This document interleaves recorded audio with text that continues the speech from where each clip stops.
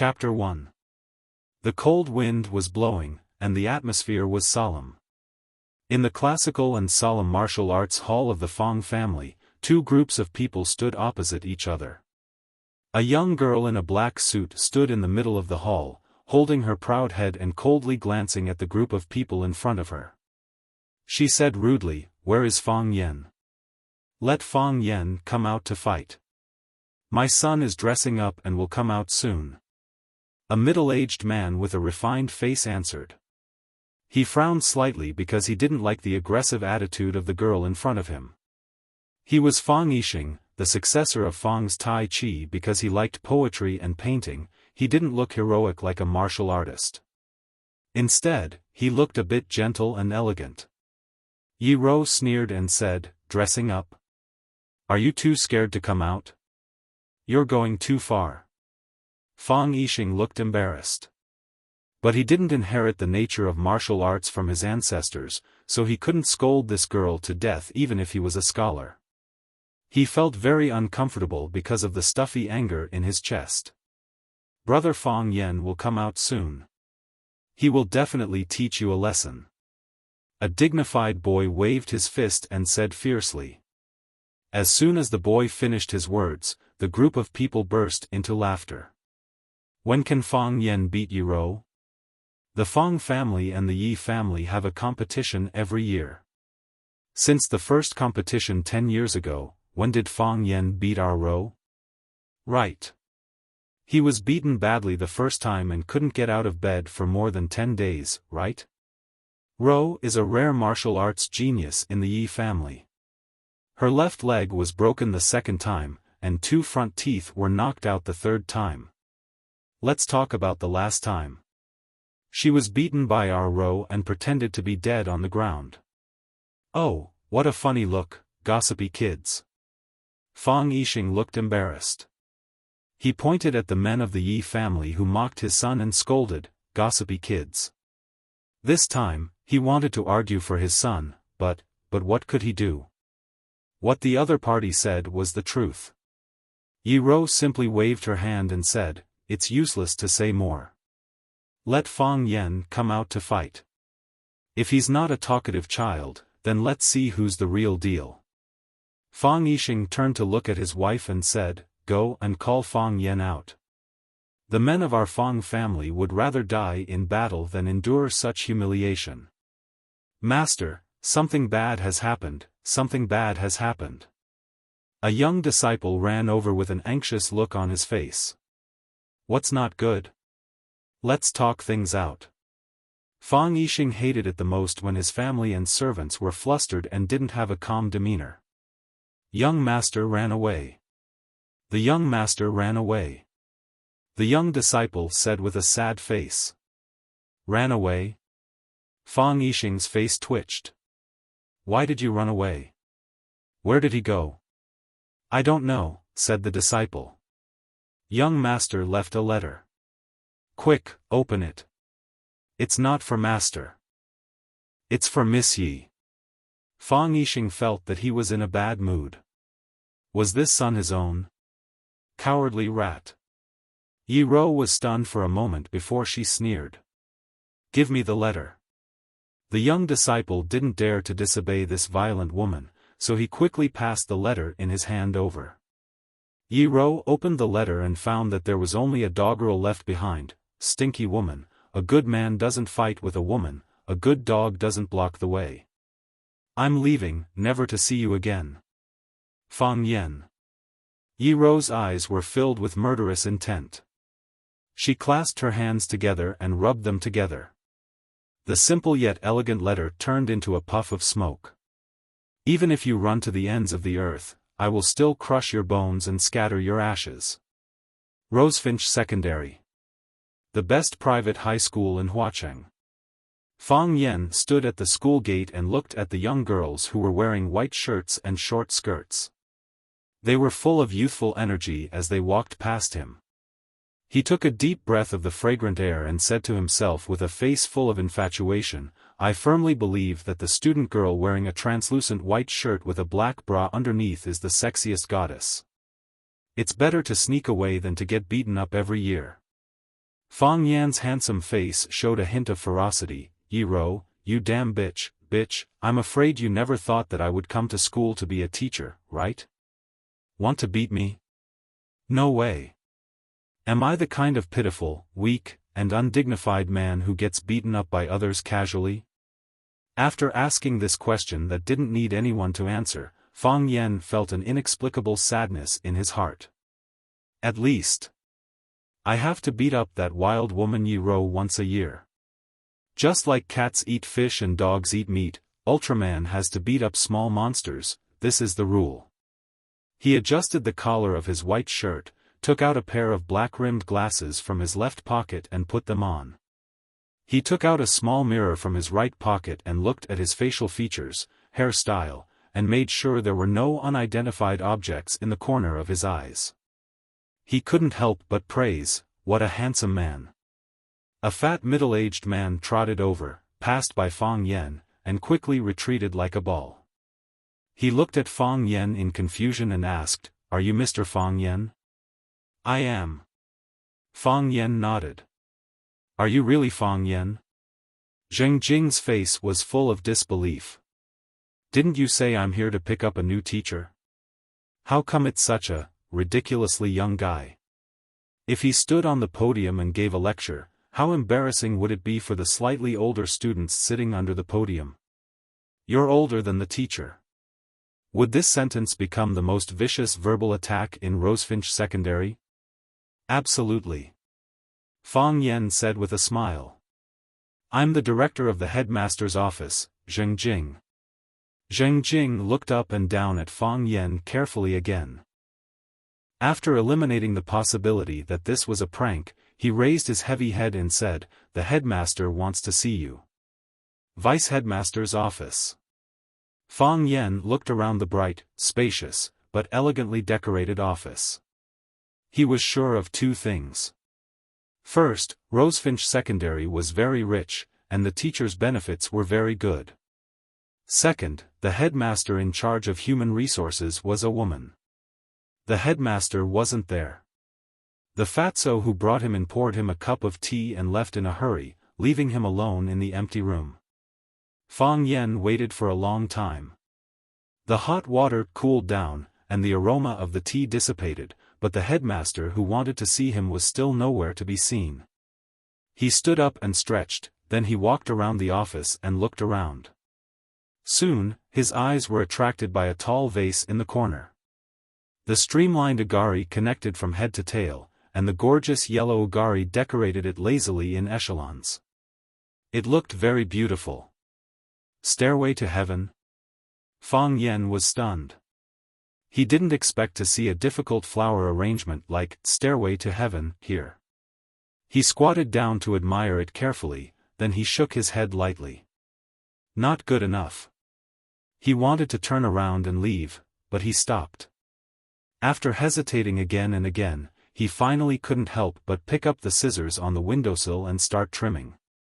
He was bold and ruthless, as if he had a grudge against this flower. Clang! Lu Chaoga pushed the office door open and saw a strange man squatting in the corner, waving the scissors and destroying his favorite flower arrangement. The broken branches and leaves on the ground were a mess. She felt like she was going to faint. Her face was pale, and her eyes were wide open. She shouted anxiously, "What are you doing?" Fang Yan was engrossed in his work. He was completely focused on the task at hand. When he heard the shout, he answered, "No." Chapter 2. The silver-white professional suit couldn't hide the plump curves of her delicate body. Her towering breasts trembled violently because of the owner's anger. Even though she was wearing a pair of thick black-rimmed glasses that looked a little old-fashioned, it was difficult to suppress her sharp, capable, and mature fashion. As the vice principal of Rosefinch Secondary, Lu Chaoga was indeed too young and too beautiful. Lu Chaoga graduated from an Ivy League school in the United States. After graduation, she stayed to teach at the best Townsend Harris High School in New York. Because of her bold and varied teaching style, she was very famous in the high school circle in the United States. It was said that the principal of Rosefinch Secondary visited her 3 times and invited her back from the United States to be the vice principal of the school. Lu Chaoga was fascinated by flower arrangement when she was in school. She thought it was the most beautiful thing in the world. This Stairway to Heaven pot was a masterpiece that she created after failing many times. She had poured a lot of effort and emotion into it. Now that her favorite and proudest work of art was destroyed, Lu Chaoga naturally erupted like a volcano. She couldn't accept it. After shouting the words, "What are you doing?" she rushed in the direction of Fang Yan. She only realized when she was halfway there. She asked him, "What are you doing?" And the meaning of his answer was no. Such a person. How could such a person appear in her office? What were the people in the secretariat doing? Stop right now. Lu Chaoga only felt that her entire universe was about to burn. If she could transform into Ultraman, she would definitely send this shameless and dirty gangster to outer space and let him fall in love with aliens. Then, based on his love story with aliens, she would write a script called The Bastard from Earth and broadcast it on an alien TV station. It would definitely be a hit. Fang Yan stopped. He turned to look at the outrageously beautiful woman who was rushing at him aggressively. He immediately made a defensive posture with his hands and said, "Let's talk it out. Don't be impulsive. Even if you are impulsive, you can't beat me." Lu Chaoga really didn't dare to rush. It was not because she was ready to have a good talk with this man, but because that bastard was waving a pair of scissors in his hand. A wise man knows better than to fight when the odds are against him. A good woman is afraid of hooligans and gays. Lu Chaoga retreated to the door of the office and shouted, "Security, come here." Dong dong dong, the office director, Zheng Jing, quickly ran over and put his ball-like body in front of Lu Chaoga. He pointed at Fang Yan and shouted, "What are you doing? Fang Yan, what are you doing? If you have any problems, come at me. Don't hurt our principal Lu. Come for you." Looking at his purplish-red face and the layer of oil on his thick fat, Fang Yan rejected him in his heart. "You wish. I'm helping to trim the flowers and plants."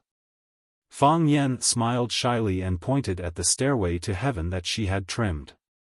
With a noble expression, she said, "I have nothing to do anyway." Lu Chaoga was so angry that she was about to cry. How could they be flowers and plants? They were flower arrangements, works of art. Did you need to trim them?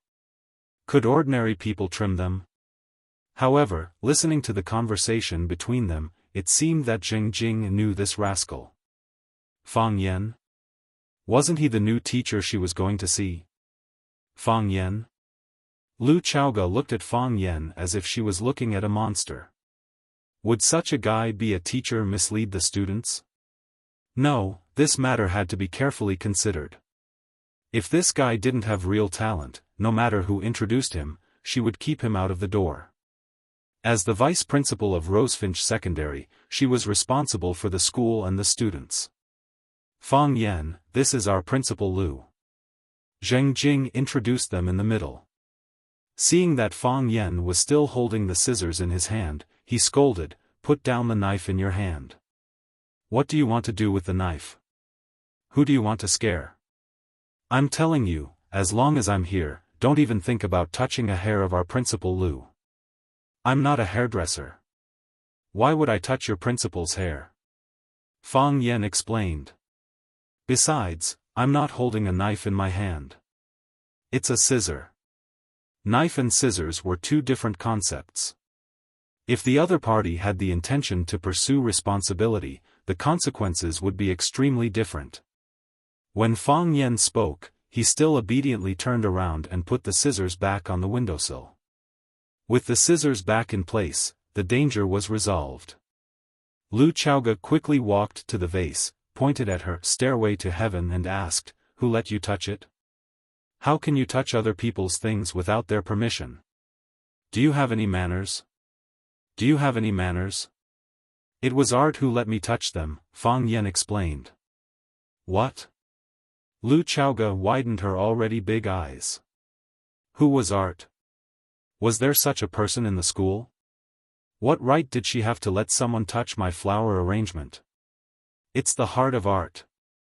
It's the pursuit of beautiful things that made me unable to restrain myself. I couldn't bear to touch them. Fang Yen looked at Lu Chaoga with a sincere face. It's the processing and perfection of the work. It's the telepathic connection between our preferences. In all honesty, Lu Xiaoga felt like he had been convinced by him when he looked at his delicate and serious expression and the man's deep and firm eyes. It must be like this. This voice actually appeared in her heart. Unfortunately, after all, Lu Chaoga was Lu Chaoga. She was the queen of education in the American high school world and the vice principal of Rosefinch Secondary. She had seen more men than Fang Yen. How could she be conquered by Fang Yan's almost unskilled way of coaxing a little girl who had just begun to have her first awakening of love? No need. Lu Chaoga waved her arm and said resolutely. Without my permission, what right do you have to touch other people's things? Who gave you the right to do so? I've already explained, Fang Yen said innocently. The heart of art? Unable to restrain yourself? It would have been better if she hadn't mentioned this reason, but the mention of it made Lu Chaoga even angrier. I must look like an idiot, right? No, no. Fang Yen quickly denied. You must look delicious. Lu Chaoga was dumbfounded. Was this guy flirting with her? Was he flirting with her? Zheng Jing was also dumbfounded. What was this guy doing? How could he talk to the principal like this? Didn't he know that Principal Lu Chaoga was famous for being cold and dignified in the school and was called the legendary Ice Goddess? Zheng Jing decided to play his role as the vice director of the office. He quickly rolled to the front of Fang Yen, pointed at Fang Yen and shouted, Fang Yen, what are you talking about? Apologize to our Principal Lu. Apologize? Why? Fang Yen felt very wronged. Do you think Principal Lu is not delicious? Of course not delicious. Zheng Jing shut his mouth in time. Of course Principal Lu is delicious, but even if she is delicious, we can't eat her. Why should I discuss this with you? Can this kind of problem be discussed in front of Principal Lu? You don't think she's delicious, but I think she's delicious, Fang Yen said. But it's not your fault. Everyone has their own preferences. We have different aesthetic tastes. I think Principal Lu is very good. She's tall, has long legs, and has a beautiful face. If we use the standard of the secular world to evaluate her, I must give her 101 points. She's beyond my understanding and definition of a beauty. I didn't say Principal Lu is not delicious. Zheng Jing hurriedly explained. Seeing Lu Chaoga's cold eyes glancing at him, Zheng Jing was sweating profusely. He quickly changed the target and shouted at Fang Yen, Fang Yen, what's wrong with you? Is this how you talk to the leader? Do you still want to be a teacher at Rosefinch Secondary? I've never seen such an unqualified candidate. You want to be a teacher? Dream on. Get out, get out. Fang Yen shrugged his shoulders and looked at Lu Chaoga. I'm sorry, I'm being presumptuous. But, if you really like flower arrangement, you should be able to understand this feeling. Fang Yen looked at Zheng Jing again and said, when I grow to have a good figure like yours, I'll definitely roll like a ball. You. Zheng Jing wanted to lose his temper again. It seems that I failed the interview. Fang Yen shrugged his shoulders and said with a smile. He stepped toward the door. Don't go. Lu Xiaoga's eyes stared fixedly at the stairway to heaven that Fang Yen had trimmed as he shouted loudly. Chapter 3. Yes, you're not allowed to leave. Zheng Jing once again rolled in front of Fang Yen, blocking his way out. Do you think it's that easy to leave after destroying something? Didn't I already apologize? Fang Yan turned to look at Lu Chaoge, frowning slightly. This woman was harder to deal with than he had imagined, as well as superficial. Based on the usual plot in movies and TV shows, the female lead should have discovered the male lead's uniqueness by now. Then, she would grab the male lead's hand and try to get him to stay, stomp her feet and act coquettishly. She would even say with her eyes full of affection and shyness, "You're so annoying. I've already apologized. Can't you just forgive me? Can't you just forgive me? Can't you just forgive me?" He swore to God that if this woman in front of him was willing to do that to him. Fang Yan shook his head. It seemed like he was overthinking things. If apologies were useful, why would we need the school security? Zheng Jing said proudly. This guy actually dared to scold him like a ball. He was definitely going to torture him into a monkey. This line is already outdated. Nowadays, you can't use it to scare people or pick up girls. Can you change it to something else? Fang Yan looked at Zheng Jing and kindly suggested. Security, security. Zheng Jing shouted loudly. If words didn't work, then he could only resort to violence. Kid, I'll let you know what it means to be well-versed in both literature and martial arts. This line isn't bad, although it's not very literary. Fang Yan commented. Two security guards in green uniforms quickly ran in and asked, "Director Zheng, what's the matter?" "Tie him up," Zheng Jing ordered angrily. "Yes, Director Zheng." The two security guards answered and pounced on Fang Yan from both sides. Swoosh, the two of them reached out at the same time, but they ended up holding hands. Fang Yan, whom they wanted to capture, stood not too far away and looked at them with a smile. What was going on? Why was that guy dodging so quickly? He didn't even blink, and he was already gone. "Get out," Lu Chaoge suddenly said. "Yes, tie him up." Zheng Jing waved his hand and said. "I am asking you to get out." Lu Chaoge glared at Zheng Jing and pointed her finger. You, and you." Zheng Jing's fat face turned red, then purple, then white. Then, with a smile on his face, he said, Yes, we will go out now. I will stand guard at the door. If Principal Lu has any instructions, just let me know. We don't know where this person is from. Principal Lu, you must be careful. It's not that I don't understand, it's that women change fast." When he turned around to leave, Zheng Jing felt that he was living an unclear, humiliating and tragic life. It shouldn't be like this, he said to himself. Clang, the door was closed, and the office was quiet again. "Did you cut this?" Lu Chaoge pointed at the vase of flowers and said. "I am afraid you won't believe me even if I deny it now, right?" Fang Yan grinned. The corners of his lips were slightly raised, and he looked like a sunshine. Lu Chaoge didn't notice Fang Yan's smiling face. Her eyes were still on the vase of flowers, and she said, "Is this the stairway to heaven?" "This is the stairway to heaven in my mind," Fang Yan said.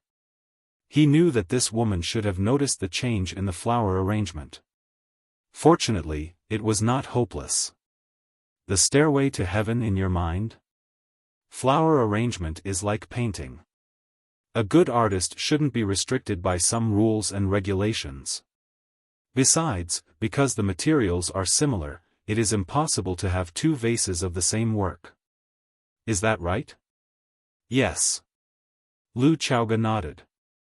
Was this guy trying to give her a lecture? The first realm of flower arrangement is resemblance. As long as the shape echoes the name we give it, it will be fine. The second realm is spirit likeness. It exudes that kind of temperament from the inside out, which is rare and precious. The third realm is ghost acts. I have seen it, but I can't do it. The fourth realm is heaven crafting. That is a legend. Ghost acts? Lu Chaoge was shocked. She was also a fan of flower arrangement. How could she not know the realm of this ghost axe? You have seen it? Yes. Fang Yen nodded. Your stairway to heaven belongs to spirit likeness.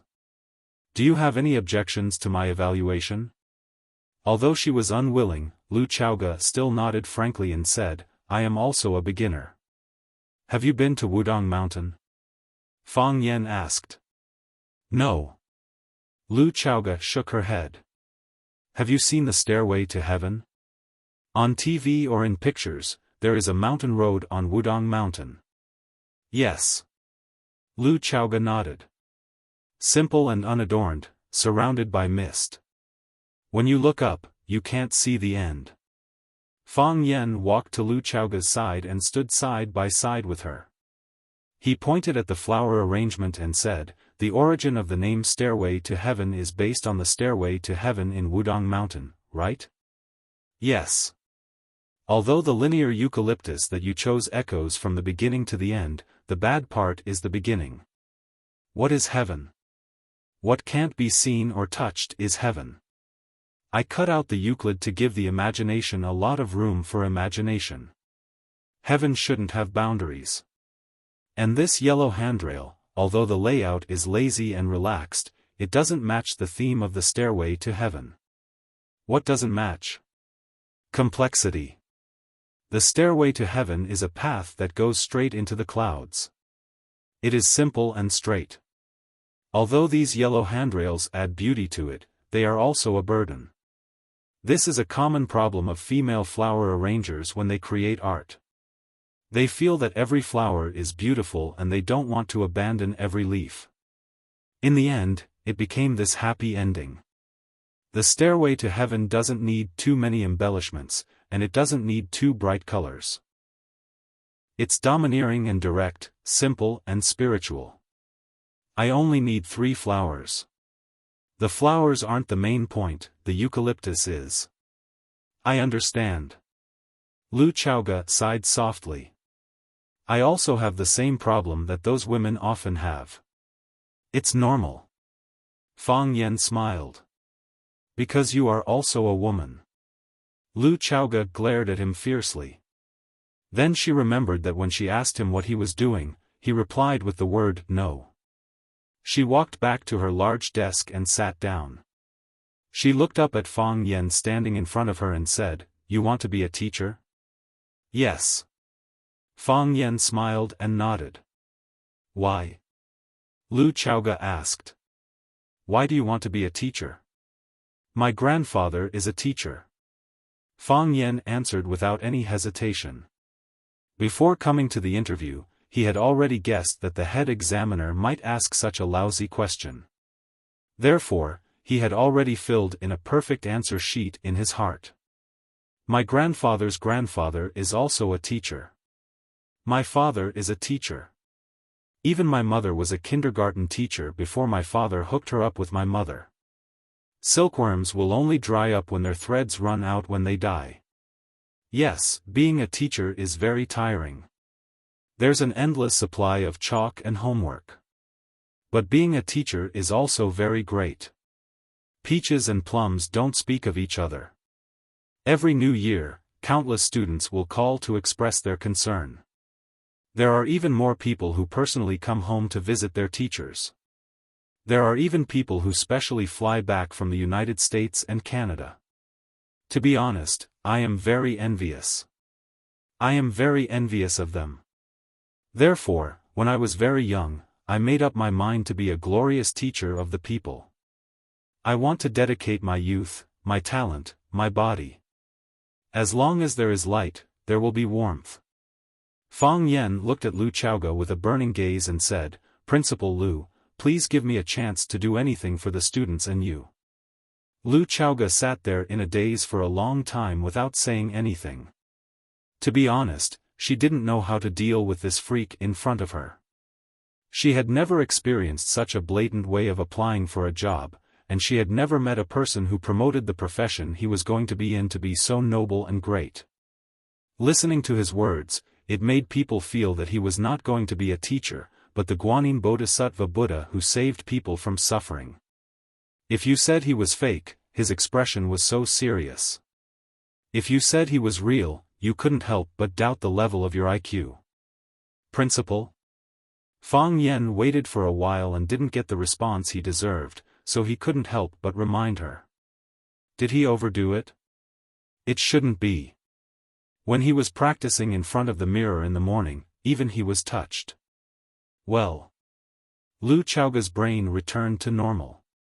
She looked at Fang Yan's face and said, I know. You will definitely become a good teacher. Thank you for your recognition and encouragement, Principal Lu. I will work hard and do my best as a teacher. The old principal told me that you were invited by the old principal, so there shouldn't be any big problems in terms of ability. However, anyone who wants to be a teacher at Rosefinch Secondary has to go through a 3-month assessment period.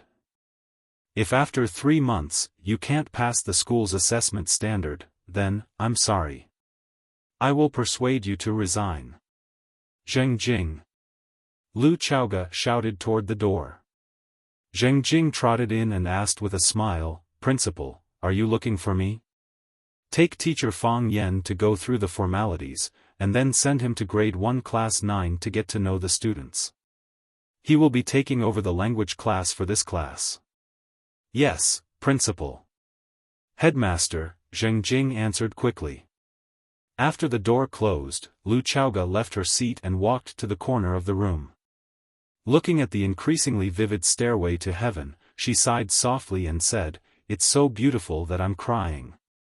Walking out of Lu Chaoga's office, Fang Yen looked up at the blue sky of the campus and couldn't help but sigh. Instead of fighting and killing, it's better to look at the school bell. What did you say? Zheng Jing turned around and asked. I said, from the back, you really look like Chow Yun-fat. Why are you scolding me? Zheng Jing jumped up like a rabbit whose tail had been stepped on. Chapter 4. I said that you look like Chow Yun-fat. How is that insulting? Don't I know what I look like? Zheng Jing felt that this guy was insulting his intelligence. He always liked to treat others as retarded. Am I an idiot? What a joke, I just look delicious. Fang Yen felt that this person was quite honest. Director Zheng, you can have no confidence in yourself, but you can't erase your great image in other people's eyes. Fang Yen said seriously, the charm of a mature man, the charm of a successful man. This kind of charm is not comparable to a man like me who only has a good face. Really? Hearing Fang Yan's words, Zheng Jing couldn't help but straighten his fat belly. As the deputy director of Rosefinch's office, he felt that he was quite charming most of the time.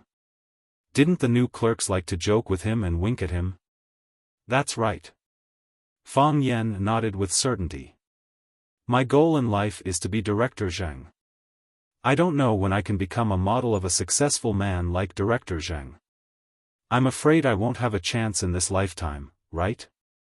Actually, you are not bad. Zheng Jing had a little good impression of Fang Yen. But, this is a school. As a teacher, you have to pay attention to your image and words. Think about it, whose office did you go to today? That was Principal Lu's office. You cut her flower arrangement without asking for her permission. Oh, my mother, do you know how much Principal Lu loves her flowers and plants? She doesn't allow the auntie to clean the office for her. She takes care of those little babies herself. But you, as soon as you go in, you cut. You are lucky that Principal Lu didn't cut you.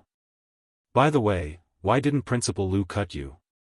Maybe because Principal Lu thinks that I cut it better, Fang Yen said modestly. Impossible. Zheng Jing directly denied Fang Yan's conclusion. Principal Lu is famous for her picky taste.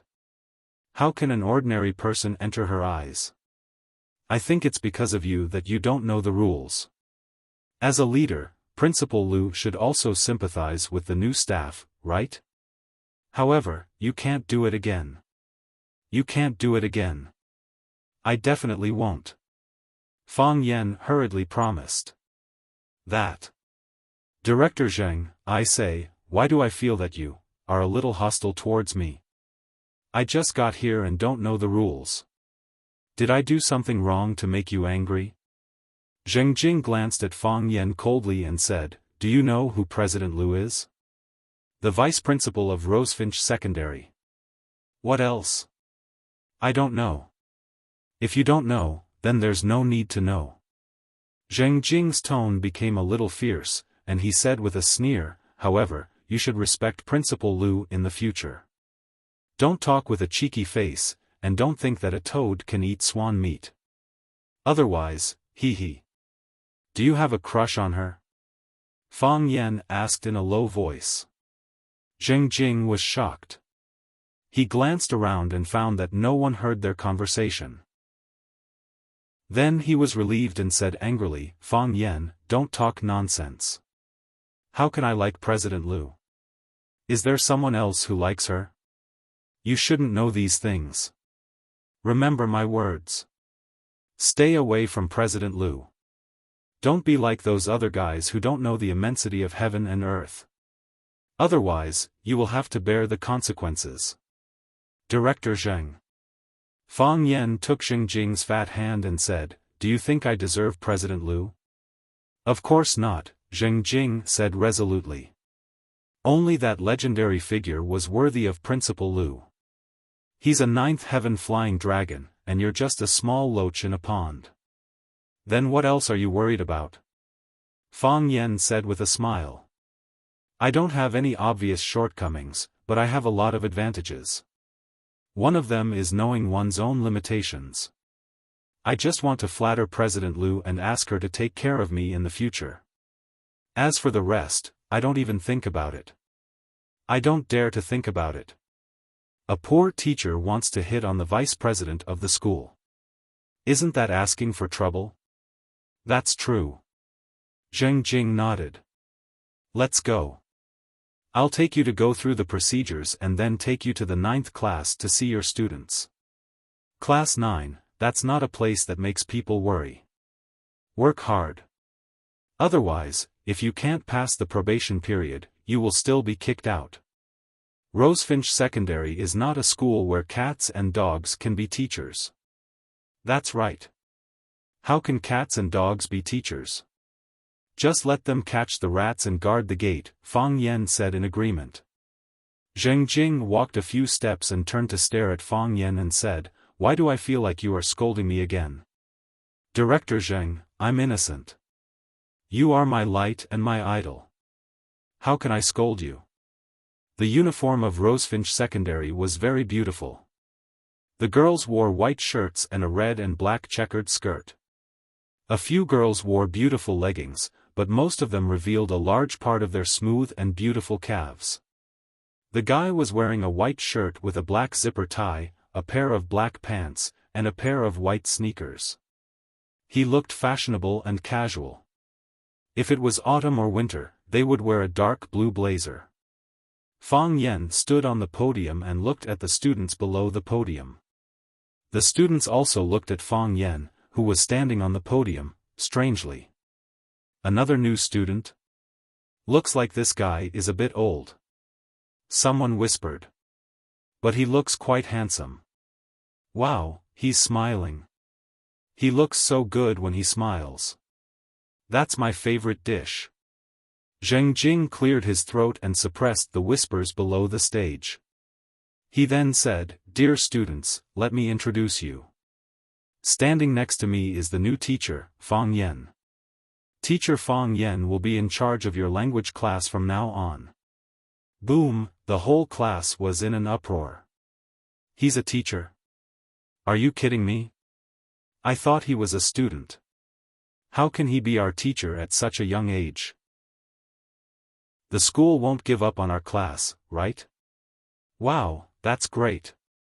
My wish came true. I was still praying last night that we would be given a young and handsome language teacher. Quiet. Quiet. Zheng Jing slapped the podium.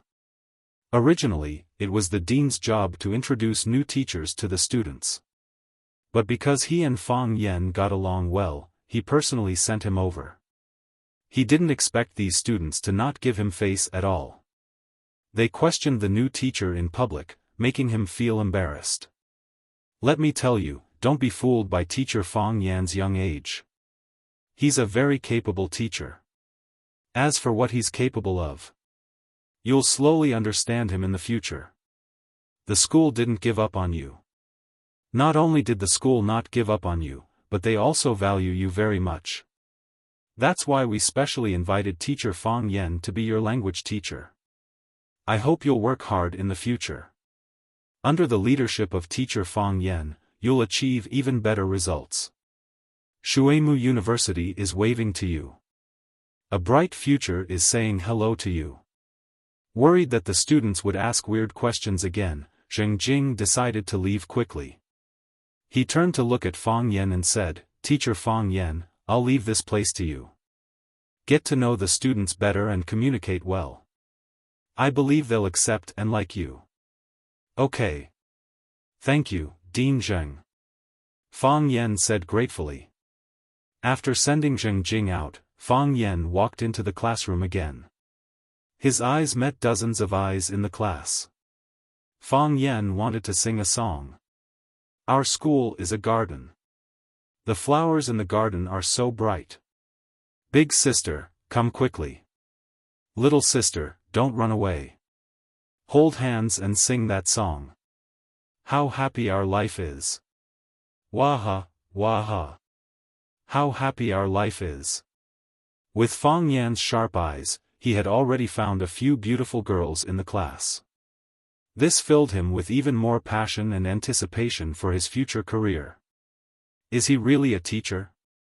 He doesn't look like one. Oh no, the school really gave up on us. I have to call my dad to transfer me to another class. No, transfer to another school. Hey, Fang Yan, are you a monkey invited by Goddess of Mercy? You're here to play with us, right?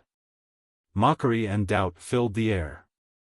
No one believed that Fang Yan was a qualified teacher. You can't bully me. Fang Yan felt wronged.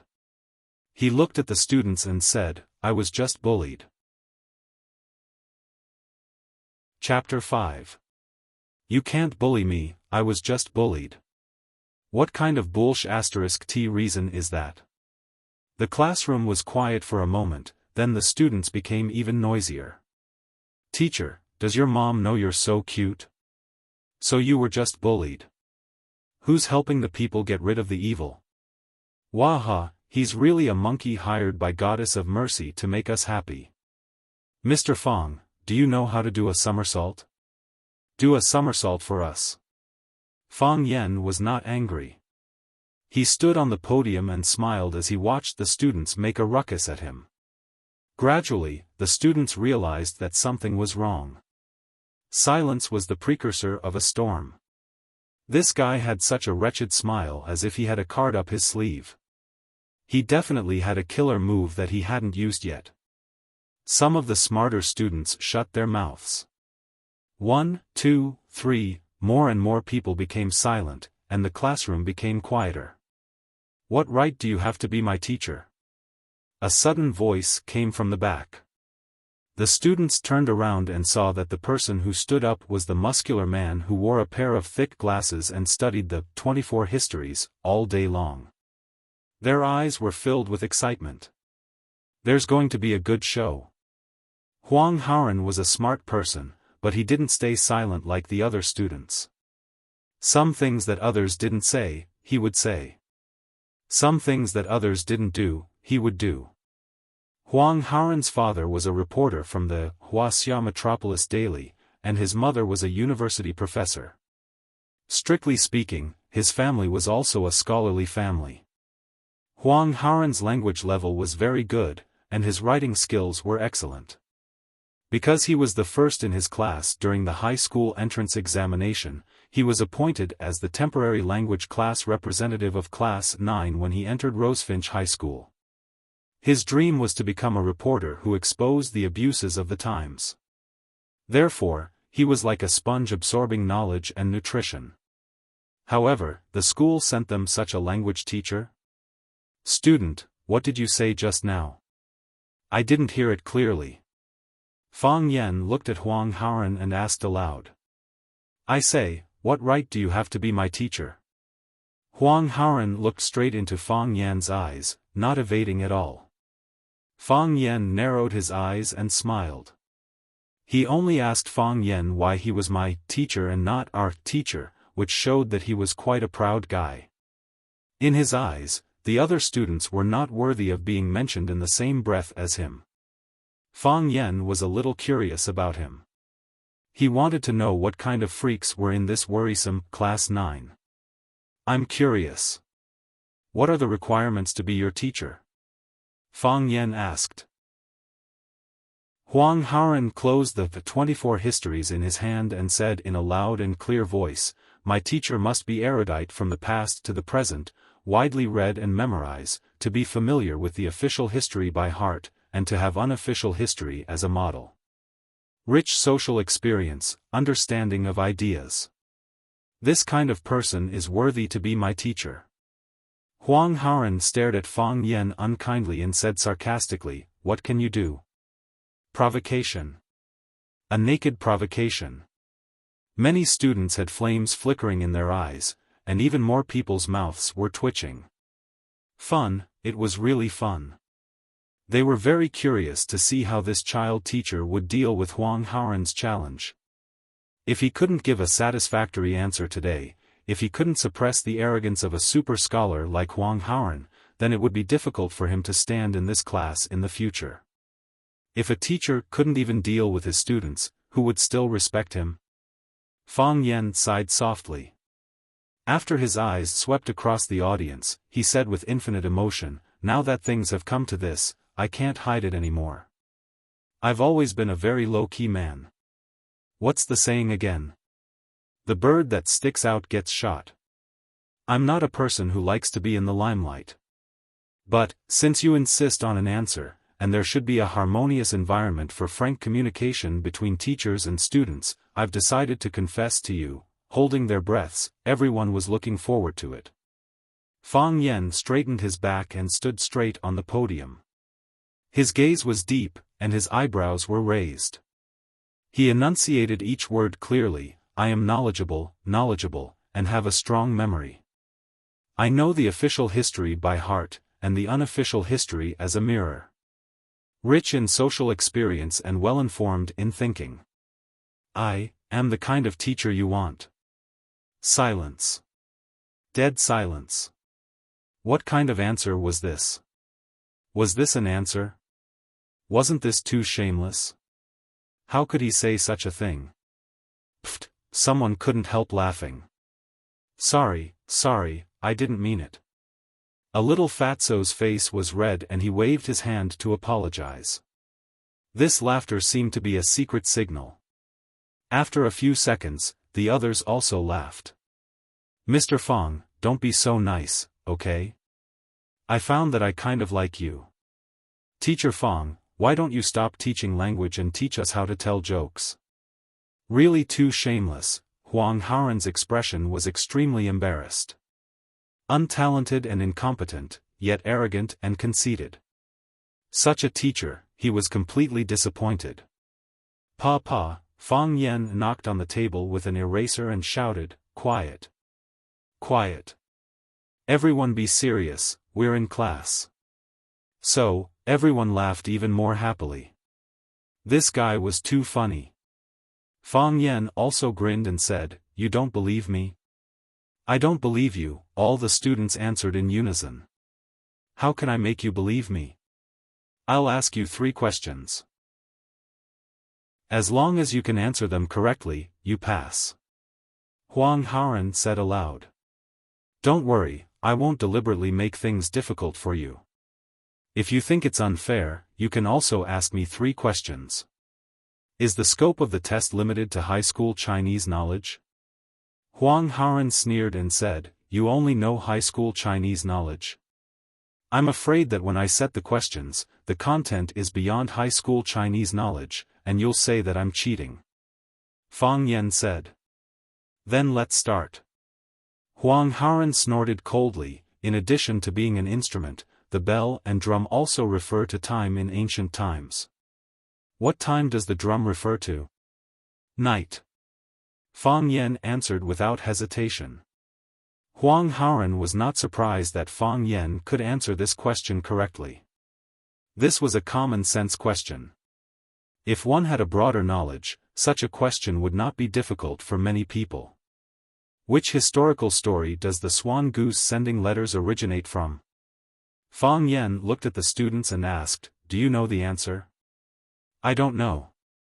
"If you know, you won't say it." "Teacher, other people's answers don't count." "If it counts, it's your loss." "Cheating, this is cheating." Fang Yan smiled and said, "I asked if you know the answer. I just want to say the answer when you don't know. This way, I can show that I'm better than you and have the qualifications to be your teacher." Fang Yan looked at Huang Haoren and said, "This sentence comes from the story, Su Wu Shepherd's Sheep. Book of Han, 54. Several months later, the Zhao Emperor ascended the throne. Several years later, the Xiongnu and Han made peace. The Han sought Wu and the others. The Xiongnu said that Wu died. Later, the Han envoy returned to the Xiongnu. Chang Hui asked the guards to come with him. At night, he met with the Han envoy. The envoy was called Chanyu. He said that the Son of Heaven shot a goose into the forest and obtained it. He said that Wu and the others were in a swamp. After Chanyu heard this, he could only let Su Wu return. Later on, people used the swan goose as a metaphor for letters and the person who delivered them. Huang Haoren's expression changed. To be able to say the source of the story in Swan Goose Sending Letters was not too difficult. However, to be able to memorize the original words in the Book of Han, word for word, was not easy. Huang Haoren believed that he had read many ancient books. Some of the stories could give him a rough idea of the background and story. However, he could not force himself to memorize the original words like Fang Yan. Is this answer correct? Who knows? Is it true? Isn't this too amazing? Who has the Book of Han? Quickly search. If you don't have it, use your phone. Haven't you heard of the saying that if you can't decide on internal affairs, ask Baidu? If you can't decide on external affairs, ask Google. If you can't decide on sex, ask Tianya? The answer is correct. Huang Haoren said in a heavy voice. There's one last question. Chapter 6. Huang Haoren wanted to give up at this point. Once an expert made his move, he would know whether he was good or not.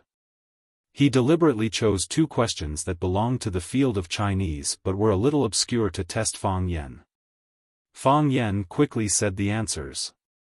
Moreover, his answers were far beyond his expectations. He was clear about such knowledge points, so he should not be unfamiliar with some knowledge that was clearly written in Chinese textbooks. In this case, as a high school Chinese teacher, he was completely qualified. Huang Haoren felt surprised in his heart. This teacher was not empty because of his young age. He still read a lot of books. Otherwise, he would not be able to answer the two questions that he set so easily. He even memorized the ancient classics like Book of Han, which he flinched at the sight of. If the teacher was great, the students would naturally benefit a lot. However, Huang Haoren felt extremely sour in his heart. The knowledge of ancient literature that he had always been proud of was suppressed to the point that he could not lift his head. This cruel truth was not what he was willing to accept. Therefore, he still insisted on asking the third question. He took off his glasses and carefully wiped them with a yellow cloth. Huang Haoren did not easily ask the third question because he knew that the young teacher in front of him, who seemed to be almost the same age as him, was not easy to deal with. He wanted to increase the difficulty of the third question.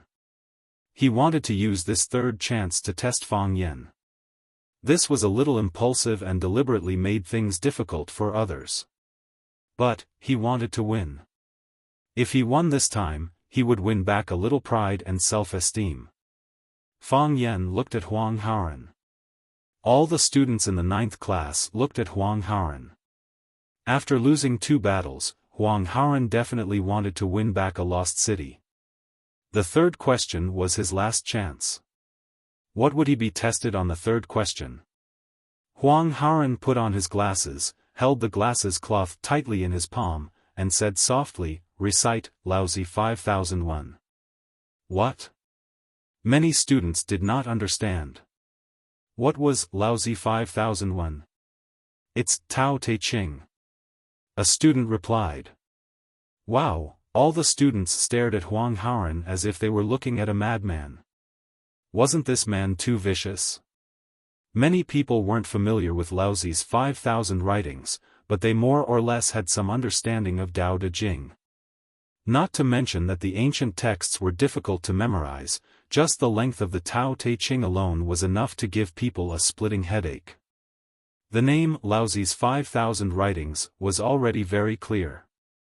This essay had more than 5,000 words. The current Tao Te Ching was divided into 81 chapters, and it clearly had the Taoist ideology of 9 out of 9 returning to 1. Wasn't it bullying to ask someone to memorize such a long classic article without missing a single word? What a bully! A little beauty stood up and said. Huang Haoran, you can't do that. Even if you want to make things difficult for Mr. Fang, you don't have to resort to such underhanded means, do you? Why don't you let Mr. Fang recite the full text of Dream of the Red Chamber? In that case, you'll definitely win. Exactly. If you let Mr. Fang recite it, can't you recite it for us first? Another girl echoed.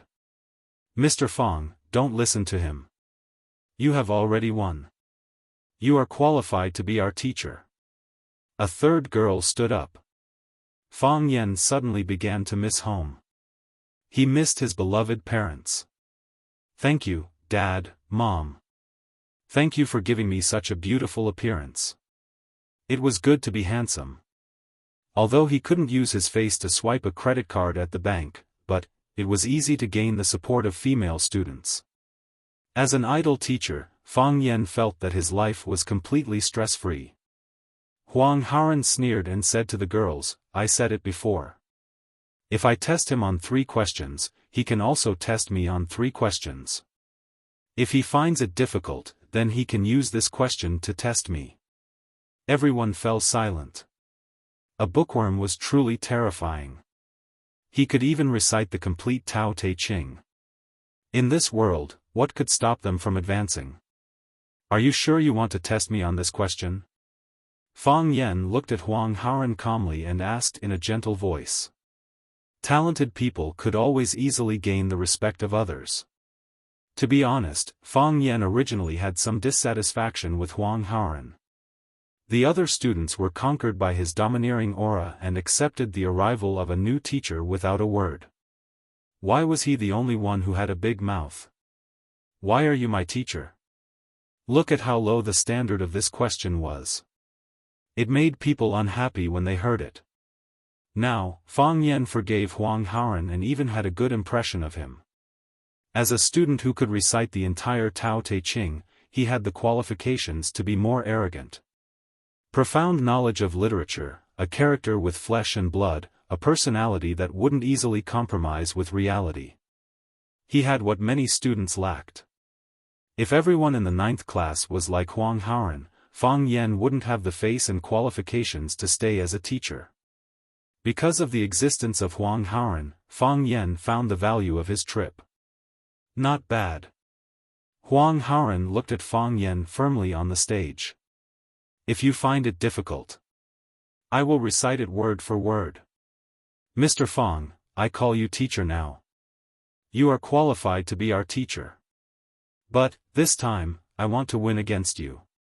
Even if you are a teacher, I still want to win against you. Are you sure you don't want to change the question? Fang Yan liked his confidence and asked with a smile. No. Huang Haoran's attitude was firm. He only answered with one word. Well. Fang Yan stomped a few steps on the podium and said, this question is too simple. Let's make it more difficult. I will recite Laozi's 5,000 writings backwards. Fang Yen cleared his throat and recited loudly, words are not beautiful. Beautiful words are not believed. Those who are good do not argue. Those who argue are not good. Those who know are not knowledgeable. Those who are knowledgeable do not know. Those who are knowledgeable do not accumulate. They think that people are more and more. That there are more and more people. The way of heaven is beneficial but not harmful. The way of saints does not compete. A small country with few people. Even if there is a weapon, it is not used. Even if the people die again, it is not far away. Even if there is a boat, it is not used. Even if there is an armor, it is not used. Make the people unite and use it. Be willing to eat, wear beautiful clothes, live in peace, enjoy the customs. Look at each other across the country, the chickens and dogs can hear each other, the people do not come in contact until they die. Fang Yen recited while writing on the blackboard.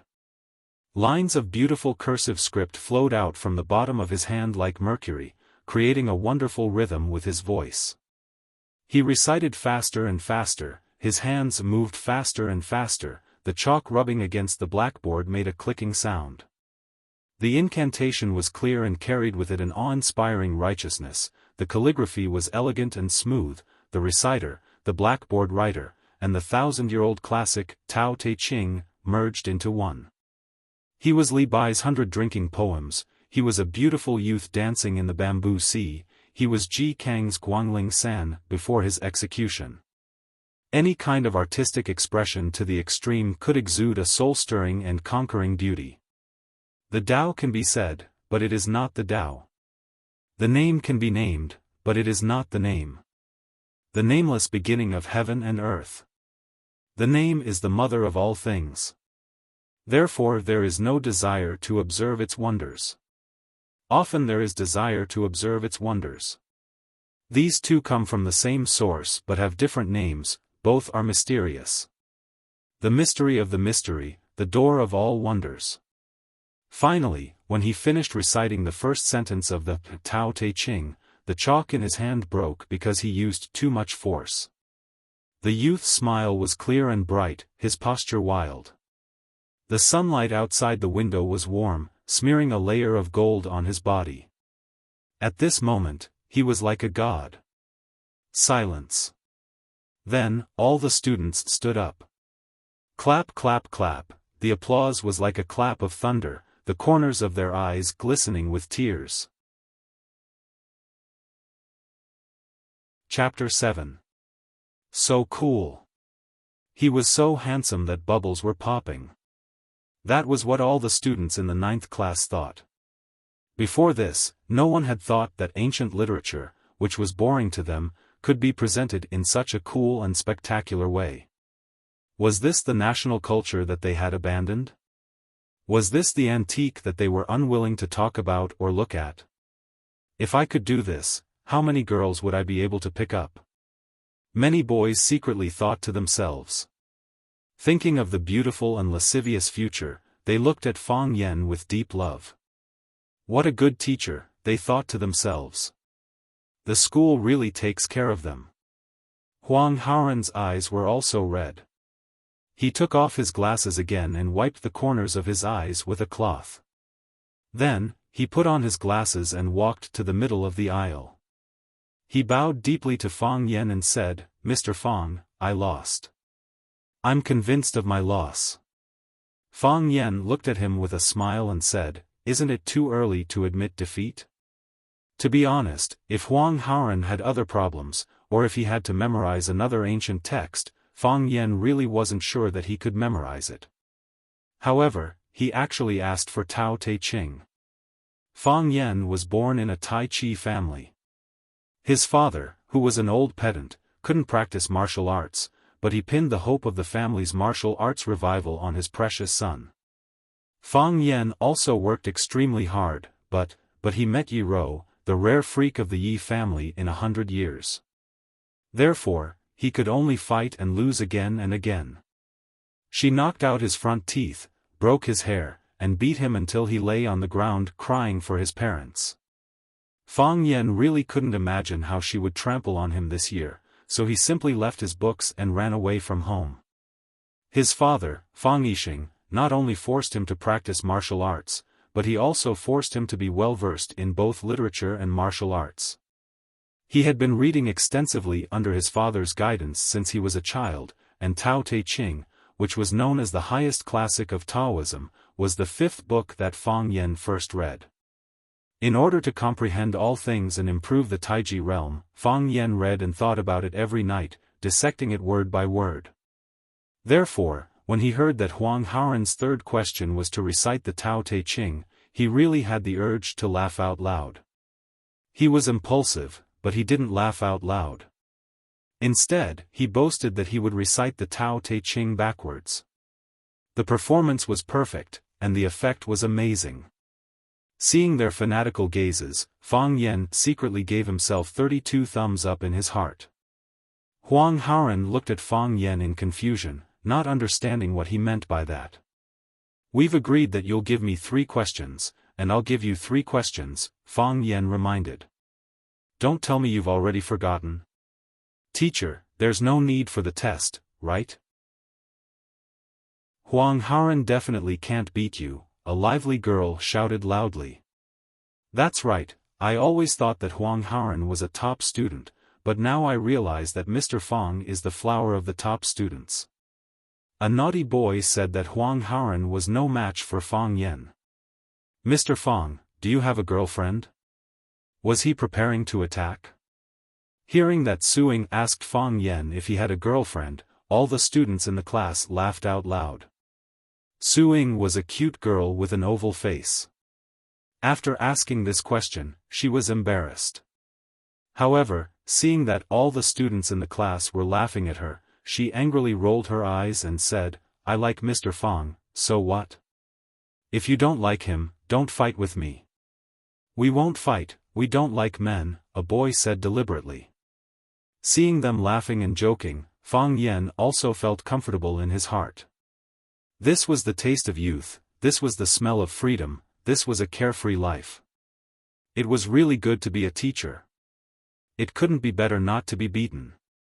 After they joked for a while, Fang Yan looked at Huang Haoran and said, "You have to finish what you started. What do you think? How can you know that you will lose until the last moment?" Huang Haoran understood what Fang Yan meant and said seriously, "I'm willing to accept Mr. Fang's test." Fang Yan nodded with satisfaction and said, "For the first question, other students can also rush to answer it. For every question that you successfully answer, I will add 1 more point for you during the test." "The moonlight in front of the bed" is a famous sentence by Li Bai. What does the bed refer to? The fence on the well. When the other students were still thinking, Huang Haoran had already said the answer. The knowledge of the top student was indeed extraordinary. For thousands of years in the Ci garden, a group of beauties competed for beauty, blooming a female flower. Which talented woman in history is this sentence talking about? Li Qingzhao, a chubby girl answered in a loud voice. Because she was too anxious, her voice became a bit sharp. Her face was flushed, looked at Fang Yan and said, "I like Li Qingzhao the most." "What's your name?" Fang Yan walked in front of the girl, looked at her and asked. "Wang Fang." "Congratulations Wang Fang, you got it right. In the next test, I will add 1 more point to your test paper."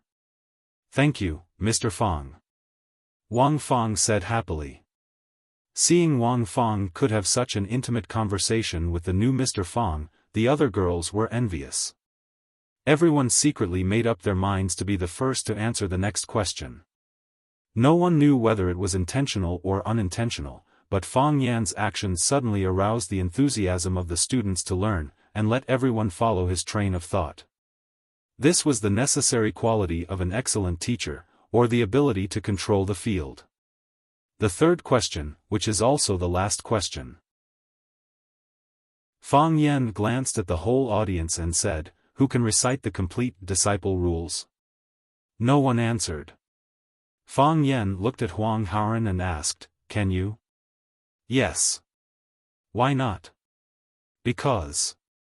Huang Haoran hesitated for a moment and said, "I can only recite it straight." Fang Yen really didn't know whether to laugh or cry. "Because I recited the Tao Te Ching backwards, so you must recite the disciple rules backwards?" "Recite." Fang Yen said with a commanding tone. Huang Haoran nodded his head and said, "Disciple rules, sage's teachings. First, filial brother, second, sincere faith." When Huang Haoran finished reciting, Fang Yen took the lead to applaud and said, "Not bad, very good. Only a few words are wrong, and the order of 2 sentences is reversed. Knowledge is not magic. Do you have to play tricks to achieve it? At your current age and stage of education, you should be proud to be able to do this." "Thank you, teacher," Huang Haoran said happily. "It proves that you can graduate from primary school," Fang Yen said. Huang Haoran's face turned purple and he wanted to die. The other students wanted to die even more. Huang Haoran had only graduated from primary school. What level were they? Kindergarten? You're not convinced? Fang Yen took a panoramic view of their expressions and said with a smile, in fact, that the disciple rules was indeed a children's primer. "You don't deny this, right? Mr. Fang, you can't blame us. Nowadays, the school always asks us to recite this and that, but never the disciple rules. Besides, it's not a test. It's useless for us to recite it. Indeed, you can't be blamed." Fang Yen agreed with the student. "It's not a test, so you don't need to recite it. However, this doesn't mean that the disciple rules is useless. Our ancestors used to say that we should cultivate our moral integrity, govern the country, and pacify the world. First, we should cultivate our moral integrity, then we are qualified to pacify the world. Nowadays, people are rushing to pacify the world from the beginning, so cultivating our moral integrity is delayed. The disciple rules is for us to cultivate our moral integrity. Read it and think about it. It's infinitely useful. But it doesn't matter. From today on, I will take you to appreciate the 5,000 years of national classics of Wuxia and familiarize you with the legends of those great figures in history. Drink good wine, know heroes, look at beautiful women, and make friends with all the people we admire and respect. Whether he is Li Bai or Du Fu, whether he is Li Shishir or Lu Rushi. Teacher, Li Shishir and Lu Rushi are both prostitutes. Who said that? Fang Yen turned around angrily, stared at the boy with acne on his face, and said, "They are famous actors. Isn't it more elegant to say it like this?" Fang Yen sat down on a student's desk and said confidently, "To be honest, I'm really envious of your luck to have a man like me as your teacher." "Don't laugh, we're in class." "Ha ha ha," everyone laughed even louder. "This teacher is too funny." Bang, the back door of the classroom was knocked open, and 3 students rushed in with their arms around each other's shoulders. "Stop," Fang Yen shouted. Zheng Guodong looked at Fang Yen on the podium with drunken eyes and asked, "Who can tell me, who is this guy? He looks a little unfamiliar." Fang Yen. Fang means square, and Yen means 2 fires, Fang Yen answered himself. "This class's language teacher." "Oh. It turns out to be Mr. Fang." Zheng Guodong hiccuped, waved to Fang Yen, and said, "Mr. Fang, I will treat you to a drink some other day."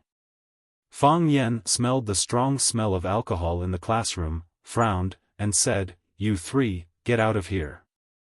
Come back to class when you sober up." Crack, Zheng Guodong kicked the chair in front of him away with a glare. He pointed at Fang Yen and scolded, "The one with the surname Fang, don't be ungrateful. When I'm happy, you are teacher Fang. If you make me unhappy, you are a pile of shit." "Ha ha ha, a pile of shit." Zheng Guodong's 2 followers, Li Yang and Chen Tao, laughed and echoed. Fang Yan's eyes were slightly cold, and the smile on his face became cold. Here comes the troublemaker.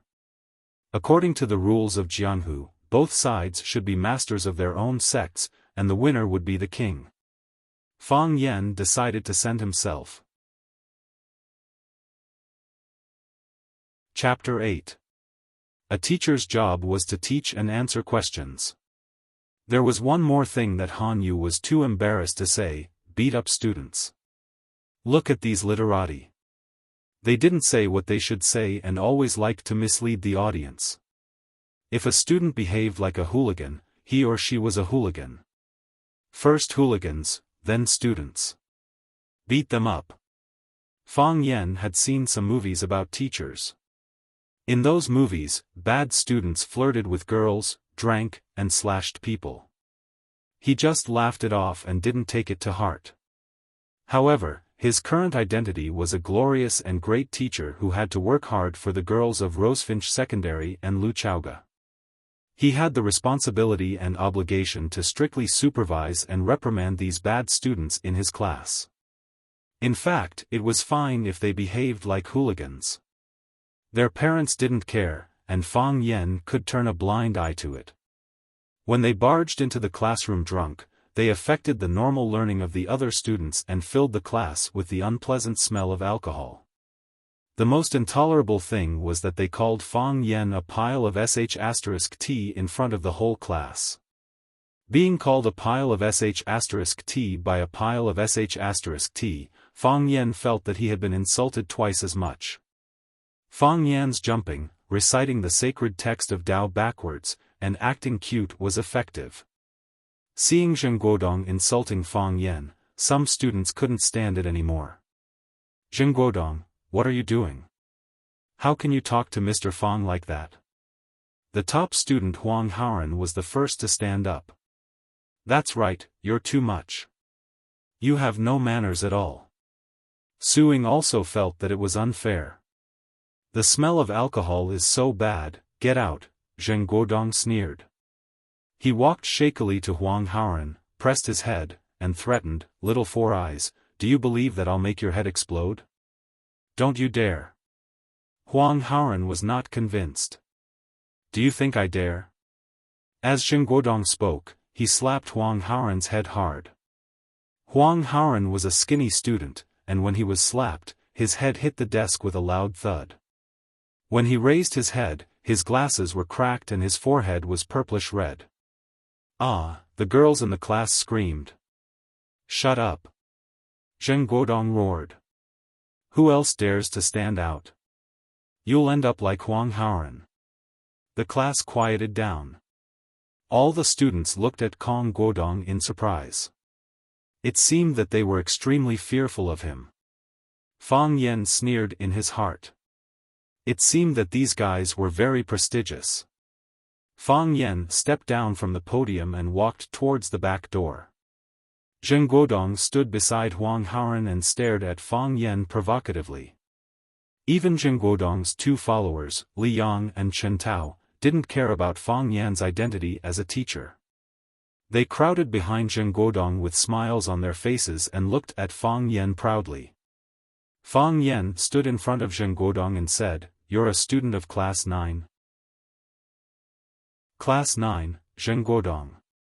Go ask around. There's no one in Rosefinch Secondary who doesn't know my name.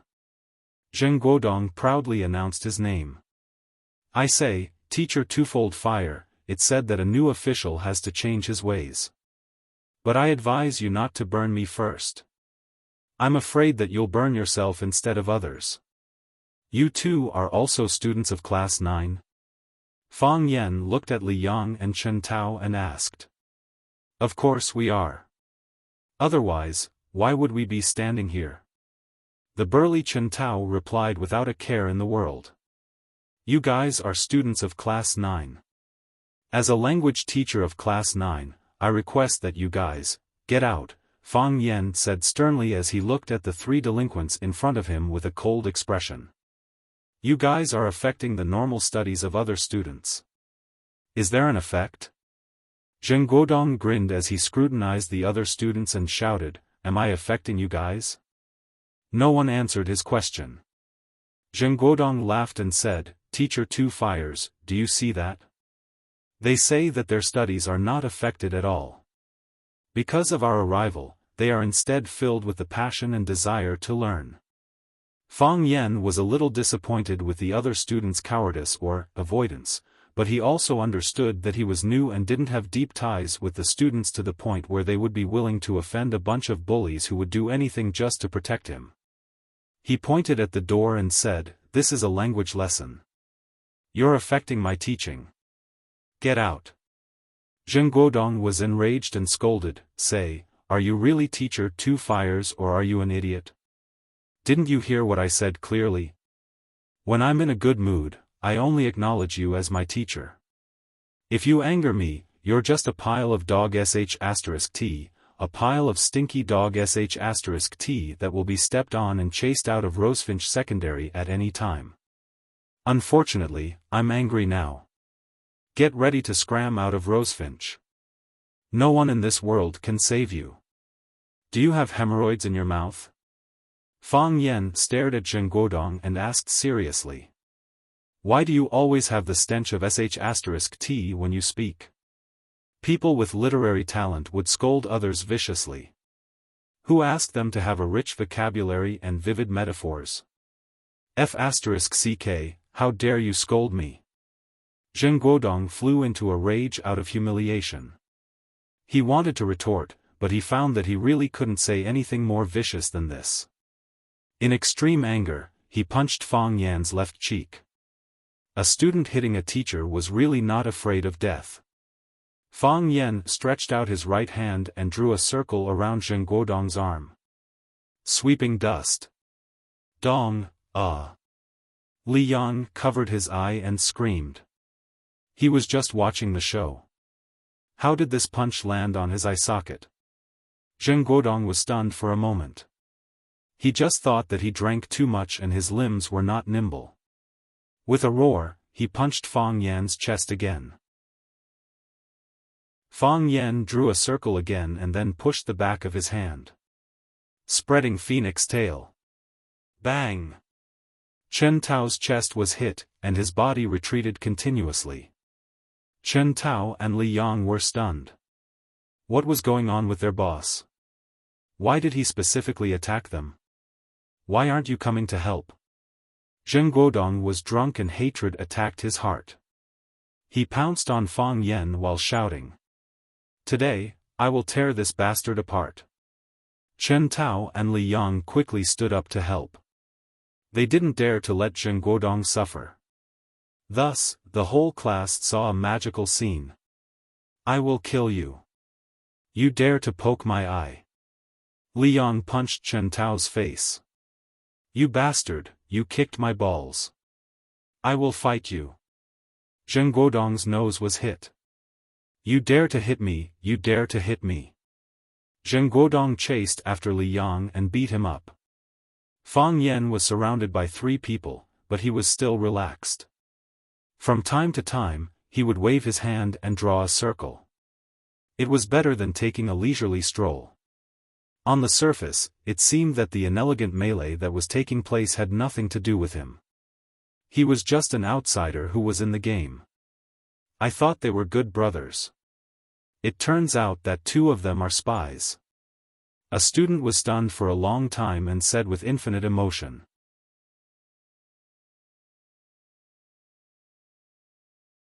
I will use my actions to set an example for all of you. We must resolutely fight against the evil forces and rogue students, Fang Yan said with his head held high and chest puffed out, looking like he was ready to die a martyr. His father is a member of the school board. Huang Haoren covered his forehead and said in a low voice. Fang Yan's expression became stiff. He opened his mouth and said bitterly, It's too late for me to catch up and apologize now, right? No answer was the best answer. It seemed that it was really too late. Looking at the pot of Stairway to Heaven in the corner, Lu Chaoge was a little annoyed and angry. Did this guy really come to be a teacher? Why did a very influential school board member call her office to fire her and hold her criminally responsible when she was only in class for the first period? A teacher beating a student was extremely serious. If this matter was spread out, the impact on the school's reputation would be extremely bad. What era was it now? How could they punish students? Young people are still too impulsive. Lu Chaoga gently shook her head in her heart. Knock knock, someone knocked on the door of the office. Lu Chaoga left the corner, walked to the desk and sat down. Then she shouted, "Come in." Fang Yan pushed the door and came in. He looked at Lu Chaoga with a face full of smiles and said, "Principal Lu, are you looking for me? Sit." Lu Chaoga pointed to the chair in front of her. She was going to have a good talk with him in a business-like manner. She would criticize him and then let him go. It was also an explanation to the old principal. "Thank you, Principal Lu." Fang Yan walked to Lu Chaoga's big desk and pulled out a chair and sat down. "I didn't expect to meet Principal Lu so soon. It's really fate." Lu Chaoga felt a fire in her chest. She couldn't get it out and couldn't get it down. It made her very uncomfortable to hold it in. Why did she want to be rude to this bastard when she saw him? This is not fate. I have something to talk to you about. Lu Chaoga cut off his delusion with one sentence. "No, this is fate," Fang Yan said. "Principal Lu, think about it. There are more than 200 teachers in our school, and there are even more staff in the office. Why did Principal Lu look for me instead of them? If this is not fate, what is it?" Lu Chaoga forcibly suppressed the impulse to drive him out immediately and went straight to the topic. She said, "Someone reported to me that you had a violent conflict with the students. Is that true?" Fang Yan sighed softly and said, "Principal Lu, to tell you the truth, before I took this job, I thought that I would encounter such a thing. I've already made sufficient mental preparations. The students are still young. It is easy for young people to lose control of their emotions and do some impulsive things. This is inevitable. A philosopher once said that even God can forgive the mistakes made by young people. Although I am not as broad-minded as God, I know in my heart that I should be more tolerant of my students. Mr. Fang, I can accept whatever they do to me. After all, I am their teacher. I am going to have a good talk with them later and let them realize their mistakes." Teacher Fang Yan, "Principal Lu, you don't have to call me to your office to comfort me. I am a man. I can still bear this kind of thing. Although they wanted to hit me, I did not fight back when they hit or scolded me." Fang Yan. Lu Chaoga wanted to jump up and scold him. This B***** actually started praising himself. "Principal Lu, let bygones be bygones. However, from this matter, we must also learn a lesson. Those students who have made mistakes should be criticized and educated. Don't expel them easily. They are just small hooligans now. If we expel them into society, they will become big hooligans. In school, they can only harm me. But in society, they will harm more people." Fang Yan. "You shut up." Lu Chaoga slapped the table. Fang Yan looked at Lu Chaoga in astonishment. This woman. Can't we talk it out? Why is she so angry? Phew, Lu Chaoga heaved a sigh of relief and finally found a chance to speak. "Fang Yan, someone accused you of physically punishing students. Is that true?" Lu Chaoga stared at Fang Yan with sharp eyes and asked in an unfriendly tone. Chapter 10. What? Fang Yan couldn't believe his ears. Keep pretending. Keep pretending. Lu Chaoga laughed coldly in her heart. She picked up the teacup in front of her and took a sip. She looked at Fang Yan's acting with great interest and said, "Someone has complained that you beat up a student. Is this true?" Something like that actually happened? Fang Yen looked heartbroken and couldn't accept it. How is that possible? I'm a teacher. How could I beat up my own student? That's the information I received. Fang Yen, you have the responsibility to give me an explanation. In addition, the complainant wants you to be held criminally responsible. Fang Yan's face was ashen and his heart was like dead ashes. He said with great exhaustion, I didn't expect it to be like this. I didn't expect it to be like this. I tried my best to protect them and protect them from harm. I thought that was what a good teacher was like, a qualified teacher. I didn't expect them to treat me like this. I'm very sad, but I feel even more pain. Why are students like this nowadays? Don't they have any sense of responsibility? Don't they know how to be grateful? What kind of behavior is this? This is Mr. Donghua and the wolf. The poor Mr. Donghua, encountered a bunch of ingrates. Teacher Fang Yen. Fang Yen, don't get agitated. Lu Chaoga tried to calm Fang Yen down. What's the truth? What's going on? It's like this. Fang Yen licked his lips and said, it's a long story. Can I have a cup of water? You sit, I'll pour it myself. Lu Chaoga felt very innocent. She didn't even prepare to get up. Fang Yen ran to pour a cup of water and brought it to Lu Chaoga. He asked, do you have tea leaves? Give me a few. I'm used to drinking it. Plain water is tasteless. Lu Chaoga looked at him for a few seconds. Then, she took out her tea can from the drawer and tossed it over. Fang Yen opened the canister and smelled it. He clicked his tongue in praise. Good tea. This year's newly produced Yuqian Longjing only had small sprouts, which were hard to find even with money. The one who stir-fried the tea is also an expert. It's neither burnt nor tender, just right. Lu Chaoga looked at Fang Yen in surprise. She thought to herself that he was an expert in tasting tea. Fang Yen picked up a few tea leaves and threw them into his disposable teacup. He returned the tea can to Lu Chaoga and asked, where were we? Yes, the one who stir-fry the tea is an expert, it's neither burnt nor tender. Lu Chaoga tapped the table with her fingers and said, I didn't ask you to come here to have tea with you. Someone accused you of beating a student. You need to give me an explanation. Yes, yes. It's about this. Fang Yen said. You're making a horse out of a deer. I feel like I'm being wronged. Huh.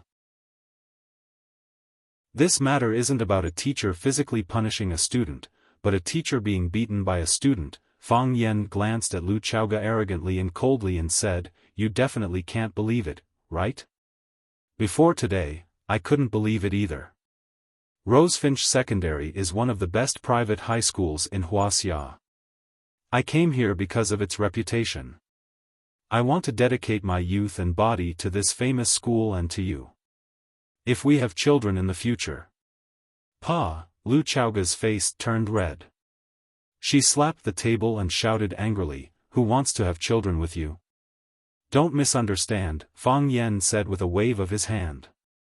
I mean, if I have children in the future, you have children, and we all have children. I'll send my children to Rosefinch Secondary to study. As a parent, I want my children to receive the best education. However, Rosefinch Secondary is too disappointing. A student hitting a teacher is against human ethics. It's simply intolerable. Who hit you? Lu Chaoga's chest was heaving up and down violently. She knew that she was being teased by this guy, but there were no loopholes in his words. Even if she wanted to pursue the matter, there was no evidence that could be used against her. It would only make her more embarrassed. 3 students from Class 9, Zheng Guodong, Li Yang, and Chen Tao. The 3 of them skipped class to drink and barged into the classroom drunk. I told them to come in after they sobered up, and they started cursing. They said that when they were happy, they recognized me as their teacher, and when they were unhappy, I was a pile of sh*t. Am I sh*t? I'm not. I'm not sh*t, but they called me sh*t. That's cursing. Lu Chaoga was silent. The school director called and said that his son and 2 other students were being bullied by the new teacher, and that the teacher beat them up without saying a word. Now, his son was seriously injured and was receiving treatment at the school's infirmary. To make matters worse, Li Yang was the school director's son, and Chen Tao's father, Chen Dahai, was the math teacher and homeroom teacher of class 9. If all 3 parties insisted that Fang Yan hit them, Fang Yan's side would be at a great disadvantage. What evidence do you have? Lu Chaoga asked. Evidence? What evidence do I have? Fang Yan said angrily. I'm the evidence, and so are the students who beat me up. The whole class is the evidence. They opened their mouths to curse me, and a student defended me and got his forehead smashed. His glasses were also broken. These are all evidence. But the 3 students seemed to be seriously injured as well. Lu Chaoga raised her doubts. They originally wanted to hit me, but I don't know what happened, but they started fighting amongst themselves. Then they started fighting in front of the whole class. I couldn't even stop them. Fang Yan shook his head. These students. Why are they so uncultured? Lu Chaoga looked at Fang Yan and asked, do you know the identity of Zheng Guodong's father? Identity? What identity? Fang Yan asked doubtfully. In front of the teacher, they only have one identity, and that is the student's father. Do I have to be lenient just because his father is the principal, vice principal, or the school doctor? No, I can't do it. My conscience won't allow it, and my professional ethics won't allow it. Do you have such a thing as professional ethics? Lu Chaoga secretly thought in her heart. Fang Yan seemed to understand something and asked nervously, what is the identity of Zheng Guodong's father? Our school's school director, the biggest investor, Lu Chaoga said. Fang Yan puffed out his chest and said unyieldingly, no wonder Zheng Guodong is so arrogant and condescending. It's another real case of, my father is Li Gang. Comrades ruin friendships, young ladies ruin beauties, and unscrupulous fathers ruin children. Lu Chaoga looked at Fang Yan and asked, what are you going to do? I believe that Principal Lu will give me justice. I never doubted that, Fang Yan said. Lu Chaoga hated him in her heart. How can you push this kind of trivial matter to a woman like me? However, Lu Chaoga really couldn't get away. She was the vice principal in charge of the school's personnel, and whether Fang Yan stayed or left was mainly up to her. From Fang Yan's explanation, Lu Chaoga knew that he was in the right. Besides, she also knew what kind of person Principal Zheng's son was. The school's 3 playboys, this group was famous in Rosefinch Secondary. But now Principal Zheng's son was beaten.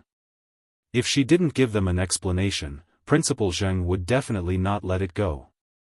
After thinking for a while, Lu Chaoga made up her mind and said, white is white, black is black. I will investigate this matter clearly, and whoever should bear the responsibility, will bear the responsibility. I knew it. Fang Yan was very happy. Know what? Rosefinch has a justice bow, impartial and incorruptible. What did you say? Lu Chaoga's face darkened. You're not as black as him, Fang Yan hurriedly explained. He's not as white as you. Chapter 11. Rosefinch Secondary. A small conference room that was rarely open to the public. Fang Yan must be fired, a middle-aged man with a flushed face said calmly. This kind of teacher is a disgrace to our Rosefinch Secondary. If the media knows that a teacher in Rosefinch Secondary punishes a student, it will be a heavy blow to our Rosefinch reputation. Which parent would be willing to send their child to our Vermilion Bird Middle School to study? If this matter isn't handled well, it will bring immeasurable damage to our school. The person who spoke was the director of Rosefinch Secondary, Zheng Tiancheng. He wasn't usually in charge of school affairs, but he had to be present when there were important decisions to be made. Firing a teacher who hadn't been officially promoted was a small matter to him. However, because this matter involved his son, he specially came to organize this meeting. Speaking of this, he raised his head and glanced at Lu Chaoge, who was sitting across from him. If it wasn't for this woman's insistence, if Lu Chaoge had settled the matter immediately after he made the phone call, he wouldn't have needed to go through so much trouble to organize this meeting. This woman was really arrogant. It seemed like he had to find an opportunity to pressure her. The Queen of Education of America seemed to have not fully adapted to the national conditions of Wuxia. I agree, a tall and thin middle-aged man wearing a pair of gold-rimmed glasses said. He was the school's director of education, Li Mingxiang, a hardcore follower of Zheng Tiancheng. Our school motto is unity, liveliness, diligence, and kindness. We have always been committed to improving the personal qualities of the students. However, we can't neglect the strict requirements of the teachers. If the upper beam is not straight, the lower beam will be crooked. If the leading teachers are all such low-quality people, how can we be so strict with our students? I suggest that this kind of violent teacher must be dealt with in a timely and accurate manner. Remove him from the teaching staff and report him to the police for criminal responsibility. This will serve as a warning to the rest and also serve as a warning to the teachers of Rosefinch Secondary. This kind of mistake should only be made once. It mustn't be made again. I also agree with Mr. Zheng and Director Li's proposal. This kind of thing must not be tolerated. Agreed. Lu Chaoge watched coldly as these people banded together to persecute a new teacher. She couldn't suppress the anger and sorrow in her heart. Lu Chaoge had already found out what had happened through her own channels. It was clearly their child who had made a mistake, so why was it the teacher who had been bullied who had to leave? What kind of world was this? Good people don't get rewarded, and bad people run rampant? I don't agree. Lu Chaoge suddenly stood up and said in a firm and unyielding manner. Teacher Fang Yan didn't do anything wrong, he shouldn't have been expelled by us. If we kick an innocent teacher out of the school, how can our school stand up? How are we going to answer to the 232 faculty members of Rosefinch Secondary? How are we going to explain this to the students who witnessed the whole thing? No one had expected Lu Chaoge's counterattack to be so fierce. This woman. Did she take the wrong medicine? Or could it be that she had some sort of intimate relationship with that teacher whose surname was Fang? Nothing wrong? He beat up his own student and sent him to the hospital. That's not wrong? Li Mingxiang sneered. Principal Lu, you really know how to tolerate your subordinates. That's because the students fought and got hurt. They also injured our classmate, Huang Haoran. Lu Chaoge argued. Nonsense. As far as we know, Zheng Guodong and Li Yang and Chen Tao have a close relationship. They even had lunch together before entering the classroom. How could they fight and get hurt? That's right. It must be Fang Yan who did it, but he pushed the responsibility to the students. This kind of irresponsible teacher must be removed from the teaching team. It's a disgrace to us. Then let's do a body check, Lu Chaoge said. What? Everyone looked at Lu Chaoge in confusion. How to do a body check? Lu Chaoge hesitated a little and said, since you're sure that it was teacher Fang Yan who did it, then there must be teacher Fang Yan's fingerprints on the injured students. We'll do a body check on the injured students. If there are really traces of teacher Fang Yan on them, teacher Fang Yan is willing to resign. To be honest, Lu Chaoge didn't have much confidence in proposing this solution.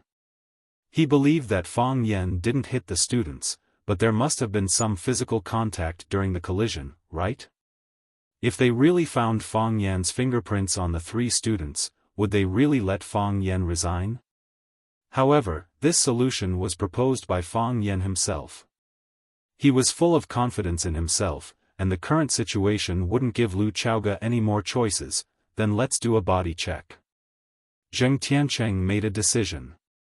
Chen Dehai stood in the classroom and glanced at the whole class sternly. He said, "This is too outrageous. Is there any justice for a teacher to hit a student? What era are we living in? How can a teacher rely on corporal punishment to discipline students? This isn't just incompetence, it's simply shameless." The class was silent. Everyone lowered their heads and didn't dare to look at Chen Dehai's eyes. Chen Dehai was very satisfied with his dignity. His voice was a little gentler. He said, "The new language teacher, Fang Yan, beat up 3 students, Zheng Guodong, Li Yang, and Chen Tao. The school already knows about it. They're having a meeting to discuss this matter. The school's decision is to fire Fang Yan and pursue his criminal responsibility." Hua, hearing that Fang Yan was going to be fired, there was some commotion in the class. Although it was Fang Yan's first day of class, he had already attracted many students with his erudition and humor. This was a very fun and approachable teacher. They didn't want to be separated from him. "Quiet!" Chen Dehai shouted. The students immediately went silent. Chen Dehai was the math teacher and class teacher. He controlled their life and death. Anyone who does something wrong has to bear the responsibility. The teacher is no exception. Shouldn't he be punished for beating a student to the hospital? Chen Dehai said sternly. "Mr. Fang is right," Huang Haoran said aloud. Chen Dehai's eyebrows twitched. He said, "Whether Mr. Fang is wrong or not, what you say doesn't count. What I say doesn't count. The school has the final say. The school has made a decision. No one can change it. I advise the students here to calm down. Know what to say and what not to say. We still have a long time to get along." Fang Yan left, but Chen Dehai was still there. Who dared to offend their class teacher for a teacher who was about to leave? Does anyone have anything to add? Chen Dehai asked. No one spoke. Everyone avoided looking at him. This class is self-study. Chen Dehai walked down the podium and walked toward the door. Huang Haoran, come out. Chapter 12. Huang Haoran's head hung low with a piece of white gauze on his forehead. After class, his classmates sent him to the school's infirmary. After an examination, his forehead was only slightly bruised. It wasn't a serious injury. Chen Dehai looked at the wound on Huang Haoran's head and asked with concern, "Huang Haoran, is your head okay?" "It's okay," Huang Haoran said in a low voice. "Sigh, Teacher Fang Yan is really too much. How could he be so careless? Nowadays, every family only has one child. They hold him in the palm of their hand, afraid to drop him, afraid to melt him in the mouth, afraid to bump into him. Yet, he just came today and beat someone up like this. It really hurts my heart to think about it. It wasn't Teacher Fang Yan who hit me," Huang Haoran said. Huang Haoran. The smile on Chen Dehai's face disappeared. His gentle voice also became cold. "It was Teacher Fang Yan who hit you.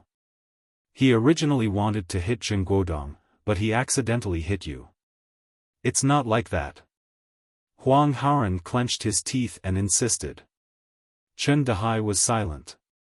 His eyes were like knives that scraped Huang Haoran's face.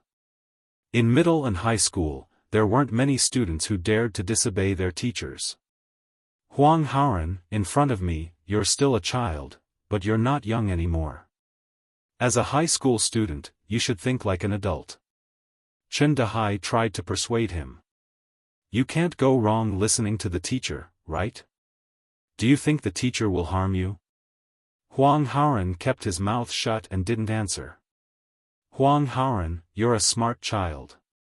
You entered Rosefinch Secondary with excellent grades. Your parents must have high expectations for you, right? You should know how to choose, right? Don't worry, I'll take good care of you in my math class. If there's anything you don't understand, feel free to ask. You can do it at any time. Teacher Chen will give you some private time. Chen Dehai patted Huang Haoran's shoulder and said, Teacher Fang Yan will definitely leave. You are the temporary language class representative. When the new language teacher comes, I will ask him to help you become a permanent teacher. Don't forget, I'm your class teacher. I do have that right. With that, Chen Dehai turned around and left. Huang Haoran's expression was extremely ugly. He clenched his fists tightly and said in a voice that only he could hear, but, wrong is wrong, Principal Lu, I think your hairstyle suits you very well. It's elegant and capable. It matches your identity and doesn't cover your beauty. Every detail of your clothes shows that you're a very tasteful woman. Fang Yan stood behind Lu Chaoga and whispered. Zheng Jing stood next to Fang Yan. When he heard Fang Yan's shameless praise for Principal Lu, he was jealous and angry. What she was jealous of was how could such shameless words come out of his mouth so naturally. He was angry because he was warned not to try to flirt with Principal Lu. Did he not listen to me? Mr. Fang, aren't you worried at all? Zheng Jing reminded him. Thank you for your concern, Director Zheng. Fang Yan turned around and thanked Zheng Jing. A straight body is not afraid of a crooked shadow. I didn't hit anyone, so I'm not worried about my fingerprints on them. What if you touch them? Impossible. Fang Yan said. I'm not a casual man. I don't usually have physical contact with men. Fang Yan, I fought for you. Lu Chaoga said. I understand. Fang Yan took a step forward and leaned forward to get closer to Lu Chaoga. I can't repay Principal Lu's great kindness. Even if I marry you, I can't repay you, Fang Yan, Lu Chaoga and Zheng Jing scolded him at the same time. Lu Chaoga glanced at Zheng Jing coldly and said to Fang Yan, pay attention to the occasion when you speak in the future. Lu Chaoga just told Fang Yan to pay attention to the occasion when he spoke, but she didn't say that he couldn't say such words. The deeper meaning of it was worth pondering. Zheng Jing also knew that he had made a mistake. He smiled embarrassedly and didn't dare to say anything more. Too much involvement would only make Lu Chaoga dislike him. It was not conducive to completing the task given by that master. Okay, Principal Lu. I'll tell you in private. Fang Yan promised. If you're fired today, I won't cry or show off. I don't need anyone to know. Was this guy reciting lyrics? Clang, the door of the laboratory was opened from the inside. Lu Xiaoga and all the people who were qualified to come forward gathered around and asked, Dr. Kai, have the results come out? How is it? Dr. Kai signaled everyone to keep quiet and said, after scientific and rigorous tests and comparisons in our laboratory, the fingerprints collected from the patients were compared with the fingerprints of the target suspect. How is it? Everyone looked at him expectantly. It doesn't match at all, Dr. Kai said. None of them? None of them were successful? Li Mingqiang asked, unwilling to give up. None of them, Kai Mingqiang said. After careful analysis and research, we found that the fingerprints on the 3 patients were left by each other. That is to say, they attacked each other. Li Mingqiang wanted to kill someone. Who asked you to add this sentence? Who asked you to add this sentence? Give me the report, Lu Chaoga said. Dr. Kai handed the report to Lu Chaoga. Lu Chaoga took the report and read it. Then she raised the paper high and said to everyone present, now the truth is out. Can we remove the suspicion of teacher Fang Yan beating students? Li Mingqiang's face was livid. He said, this is only the first step of the investigation. We still need to ask the students of Class 9 about the specific situation. They were all on the scene and witnessed the incident. Besides, the teacher is also responsible for the students fighting in the classroom. If he can't handle such a thing well, can he still be a qualified teacher? Our Rosefinch Secondary is an elite school. We don't need such a mediocre teacher. I still suggest that we fire Fang Yan and hire a better person to be the language teacher of Class 9.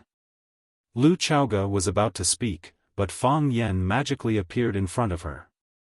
He looked at Li Mingqiang with a guilty face and said, "Director Li is right. As a teacher, I am responsible for the students' fight. I suggest that we only record a major demerit on these 3 students. Don't fire them. It's my fault for not managing them well. I should bear the main responsibility." All the people present were dumbfounded. Li Mingqiang almost roared out. "Who said they were fired? Who said they were fired?"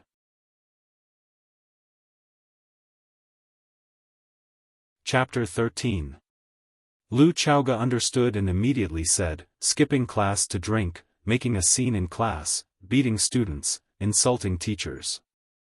The nature of these students' mistakes is very serious. Their existence will affect the reputation of Rosefinch Secondary and cause a very bad influence among the students." After a pause, she looked at Li Mingqiang and said, "But, since Mr. Fang Yan took the initiative to intercede for these students and took the main responsibility. Director Li, I suggest that these 3 students should be punished with serious demerits. What do you think? Check again, maybe it's a misunderstanding." Li Mingqiang looked at Fang Yan with sharp eyes, as if he wanted to scan all the internal organs of this young language teacher. Mr. Fang Yan is still very responsible. He is also full of patience and tolerance for students. He is a very good teacher. We can rest assured that Class 9 will be handed over to Mr. Fang Yan. Li Mingqiang took the initiative to compromise. Li Mingqiang's attitude was not important, but he represented Zheng Tiancheng behind him at this time. This attitude was very important. Lu Chaoge nodded and said, "I'll ask someone again to investigate the matter clearly. I will handle this matter fairly and justly. I believe that Principal Lu can handle it well." Li Mingqiang coldly dropped a sentence and turned to walk out of the hospital. The truth was out. Seeing Li Mingqiang leave, the others also followed him. Lu Chaoge turned to look at Fang Yan and asked, "How did you do it?" "Because I have walked through thousands of flowers, and not a single leaf touched my body," Fang Yan said. "Mr. Fang Yan, I'm asking you a question very seriously." "Principal Lu, I'm also answering your question very seriously," Fang Yan said. He really didn't lie. Tai Chi was originally about having a circle but not having a circle, having an extremity but not having an extremity. Using the force to fight without touching the body. There were some Tai Chi masters among the people who paid attention to not using their hands to fight. Using their hands was a disgrace. They didn't even need to use their hands to fight. Thinking about it, they felt that it was awesome and pretentious. Although Fang Yan couldn't beat the violent girl Yi Rou, it didn't take much effort to deal with these 3 drunk students who couldn't even stand steadily. Lu Chaoge just stared at Fang Yan without saying a word.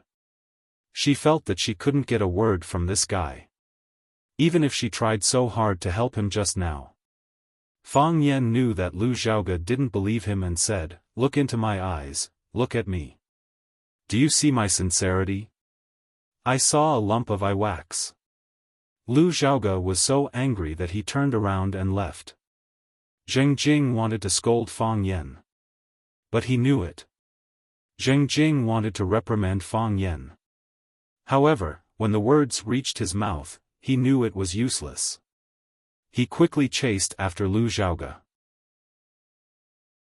Zheng Jing followed Lu Chaoge and said with a smile, "It's not worth it to offend Director Zheng and Director Li for a new teacher." Zheng Jing followed behind Lu Chaoge and said with a smile, "It's not worth it to offend Director Zheng and Director Li for a new teacher." Zheng Jing followed Lu Chaoge and said with a smile, "It's not worth it to offend Director Zheng and Director Li for a new teacher." What is worth it and what is not? Lu Chaoga stopped and asked. I feel that it's not easy for Principal Lu to gain a foothold in the school. There's no need to rush into a head-on confrontation with them, Zheng Jing quickly explained. I don't think we should confront them head-on, Zheng Jing explained. They just want to protect their own children.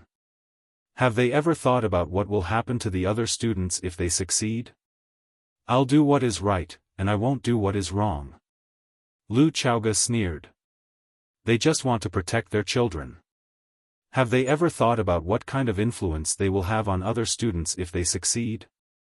They can't even tell right from wrong. How can we expect them to have good character and integrity in the future? The national conditions in Wuxia are different from those in the United States.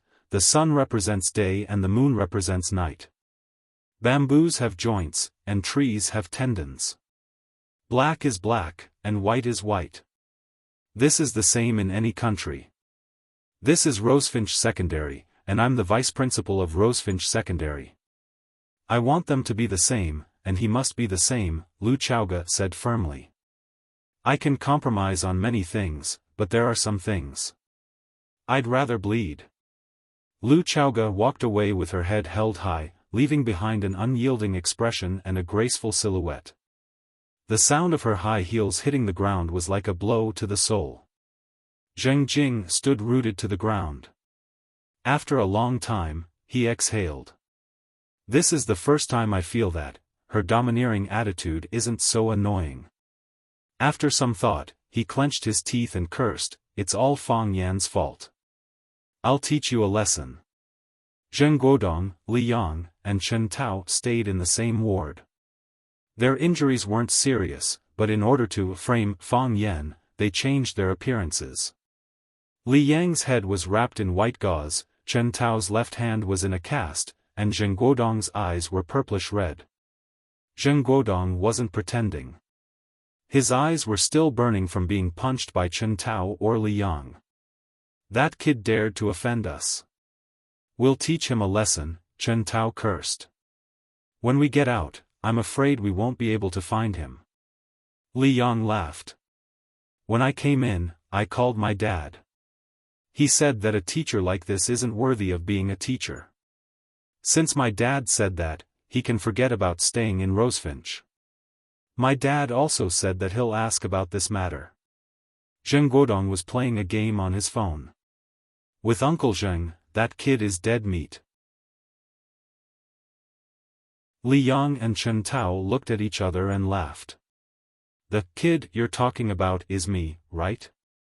Fang Yan stood at the door of the ward and looked at the three people on the bed with a smile. Li Yang and Chen Tao were shocked. Zheng Guodong wanted to jump up from the bed, but he didn't hold the phone firmly and it hit his eye, causing him to scream in pain. Why are you here? Li Yang asked warily. This bastard is a bit strange, as if he knows magic. They originally wanted to beat him up, but they didn't expect that the three of them would be in the hospital. Why is he here now? Is it because he knows that I'm going to be expelled from school, so before leaving, he sneaked in and beat the three of us up? Thinking of this possibility, Li Yang was even more afraid. He shouted outside, "Doctor, doctor! Nurse! Someone come, why can't I be here?" Fang Yan felt that the other person asked a very stupid question. I'm your teacher, and you're my students. My students are injured and hospitalized. What's wrong with me coming to see them? He pointed at Li Yang and said, "Stop shouting. It's useless even if you scream your throat out. I'm your teacher, not a criminal who wants to molest you. What's there to be afraid of? Besides, your faces are natural tools to protect you from perverts. You're safe." Zheng Guodong, Li Yang, and Chen Tao looked at each other and felt insulted. Fang Yan pulled a chair and sat beside Zheng Guodong. He asked with concern, "Are you okay?" "No. I'm fine," replied Zheng Guodong. He didn't understand why this guy suddenly cared about him so kindly. Is he showing weakness and begging for mercy?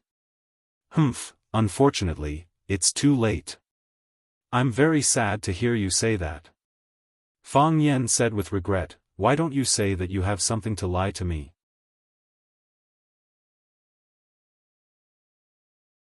Chapter 14. I'm sad to hear you say that. Why don't you say that you lied to me? Zheng Guodong felt a sweetness in his throat and had the urge to vomit blood on the spot. He wanted to call him a B**tch and was worried that all the B**cheese in the world would protest. You didn't leave? Zheng Guodong asked angrily. Father clearly said that he would come forward to solve this matter. Why did this B***starred still swagger into their ward? You mean leave Rosefinch? I wanted to leave, but the school leaders thought that I was knowledgeable and patient with students. It's too difficult to find a good teacher like me now. I think what they said makes sense. It's hard to refuse their kindness, so I decided to stay and dedicate my youth and body to this school. Youth? Body? Zheng Guodong and the other two understood one thing. They would have to deal with him often in the future. Don't worry, don't be afraid.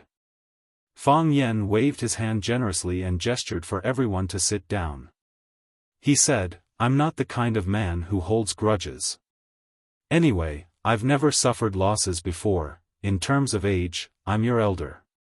In terms of status, I'm your teacher. What's wrong with letting me take advantage of you? Suffering losses is a blessing. If you suffer more when you're young, you'll be able to enjoy life like me in the future. As long as we can maintain this normal and healthy relationship, I believe that we'll live happily in the future. What do you think? Impossible. Zheng Guodong's eyes were red like an enraged beast. Fang Yan, I'll say it here today. Either you leave, or we leave. Only one of us can stay in Rosefinch. That's right. Don't be complacent. We'll definitely drive you away. If you can't do it this time, there'll be a next time. If you can't do it next time, there'll be a next time. One day you'll be driven away. Are you done? Fang Yan asked. Get out. Zheng Guodong pointed to the door and said. Do you think there's anyone in this world who would be willing to be a teacher for a bunch of B***stards? No? Fang Yan answered himself. So, can you understand how happy I am to hear you say that? Fang Yan smiled like a sly fox. To borrow a senior's words. My medical skills are not that cheap. No, my knowledge is not that cheap. Even after Fang Yan left the ward, Zheng Guodong, Li Yang, and Chen Tao were still in a daze. Zheng, why don't we switch shifts? Li Yang suggested. That's right. It's never too late for a gentleman to take revenge. In the future, when we become teachers, we'll beat the son of a B***tch. Chen Tao said. Bang! Zheng Guodong punched the wall and roared, I'm not leaving. He wouldn't leave even if he died. If anyone wants to leave, it should be him. Fang Yan soon suffered from the other party's revenge. He looked at the small single room with rusty windows, black and moldy walls, and water seeping out from the ceiling. He asked, this is the teacher's dormitory? Rosefinch Secondary had a written rule that if a teacher needed to live on campus, the school would arrange a room for each single teacher. However, there was no specific rule on which room the teacher would be assigned to. When walking on campus, Fang Yan felt that the facilities of Rosefinch Secondary were quite good. Lush greenery, a myriad of purple and red. There was a basketball court, a soccer field, a swimming pool, and a gym. The facilities were better than some second-rate or third-rate universities. The school was not short of money. However, when he came to his dormitory, he found that it was not the case at all. If all the teachers were arranged to live in such a room, wouldn't all the teachers in the school run away? Or is it just me? There was a big question mark in Fang Yan's heart. Yes, Xiaoli said.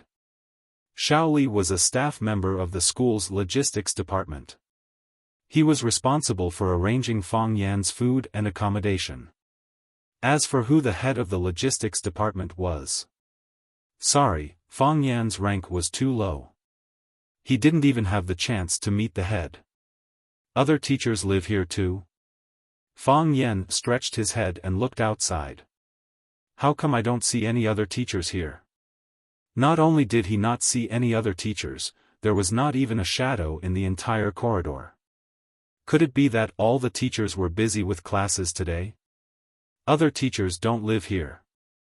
They have other arrangements, Xiaoli said impatiently. Little brother, who's your brother? Xiaoli said angrily. Why don't you take a piss and look at yourself?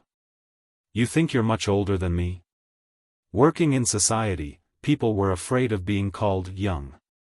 Being young didn't just mean that you were young, it also meant that you had no experience. In the future, if you didn't get a room, if you didn't get a promotion, you would forever be a little brother. Big brother, I just want to ask, why do other teachers live in other places, and I live here? Look, is this place livable? Not only is the room moldy, but it's also leaking water. Can you give me another room? Fang Yan pleaded softly. Xiaoli was very satisfied with Fang Yan's attitude of calling him big brother. Seeing that there was no one around, he asked softly, did you offend someone? No. Fang Yan said. I just came to report today, how could I offend someone? Is it too late? Strange. Xiaoli said. He couldn't imagine that a teacher on his first day of work had offended the school's top management. There are rooms in the teacher's area, why are you assigned to the handyman area? Handyman area? Fang Yan was stunned. Do you know who lives in this place? I don't know. Fang Yan shook his head. It seemed that the water here was really deep. Was this how those people showed their power to him? The security guard at the door, the cook in the cafeteria, and the boiler. Their rooms are better than yours. No one used to live in this room, and it has been used as a utility room. I don't know what happened, but you were assigned here. In order to make room for you, our logistics department specially sent 2 people over to empty the broken tables and chairs in the room. Isn't this bullying? Can you give me another room? Xiaoli shrugged and said, this is arranged by the director himself. I don't have the right to decide. Unless the director says so, or you can find a leader with a higher rank than the director to speak for you. However, since the director did this, there must be a reason for it. You must have offended someone. This is too much. Fang Yan was angry and shouted, where does your director live? Xiaoli was shocked and said, what do you want to do?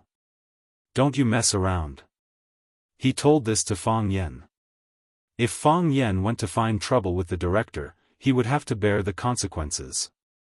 I'll go and give him some gifts, Fang Yan waved his hand and said in a heroic manner. Xiaoli almost choked to death by this answer.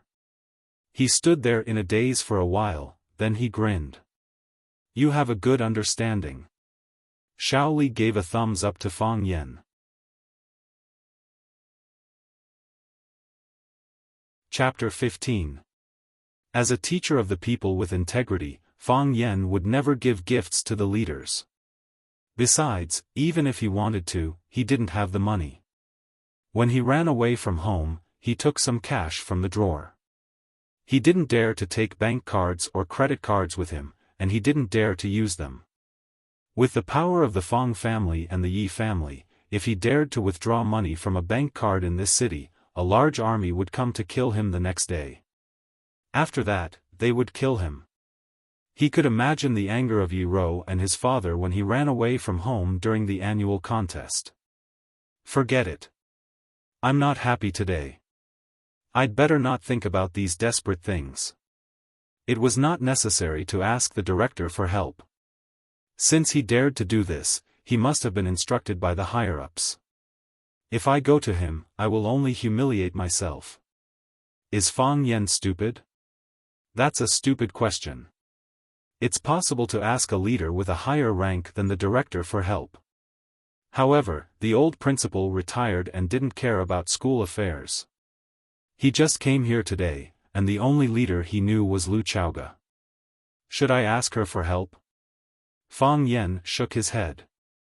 Men are born to solve problems. How can a woman help them with everything?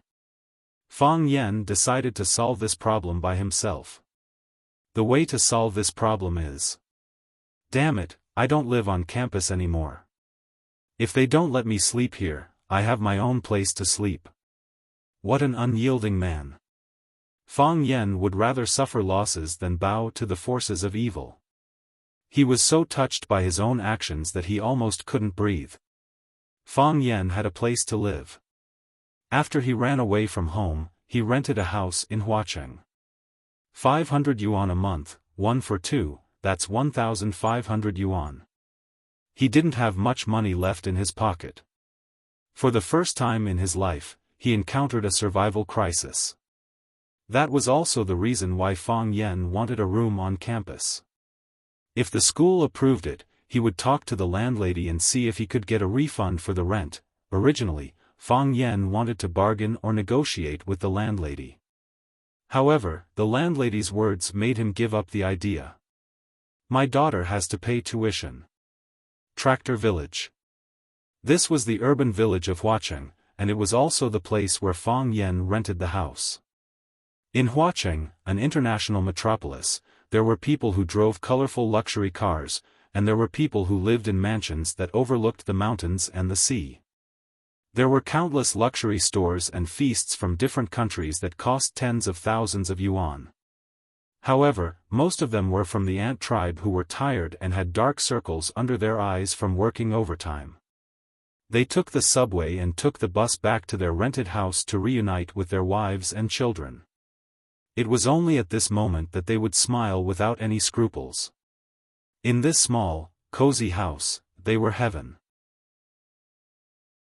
Fang Yan was not this kind of person in the past, but now he had joined their army.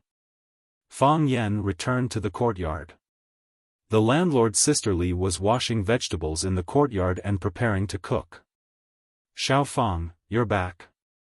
The landlord's sister Li greeted Fang Yan warmly. I'm back, Fang Yan replied with a smile. Have you found a job? I've found it. So fast? Sister Li straightened her thick waist. Not bad, Xiaofan. You found a job so quickly?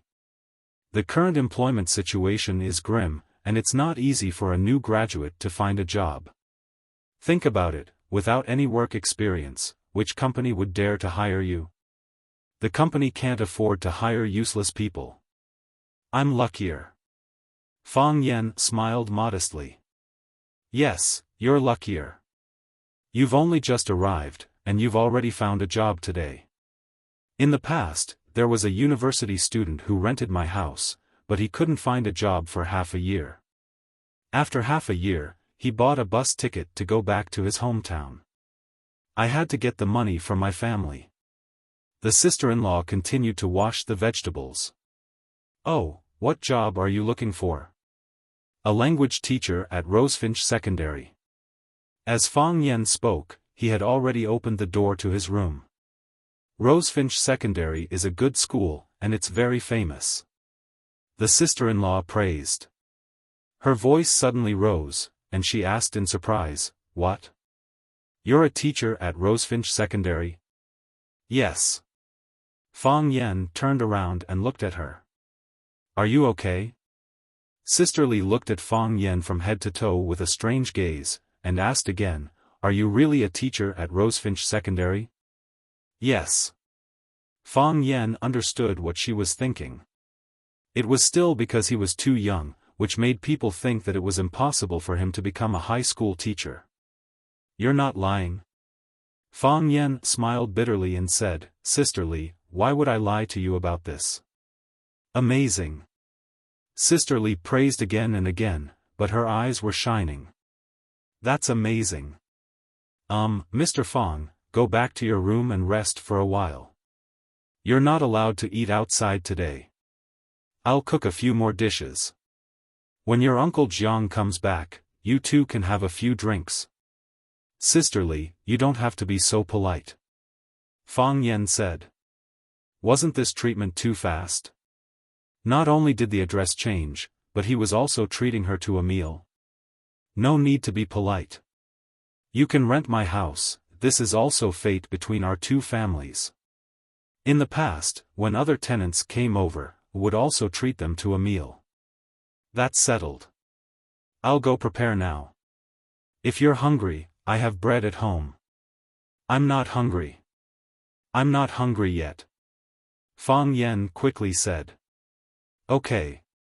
Then wait for a while. I'll call Mr. Fang to eat later. Sisterly said. He opened the door and pressed the light. The room was suddenly brightened. There was a bed and a desk in the small room of less than 30 square meters. There was also a small bathroom in the room. The conditions were simple and crude, which couldn't be compared to his home. However, Fang Yan felt comfortable and satisfied. He had been sleeping soundly for the past few nights. He didn't even have a dream. Here, he didn't have any pressure. He could breathe the air freely. Fang Yan had originally planned to take a shower and settle his dinner outside. However, since Auntie Li had invited him, his dinner was already settled. After taking a shower, Fang Yan lay on the bed and read a book.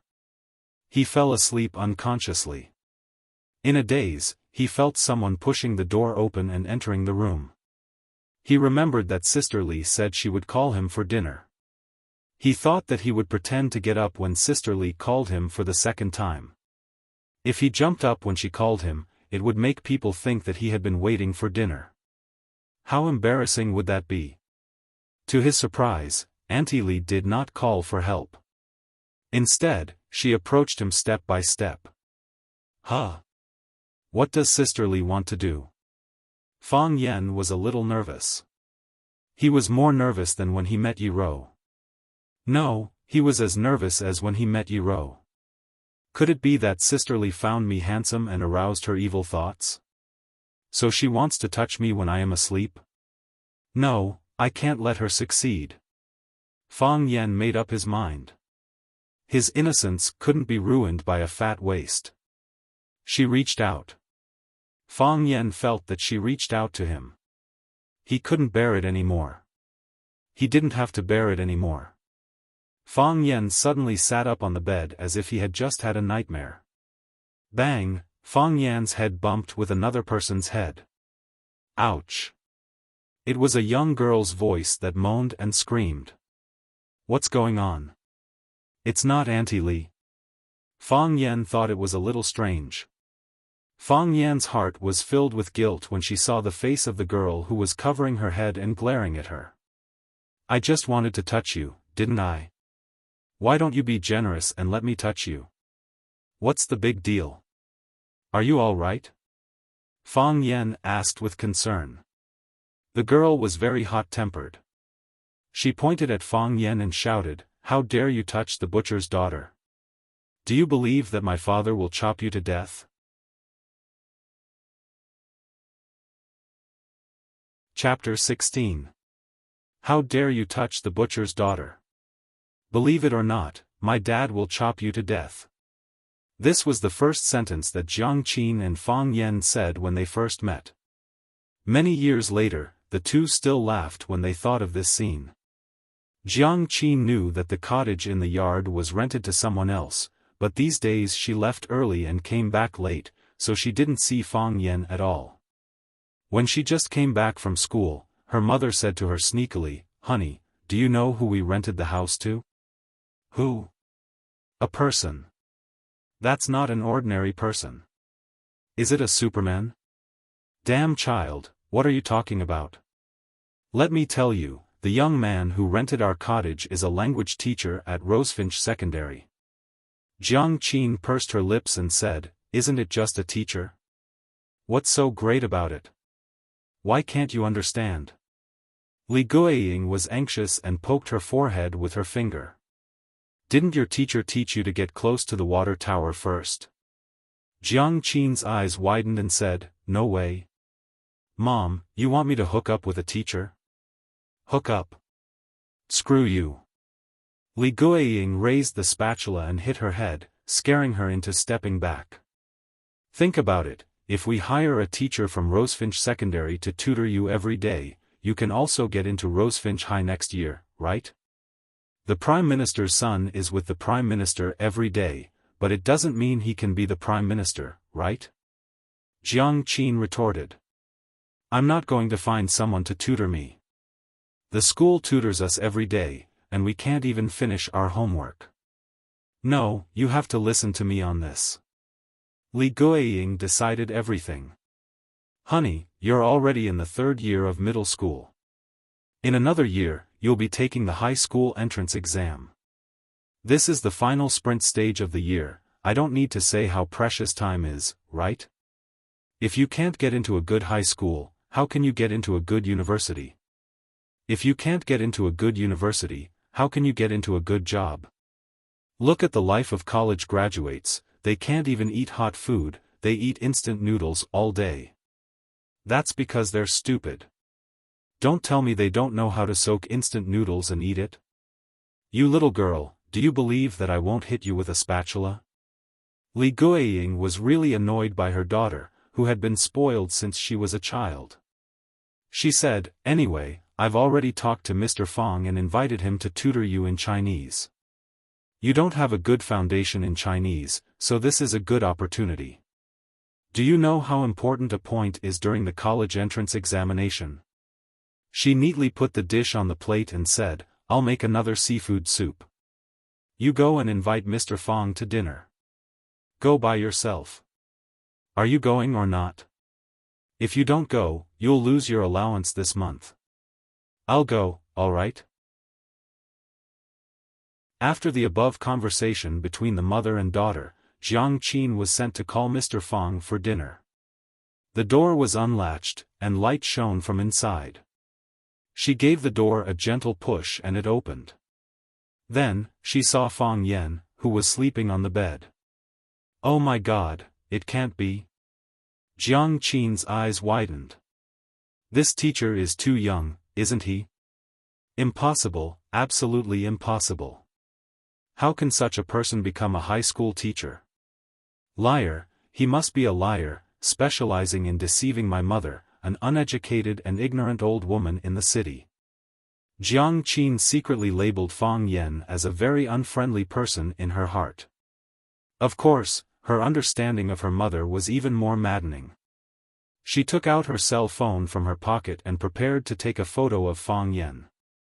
Tomorrow, she would ask someone if there was such a teacher at Rosefinch Secondary. If there isn't, hee, my dad's butcher knife is not for show.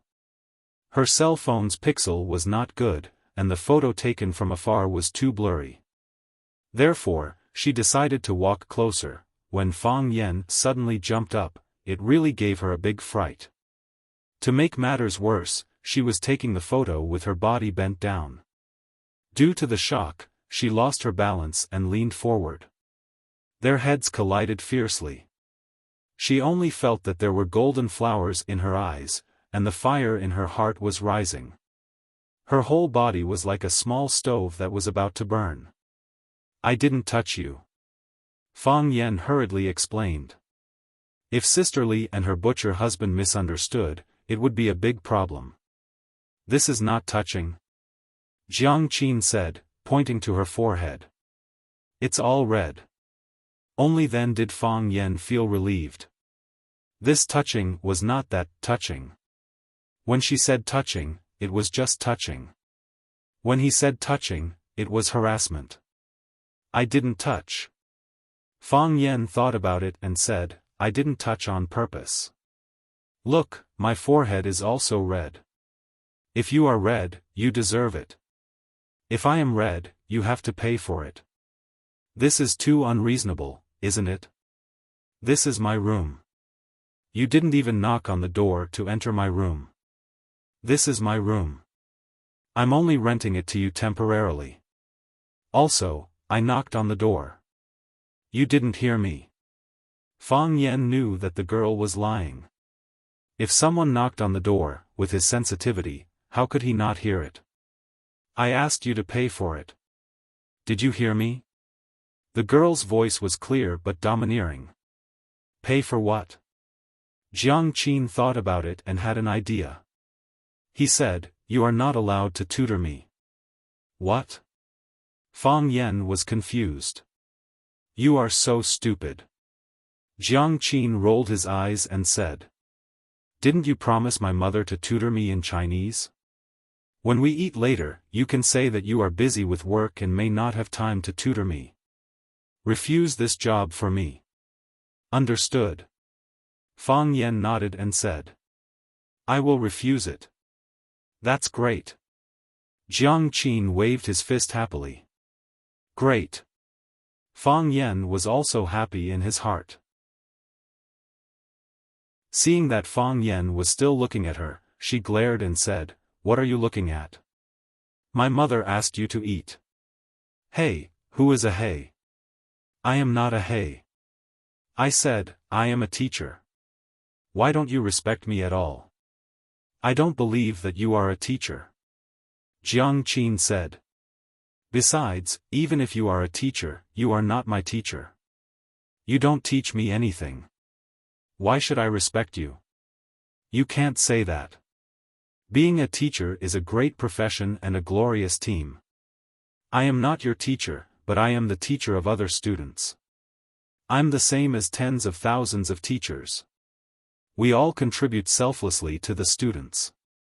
You should respect me and every student's teacher. Fang Yan tried his best to persuade her.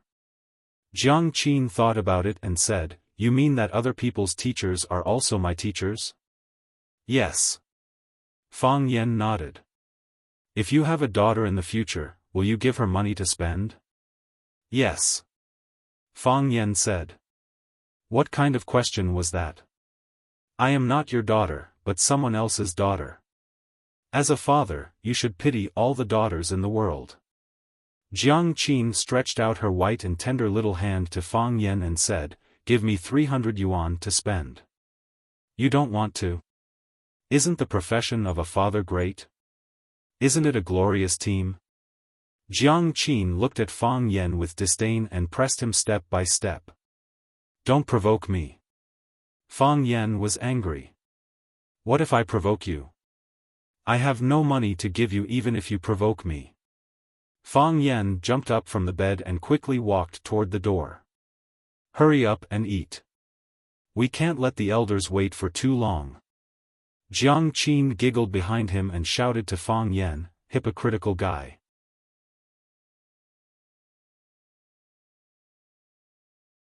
Chapter 17.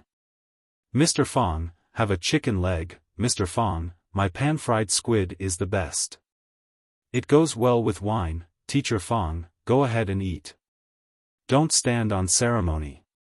Make yourself at home at sister-in-law's. Looking at the food piled up like a hill on the plate in front of him, Fang Yan knew that it would be difficult to fulfill the promise he made to Jiang Qin. Thanks to you. Jiang Dai, the butcher husband of Sister Li, chuckled with a glass of wine in his hand. From time to time, he said to Fang Yan, Mr. Fang, let's drink. Regardless of whether the glass of wine in Fang Yan's hand was gone or not, he was gone completely. Not a drop was left. He almost ran naked. Sister Li was businesslike, enthusiastic, and had the shrewdness of a woman from a village in the city. Jiang Dai was simple and honest.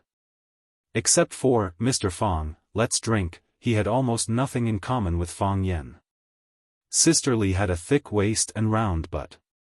Jiang Dai was chubby. He didn't look like a butcher, but more like a kind-looking hotel chef or a small restaurant owner. However, such a couple gave birth to a mischievous, and very good-looking daughter. To be honest, Jiang Qin was really good-looking, except for Yi Rou. Bah, could Yi Rou be a woman? She had big eyes, thin eyebrows, a high nose, and cherry lips that made people full of appetite even without any rouge. She had delicate skin, an innocent expression, and long black hair that fluttered freely. She sat in front of her parents and ate seriously, just like a little princess from a village in the city. Every cute girl was a little princess in their family. The little girl's eyebrows were not fully grown yet, but there was a kind of charm in them. The charm was still subtle, but as she grew older, it was really hard to know what kind of enchanting and soul-stirring beauty she would blossom into. "Mr. Fong, have a piece of beef." "Pineapple beef, is that how you people in the north cook it?" As Sister Li spoke, she made some more contributions to the food hill in front of Fong Yan, making it look even taller and steeper. "Yes." Fong Yan nodded. "Mr. Fong, are the students of Rosefinch Secondary easy to teach?" Sister Li asked casually. "It's okay. I just went there." Fong Yan knew that the main topic was coming. Jiang Qin, who had been eating quietly, heard his mother's words and secretly winked at Fong Yan, reminding him to remember to keep his promise. Rosefinch Secondary is a famous school. The quality of the students there must be quite high, Sister Li said to herself. "Unlike our dearest, kiss. Mom." Jiang Qin blushed and said angrily, "My name is Jiang Qin." "Oh, right. My dear brother is Jiang Qin." Sister Li quickly corrected herself. Jiang Qin wished he could bury his head in the seafood soup in front of him. How could his mother call him by his nickname in front of an outsider? Furthermore, it was such a nickname that gave people a sense of intimacy. Jiang Qin didn't do well in primary school and only got into number 26 high school. Number 26 middle school is a good school, but there are so many good schools in front of it. It won't be easy for her to get into Rosefinch High School. Where there is a will, there is a way. Jiang Qin is smart and quick-witted. He can definitely get into Rosefinch Secondary, Fong Yan refused tactfully. The hidden meaning in Fong Yan's words was that his daughter was very smart. She could get into Rosefinch Secondary even without tutoring. If he does well, he might get into a better high school than Rosefinch Secondary. Jiang Qin's lips curled up into a seductive smile. He was satisfied with Fong Yan's answer. Why was it average? Because this guy was too vicious. Smart and quick-witted could definitely get into Rosefinch Secondary. Every year, there were many top students who failed in the high school entrance exam. If he couldn't get into Rosefinch Secondary, would it mean that he wasn't smart and quick-witted enough? "Mr. Fong, you also think our dear sister is smart?" Sister Li said happily. "I'm not bragging. Our dear sister has been smart since she was young. She speaks earlier than other children of the same age and walks faster than other children. She could speak English when she was 3 and recite Tang poems when she was 5. By Ji something? That's so long that she could recite it all. That's amazing." Fong Yan followed up with a compliment. "I'm not as good as her. Jiang Qin could even be my teacher." Pfft, Jiang Qin laughed out loud. Wasn't this reason a little too fake? She knocked on the plate with her chopsticks and said, "Mom, are you done? In your eyes, I'm the Wuxia star who descended to Earth, right?" Sister Li smiled embarrassedly and said, "I'm speaking the truth." She picked up some vegetables for Fong Yan and said, "Mr. Fong, although it's our first time sitting at the same table to eat, you know Sister Li's personality. She's straightforward and says whatever she wants to say. I don't treat you as an outsider, so don't treat me like an outsider. It's like this. Jiang Qin is already in the 3rd year of middle school. It's the most important year before the high school entrance exam. Huacheng is a city with a strong education system. With her current results, it'll be dangerous for her to get into a key high school." Sister Li chuckled and looked very embarrassed. "Isn't Mr. Fong a language teacher at Rosefinch Secondary? You must have a lot of knowledge. I want to ask you to tutor our son in language to add another layer of insurance for his high school entrance exam. Mr. Fong, do you think that's okay?" Fong Yan glanced at Jiang Qin. The little girl was secretly shaking her finger at her. Don't agree. Sisterly, it's not that I don't want to agree, but there are a lot of things to do at school. I can't go to work on time. I'm afraid that if I come back too late, it'll delay Jiangqin's studies. Isn't that not worth it? Fang Yan said awkwardly. No, it won't. I won't. Auntie Li quickly tried to persuade her. How would it delay his studies? If you come back, tutor him for a while. If you don't come back, let him study on his own. How would it delay him? Besides, you have to eat, right?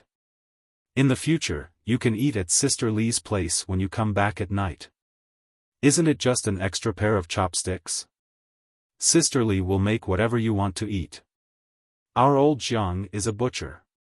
I don't dare to say anything else, but there's no shortage of pig head meat, pig intestines, pig ribs, and so on. How can that be? Fang Yan was a little tempted. If he ate here for dinner, he could save a lot of money. At least, he wouldn't have to worry about financial problems before he got his first month's salary. As for the future, he could just say that he was busy with work and push it off. Sister Li's cooking was still very delicious. Yes. Yes. Mr. Fang, just promise me, okay? Every parent wants their child to be good. I don't want her to be a dragon or a phoenix. She has to get into a good high school, a good university, and have a job that can feed her in the future, right? Fang Yan thought for a long time and said, Sister Li, I don't want you to feed me, nor do I want Jiangqin to repay me in the future. I just want what you said. Yes, which parent doesn't want their child to study well, get good grades, and get into a good university and have a good future? Poor parents in the world. Although I don't have a child yet, I also have parents. I can understand their hard work and efforts on me. They are suffering. Pa, Fang Yan's calf was kicked. That was Jiangqin expressing his dissatisfaction. Fang Yan pointed to Jiangqin and said, I'm afraid that Jiangqin won't be willing. Why wouldn't he be willing? Sister Li grabbed Jiangqin and said, Dear, tell me quickly, are you willing to ask Mr. Fang to tutor you? Yes. Jiangqin said with a sad face.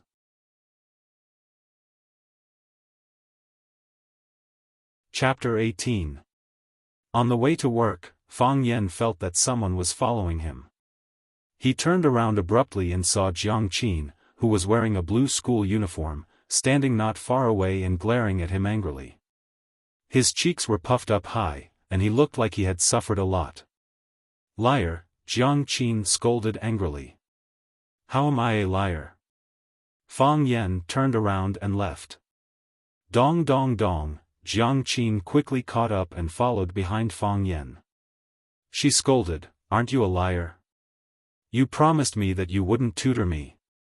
I did promise, Fang Yan defended himself. But when your mother asked for your opinion, you agreed readily.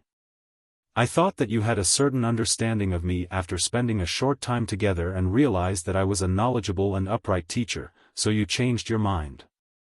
Which female student doesn't want a handsome and easygoing tutor? I'm not surprised that you fell for my charm.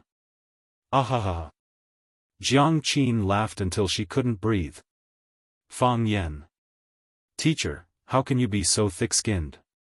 I don't know that you're knowledgeable and upright, but I know that your skin is thicker than the city walls.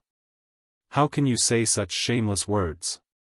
Fang Yan stood at the bus stop and said to the young lady beside him, whose cheeks were rosy and even her slender neck was covered with a thin layer of pink, the most important thing for a teacher is to be consistent with what you say and do what you say. This is the truth, and I can't pretend to be modest to cover anything up. That would be a blasphemy to the student's intelligence. Bus number 19 drove over. Fang Yan waved at Jiangqin and quickly rushed to the door. He felt that his body was as light as a swallow. How could the other people squeezing into the bus be a match for him? Don't ruin my righteousness. I know heaven sword and dragon slaying. I'm willing to be compassionate. Let me finish what I started. He had just run halfway when people surged over from all directions and surrounded him. He was stuck in the middle, unable to go in or out. He looked extremely embarrassed. Big sister, I'm a Tai Chi expert. Fang Yen patted a middle-aged woman in front of him who was the most energetic and unkindly stepping on his leather shoes with her high heels and said, "It's very dangerous. I also know how to seduce your crotch. Do you believe that I can seduce your crotch?" The big sister turned her head and said arrogantly. "Ah," she stepped on Fang Yan's foot and jumped onto the bus. Looking at Fang Yan screaming on the spot, Jiang Qin, who was carrying his backpack, laughed so hard that tears flowed out. After finally getting into the car, Fang Yan stood far away from the woman who knew how to kick his crotch. To be able to squeeze onto the bus during the rush hour, which one of them wasn't a peerless master with rich combat experience? The few Tai Chi moves that Fang Yan knew were simply not enough. Someone patted his shoulder. Fang Yan turned around and saw Jiang Qin's delicate and flawless face behind him. "Why are you here?" "I'm going to school." "Are you the only one allowed to take bus 19? "Oh." Fang Yan responded and turned around. Jiang Qin poked Fang Yan's back with her finger and said with a smile, "Mr. Fang, are you really a Tai Chi expert? How can it be fake?" Fang Yan nodded seriously. "I didn't have a chance to show off today. I'll show you next time." So, Jiang Qin laughed even harder. "This person is sick." Fang Yan stared at Jiang Qin for a few minutes and made a judgment in his heart. "Mr. Fang, don't be so funny, okay? You have to know. You have to pay for it with your life." Jiang Qin said while panting. "I'm not funny," Fang Yan said with dissatisfaction. He was the descendant of Fang's Tai Chi. How could such a serious fact be funny? "Your words are very funny, okay." Jiang Qin laughed again. She really liked to laugh.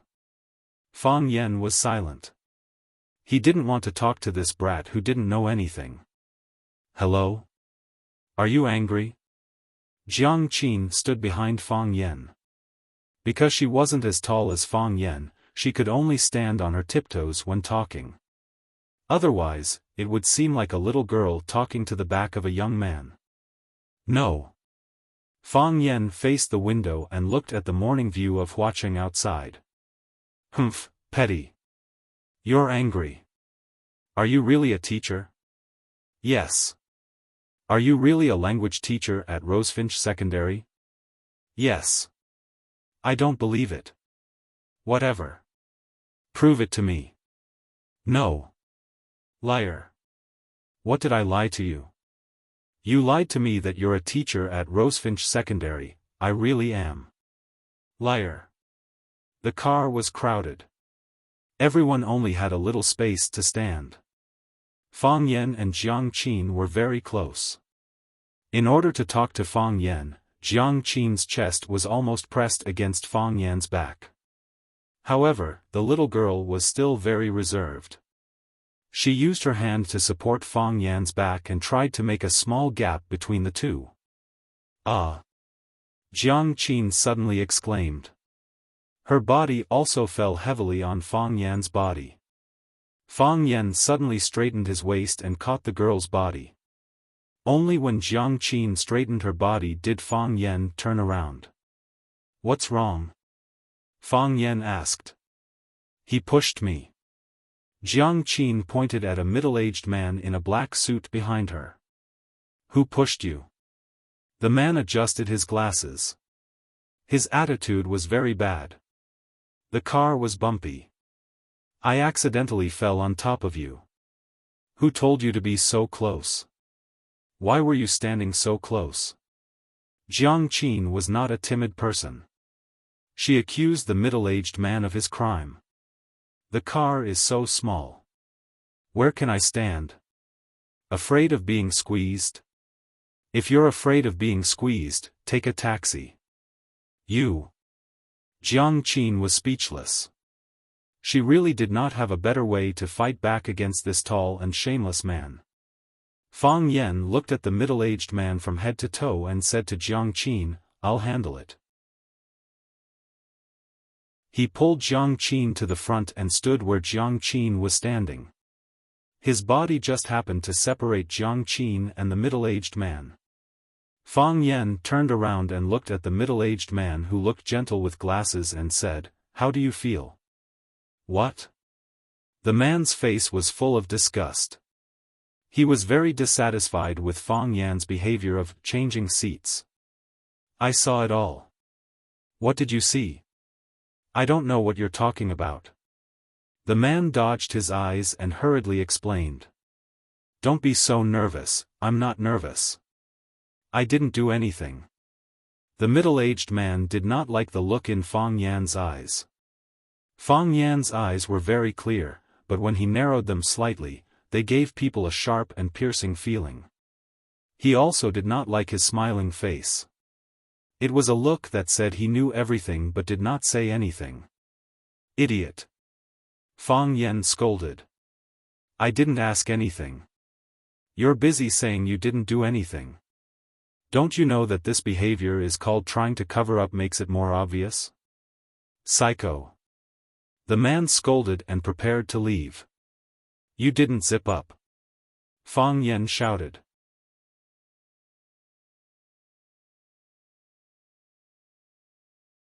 Chapter 19. Your zipper isn't closed. Hearing Fang Yan's shout, the people around all cast their eyes on the glasses man. The glasses man hurriedly reached out and felt around, but he didn't find the zipper open. "I have already zipped it." The glasses man roared angrily. "What do you mean you have already zipped it? You just unzipped it? Well, you rogue beast, no wonder you always rubbed behind my butt. It turns out that you have an intention for me. You bus pervert, you dirty scum." "I didn't." The glasses man's neck was red, and he stared at Fang Yan fiercely. "I just like the youthful and attractive atmosphere of a girl. What's wrong with that?" Ho Xiaopeng thought with grievance. Ho Xiaopeng had this hobby, so he liked to squeeze in the bus every day when he went to work, even if he could drive a private car. After getting on the bus, he looked for prey in the bus. Today's luck was good. As soon as he got on the bus, he saw the handsome Jiang Qin, like a small white flower swaying quietly in the dark mountains. He quickly moved and soon stood behind Jiang Qin. However, before he had time to do anything, the girl's body suddenly fell forward. He was really wronged. "Are you still denying it? Are you still a human? You don't even let a man go. You compensate me for my mental loss, you compensate me for my physical loss, you compensate me for my new pants." Fang Yan stepped forward and grabbed Ho Xiaopeng's collar. He looked sad and angry as if he had just been molested. "If you don't compensate me, I will follow you to your company and let your company leader judge me." Everyone was shocked. "Oh my God, that man actually likes men." A boy in a student uniform shouted. "It's disgusting, how can there be such a person?" A young office woman exclaimed. "He was standing behind me just now. Is he also interested in my butt? I will kill him." A bald man roared angrily. "You let me go, you let me go." Ho Xiaopeng desperately tried to pull Fang Yan's hand away. However, no matter how hard he tried, he couldn't get Fang Yan's hand away from his clothes.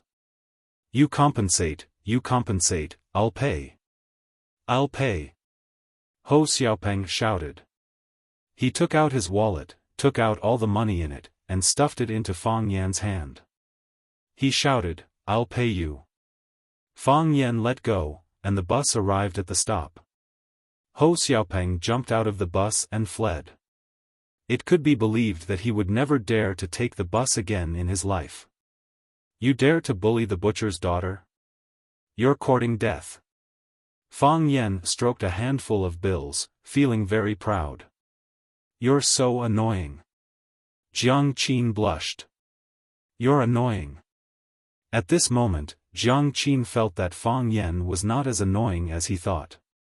In order to prevent others from looking at him strangely, he deliberately switched places with him. In order to seek justice for herself, she didn't hesitate to accuse the bus pervert of molesting a man. She truly lived up to the saying of helping others disgust themselves in private customization. He's still very loyal, huh?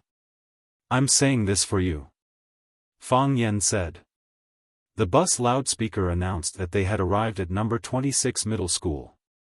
Jiang Qin looked at Fang Yan with her big watery eyes and said, "Come back early tonight." "What? Tutor me?" The girl said with a crisp voice, carrying her school bag quickly got off the bus. Her ponytail swayed lightly, like a cheerful movement. Her slim figure quickly blended into the crowd of students on the roadside, forming a mighty blue army. When Fang Yan walked into the classroom, the bell rang. Class 9 suddenly boiled up. "Mr. Fang, you didn't leave? That's great. Mr. Fang, we like you. Mr. Fang, you're not here to say goodbye to us, are you?" Looking at the concerned smiling faces below the stage, Fang Yan's heart was getting warmer and warmer. Who said that a mouse spoils a pot of soup? At least, except for the 3 mice, the other students were still very good, and the pot of soup was still delicious. Fang Yan waved his hand, signaling everyone to be quiet. "I'm not leaving," Fang Yan said. "I just came, how can I leave?" "Yesterday," Teacher Chen said. A boy said halfway, then quickly shut his mouth, afraid that someone would snitch on him and pass his words to the head teacher, Chen Dehai. If that happened, he wouldn't be able to bear the consequences. Teacher Chen. Fang Yan thought for a moment, it should be Chen Tao's father, Chen Dehai. He was the head teacher of this class, it seemed that he would have to deal with him often in the future. As a smart person, he should try his best to have a good relationship with him. Teacher Chen's son is a hooligan, but it doesn't mean that Teacher Chen is also a hooligan. We should all have confidence in Teacher Chen. Teacher Chen isn't a bad person, it's just that his good isn't obvious. After getting to know him for a long time, you will understand. Fang Yan said with a smile. It's not necessarily the father's responsibility to not teach his son. Teacher Chen is usually busy with work and taking care of you, neglecting his own son's education. So, in the future, I will help him teach his son well. The students could hear the killing intent hidden in Teacher Fang Yan's words. He wanted to help Teacher Chen teach his son well, but how? Fang Yan looked around, he didn't see Zheng Guodong, Chen Tao, and Li Yang coming to class. Obviously, they still couldn't accept the fact that they didn't kick him out. However, they would definitely be able to think it through. Even if they couldn't, they could change classes. To be honest, no teacher would be willing to teach this kind of hooligan student, no matter how majestic, noble, and elegant this student thought he was. Students would have a rebellious mentality, more or less, they would do some things that were out of line. Fang Yan was also young, and he was still young, so he could tolerate and accept it. However, for students like Zheng Guodong, Li Yang, and Chen Tao who insulted and beat up teachers and classmates, Fang Yan didn't have a good impression of them at all. He didn't have the slightest bit of tolerance for them. Who is the class monitor? Fang Yan asked. Zheng Guodong, a girl answered. Fang Yan was secretly annoyed. How could this kind of student be the class monitor? The class monitor skipped class to drink, broke class discipline, and affected other student studies? Who is the language class representative? Me. Huang Haoran stood up. Temporary. N. Note down that Zheng Guodong, Chen Tao, and Li Yang skipped class. They have leave slips. A tall boy in the back row stood up and trotted to put 3 slips of paper on the podium. Fang Yan glanced at them. The 3 slips of paper were written in the same color with a cylindrical pen and the same font. Teacher, I want to ask for leave, please approve. Students Zheng Guodong, Li Yang, and Chen Tao. Act first and report later. Fang Yen walked down the podium and said to a girl sitting in the front row, lend me your pen. The girl quickly handed over the pen in her hand. Fang Yen pulled out the pen holder and wrote on the 3 slips of paper, no approval.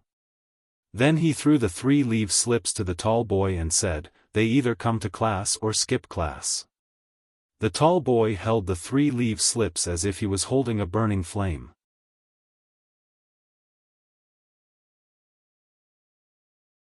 Chapter 20. Fang Yen threw the Year 1 Chinese textbook on the desk and asked, what do you guys want to learn? The students looked at each other.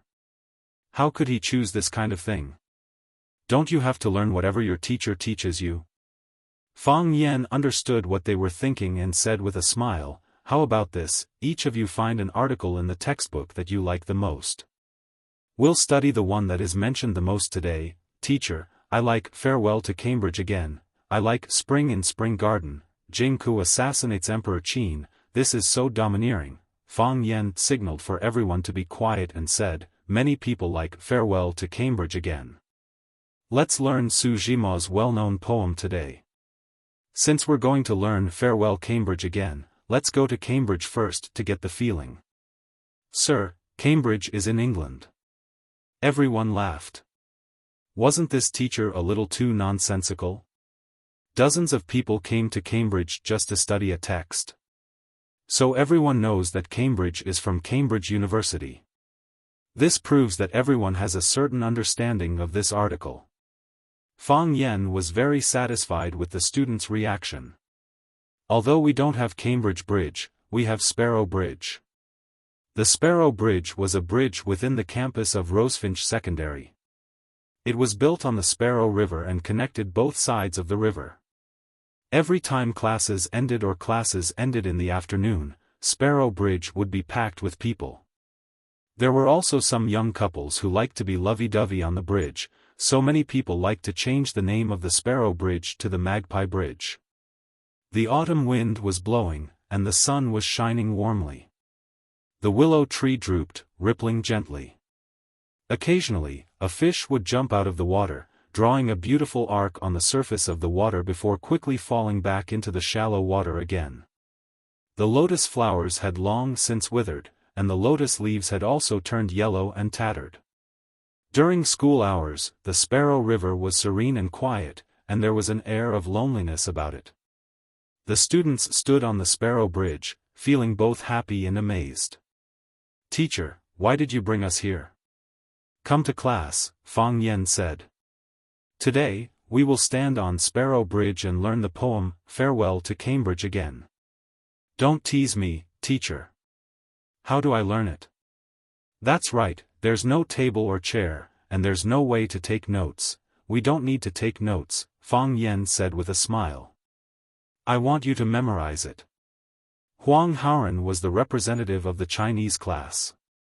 When he heard the commotion, he shouted, everyone, be quiet. It's class time now. Since Mr. Fang brought us out, he must have his reasons. Don't you have any confidence in Mr. Fang? On the first day they met, he was defeated by Fang Yen. However, Huang Haoren did not bear a grudge against Fang Yen. Instead, he became his loyal supporter. Moreover, after the incident, Lu Chaoga sent someone to call Huang Haoren to her office to ask about the conflict between Fang Yen, Zheng Guodong, Li Yang, and Chen Tao. Huang Haoren was not threatened or tempted by Zheng Guodong. Instead, he calmly explained the situation and expressed his and the other students' dissatisfaction with Zheng Guodong and the other two. This was also the reason why Lu Chaoga knew that Fang Yen had been wronged and stood up for him during the meeting. Fang Yen was not surprised by the change in Huang Haoren's attitude. Who did not pursue idols and heroes? I am beautiful and strong. This was Fang Yan's view of himself. Perhaps it was biased, but he firmly believed so. Fang Yen scanned the surroundings and said, "Everyone, wait." Then, he quickly ran toward the other side of the bridge. 10 minutes passed, and Fang Yen was nowhere to be seen. Instead, an ebony boat was cruising leisurely on the surface of the Sparrow River. "It's Baldy," a student shouted. Baldy was the school's security guard.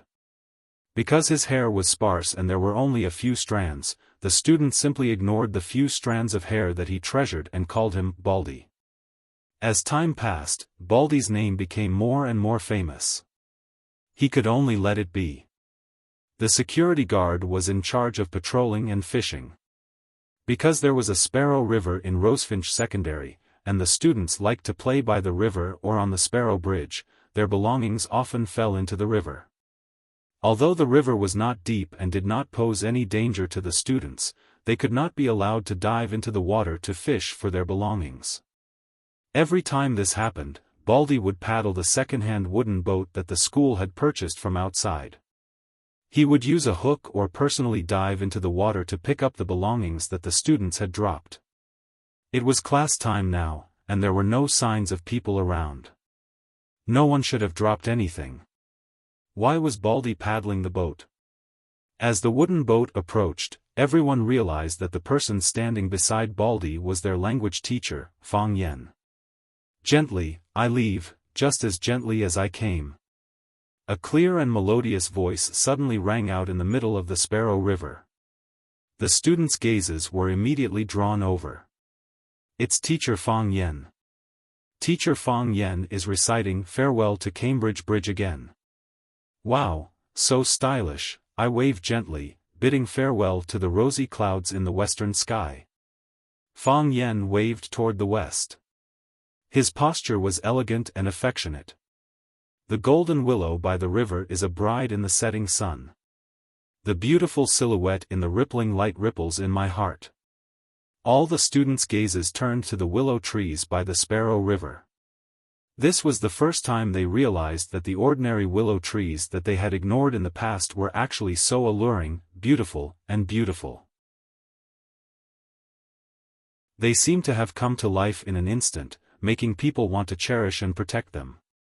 They wanted to give them a proper name and respect. The grass under the soft mud, swaying in the water. In the gentle waves of the Kong River, I am willing to be a water plant. Fang Yen squatted down, scooped up a handful of water plants from the bottom of the river, and smelled them bashfully. The noise stopped, and the Sparrow Bridge was silent. Everyone was brought into this poetic and picturesque scene. That handsome young man in a Chinese tunic suit, that scholarly man holding a weed in his hand, wasn't he the famous poet who had just returned from Cambridge? The pool under the elm is not a clear spring, but a rainbow in the sky. Crushed among the floating weeds, a rainbow-like dream settles. Seeking dreams? Propping a long pole, drifting toward the greener grass. A boat full of starlight, singing in the splendor of the starlight. Fang Yan's voice became more sonorous and powerful, full of passion. The students' expressions became more and more serious, and many of them even clenched their fists. But I can't sing. Silence is the song of farewell. Even the summer insects are silent for me. Silence is the Kong Bridge tonight. Fang Yan's voice became low, as if he was leaving his most intimate lover. The students on the bridge were infected by this atmosphere. They were depressed, and their eyes were wet. I leave quietly, just as I come quietly. I wave my sleeves, not taking away a cloud. Fang Yen waved to the students on the shore. The ebony boat passed through the Sparrow Bridge, out of the students' sight. They were stunned on the spot, and their chests were filled with love and poetry.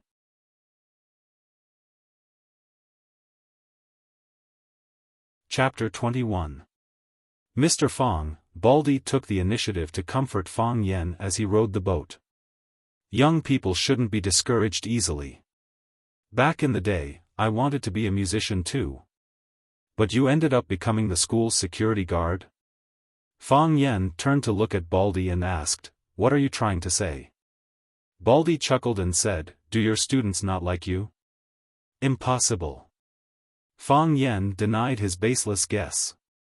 I'm not bragging, but if Rosefinch Secondary were to select the top 10 most popular teachers of the year, I would definitely be number 1. Then why aren't they applauding? Baldy asked, puzzled. Although I'm not cultured, I think the poem you recited just now was quite cultured. That was a recitation. An emotional recitation, Fang Yen corrected him. Yes, yes. Recitation. I think your recitation was quite emotional, but why didn't they feel anything at all? Look, these little brats didn't applaud for you. That's because it's not time yet. Fang Yen stretched out 3 fingers and then pressed them down one by one, counting, 3, 2, 1. Applaud. Clatter, as if it had been discussed beforehand, applause rang out on Sparrow Bridge, mixed with the shouts of the students. Mr. Fang, you're too handsome. You're too handsome. You're Sujima. Appa, Appa, you're my Prince Charming, Mr. Fang, we also want to take a boat. Fang Yen ignored Baldy's look of surprise and admiration and said, Baldy, row the boat back. Baldy was very angry and said, when you went to borrow a boat from me just now, call me Captain Kai. You can't burn the bridge after you've used me.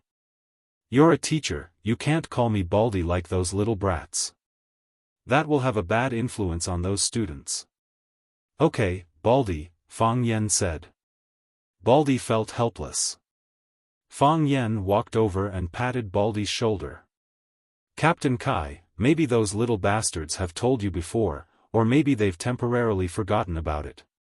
But, thank you. Every student who graduates from Rosefinch Secondary will have a memory of Baldy paddling a long pole in the Sparrow River. You're inconspicuous now, but in the future, in their memories, your bald head will shine with a golden light. Baldy rubbed his eyes and said with reddened eyes, everything about Sparrow River is great, but there are a lot of bugs. Mr. Fang, you can just call me Baldy. I love to hear it. Alright, Baldy. Fang Yen put his arm around Baldy's shoulders and laughed out loud. The boat stopped by the shore. Fang Yen waved to the students on the bridge and shouted, everyone, come here. Thus, the students surrounded him with a loud boom. Mr. Fang, why did you ask for a boat? Baldy, did you drink today? Mr. Fang, don't tell me you want me to go on a boat and learn poetry? I want you to go on a boat and learn poetry, Fang Yen said with a smile. He could clearly feel that the students in the class were looking at him differently, especially some of the female students. What do you want? I'm a teacher, okay? We're not of the same social class.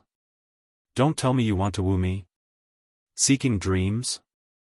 Paddling a long pole to where the grass is greener.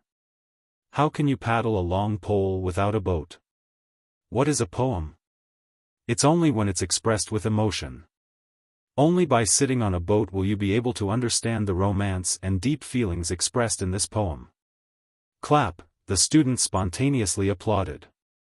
Thus, such a scene happened on Sparrow River today.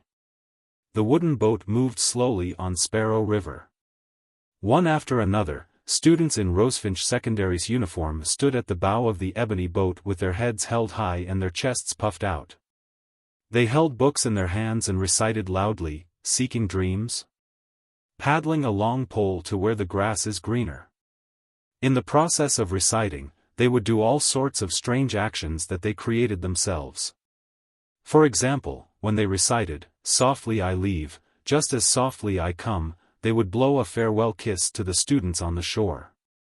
For example, when they recited, the golden willow by the riverside is the bride in the setting sun, they would reveal an intoxicated expression to the girls in the class. This was a poetic recitation, a reenactment of the scene, and a creative expression.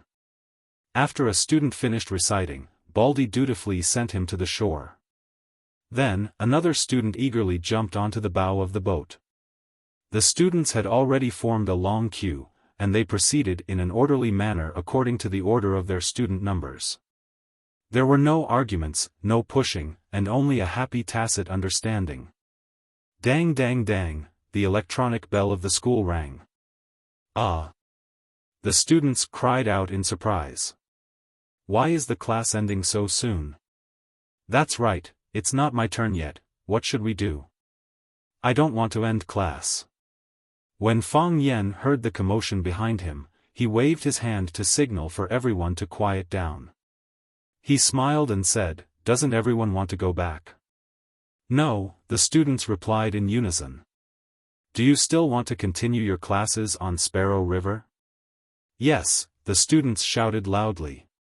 Some of them also shouted with grievance, "Teacher, it's not our turn yet. We've waited for so long. Wouldn't it be too unfair for us to go back like this?" Fang Yan nodded to show that he understood everyone's thoughts. He said, "Then let's continue. The next class is still Chinese. Have you forgotten?" Yay, the students cheered, and some of the more active students even jumped in joy. However, the end of class brought some negative effects to Fang Yan's class. There were too many onlookers. The originally quiet and desolate Sparrow River was now crowded with people. Many students in school uniforms rushed over in groups of 2s or 3s. They pointed at the ebony boat on Sparrow River, and they were very curious about this new teaching method. In Rosefinch Secondary, or rather, in the entire world of Wuxia High School, there was no teacher who would use this method to teach students farewell to Cambridge again. Bang bang. Someone knocked on the office door. Lu Chaoga covered the financial aid proposal for needy students in her hands and shouted, "Come in." The plump Zheng Jing jogged in. First, he eagerly filled Lu Chaoga's teacup with hot water. Then, he said with a smile, "Principal Lu, something strange happened in the school." "What strange thing?" Lu Chaoga asked expressionlessly. Although she knew that Zheng Jing was the lackey and informant that person had arranged to be by her side, she really needed such a lackey and informant in the school. He was the first to report to her many interpersonal relationships and the latest, interesting news that happened in the school. Zheng Jing handled this area very well. There were no mediocre people in this world. It was just that you didn't know your place. That new teacher. Fang Yan, Zheng Jing said with a chuckle. He brought the students of Class 9 to Sparrow Bridge. He got Baldy to row the boat with the students on Sparrow River. Lu Chaoga stood up abruptly. This bastard. What was he trying to do? Didn't he know that Zheng Tiancheng's people were watching him like a hungry tiger? Lu Chaoga felt that she had done something stupid. Why did she keep this person who didn't look like a good person? Was it because he helped her improve that stairway to heaven? Lu Chaoga was in a bad mood. She felt that ever since Fang Yan came, her work had become more challenging. Why did he do that? Lu Chaoga asked. Seeing that Lu Chaoga was suppressing her anger, Zheng Jing began to add fuel to the fire. He said, "I asked around. He said that he brought the students to learn something called farewell to Cambridge again. Is there such a teaching method? Just to learn a poem, he brought the students to risk their lives on Sparrow River. What if something happened to the students? Who would be responsible for it? Teacher Fang Yan is still too young. He doesn't use his brain when doing things. This time, I'm afraid that Headmaster Zheng is going to make a move on him. Headmaster Lu spent so much effort to protect him, but he doesn't know how to cherish it." "Are you done?" Lu Chaoga stared at Zheng Jing and asked. "Headmaster Lu, bring me to have a look," Lu Chaoga said. "That's too much."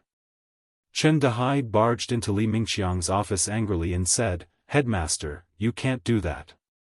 If anything happens to the students, wouldn't the parents rush in and tear us apart?" Li Mingqiang and Chen Dehai had a close relationship, and they both belonged to Zheng Tiancheng's camp. Therefore, his words and actions were more straightforward. Li Mingqiang gestured for Chen Dehai to sit down and said, "Old Chen, what happened again?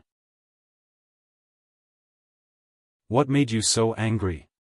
"It's that stupid Chinese teacher. He didn't teach properly during class time and brought the students to Sparrow River to row. Who would be responsible if the students' homework was delayed? Who would be responsible if anything happened to the students? This is Rosefinch Secondary, not a community kindergarten. Li Mingxiang's eyes lit up and he said with a smile, "This stupid is really daring. However, doesn't this give us a good reason to chase him out?" Chen Dehai squinted his eyes and smiled. He said, "This time, let Old Merchant do the firing." Old Merchant is the leader of the first year's Chinese team. It's appropriate for him to do the firing. Li Ziqiang nodded while thinking. If we take down Fong this time, our beautiful principal's face will definitely be ugly, right? Headmaster, take the opportunity to comfort her. Maybe you can get intimate with her, Chen Dehai said in a flattering manner.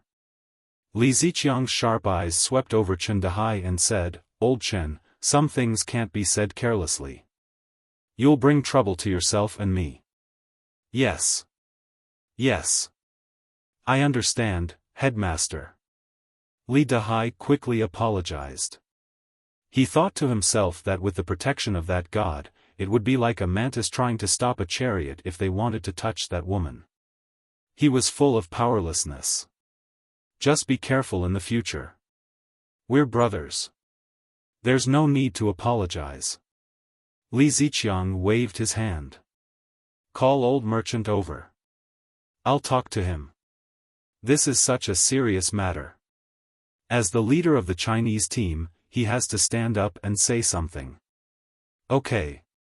Headmaster. I'll go get him now. Chen Dehai agreed with a smile. Last time, he managed to escape. This time, let's see how he escapes. Old Chen, that's not right. We're trying to calm down the teachers of Rosefinch Secondary and chase some black sheep out of the school. Headmaster, you're the best. Chen Dehai and Li Ziqiang looked at each other and laughed heartily.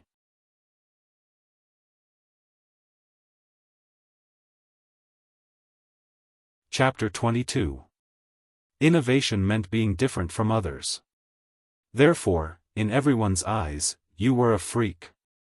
Fang Yan didn't think of himself as a freak, he was just he thought about it seriously, then softly said to himself, a dreamer.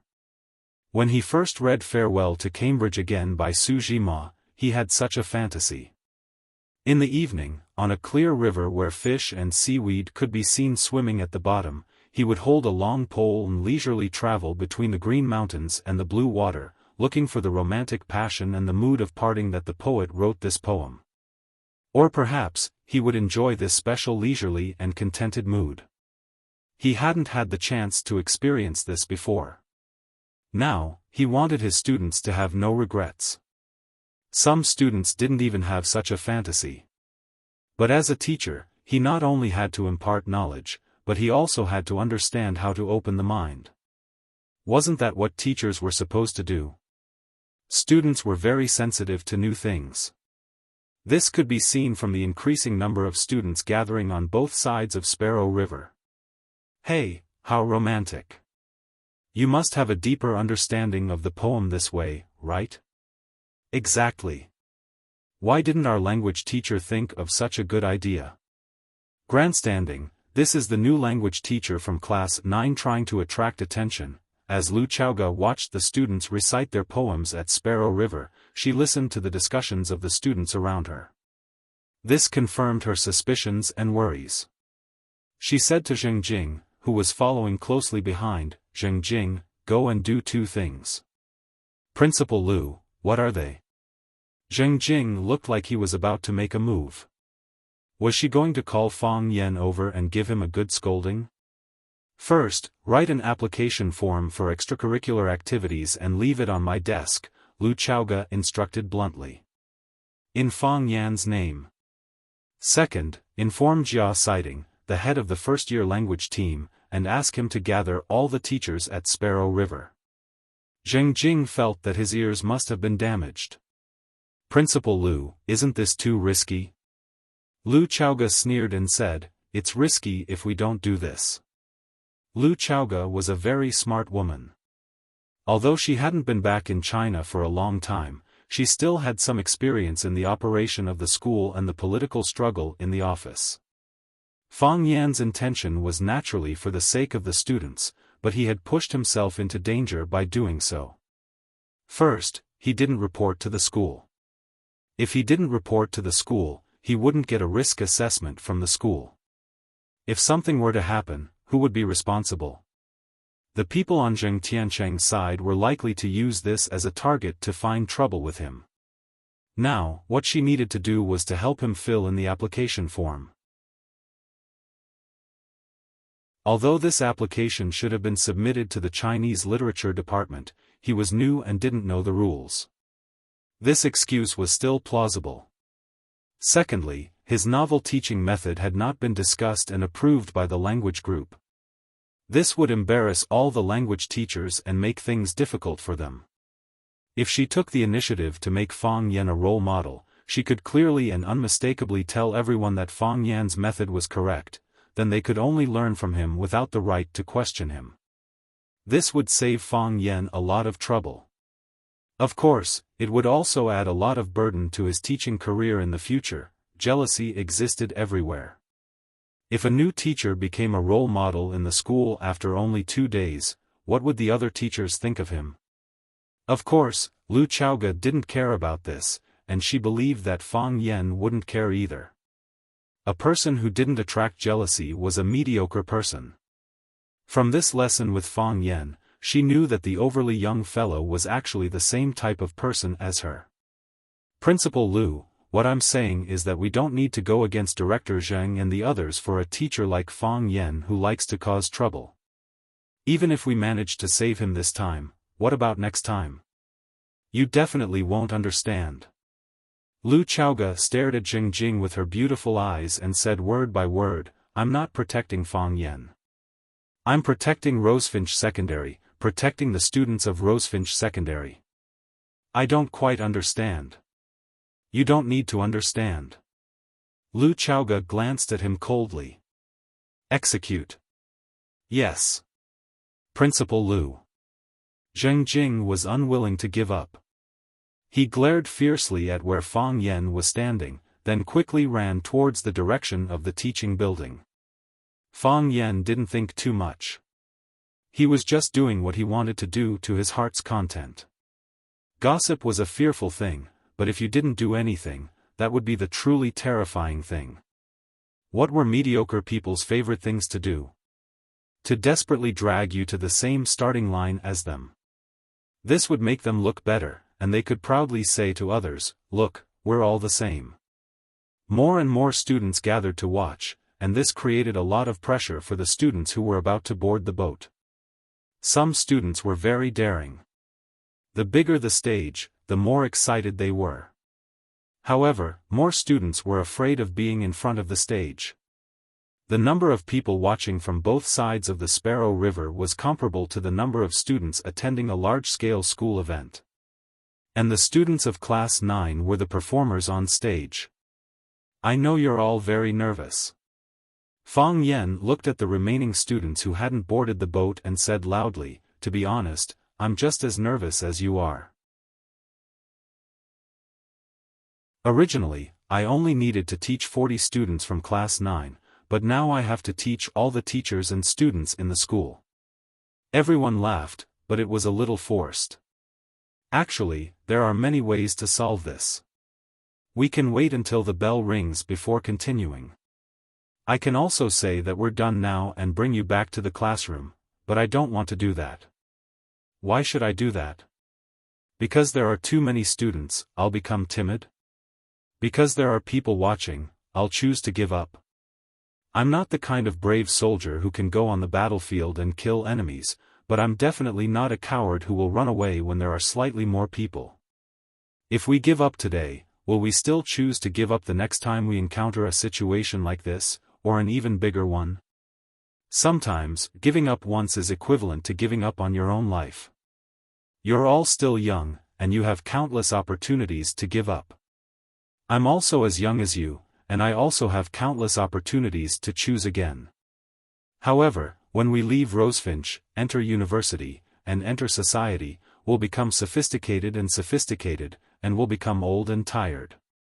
At that time, we'll definitely regret giving up today. Fang Yan raised his voice and asked loudly, "Now tell me, will you choose to fight like a brave soldier, or will you choose to be a deserter and a coward?" "I'll go," a tall male student shouted loudly. His name was Zhao Lei, and he was the student who gave Zheng Guodong, Chen Tao, and Li Yang the leave slip before class. Fang Yan had a deep impression of him. His face was flushed, and he was stirred up by Fang Yan's words. He wanted to immediately go to the battlefield and be a soldier who fought fiercely. "I'll go. I'll go. I'm not afraid of many people." "Why do you have to go?" "Before, it was arranged according to the student number, and now it's my turn." A girl wearing glasses shouted angrily. Fang Yan chuckled at the side. These students had made the right choice. Of course, it was under his wise leadership. Lu Chaoga looked at this scene from afar, and her heart felt infinite joy and gratification. "Maybe it's not bad to break through this guy," Lu Chaoga murmured. Zheng Guodong, Li Yang, and Chen Tao also came. In order to gain sympathy, Zheng Guodong's eyes were still covered with gauze, and Li Yang and Chen Tao's faces were also covered with red medicine. The medicine was distributed very unevenly. It seemed that the nurse who did it was very amateur. After the three arrived, they didn't greet Fang Yan. They just stood far behind the crowd, and looked at Fang Yan with eyes full of malice. They originally wanted to spend another 2 days in the ward, and sent a message to Zhao Lei to help them ask for a day off. They didn't expect Zhao Lei to quickly send them a message: "If the teacher doesn't approve the leave slip, you can either come to class or skip class." They also thought of fighting with Fang Yan to the end, but Chen Tao's words woke them up. "If we don't go, won't that bastard have an excuse to drive us away?" Therefore, they immediately packed up and jogged to school. When they arrived at the classroom, they found it empty. After asking the students in the next class, they found out that the teacher had brought all the students to Sparrow River for class. Although they didn't understand why they were having class here, they could only jog over to join the group. They ignored Fang Yan, and Fang Yan also didn't take the initiative to talk to them. He only whispered to Huang Haoran, who was standing beside him, that Zheng Guodong, Li Yang, and Chen Tao were absent for a period without reason. "I'll write it down," Huang Haoran said cooperatively. The class continued, and the recitation continued. The students who boarded the boat later didn't get stage fright because there were too many onlookers. Instead, they used all their strength and put in more effort. The recitation became more and more emotional, and the performance became more and more exquisite.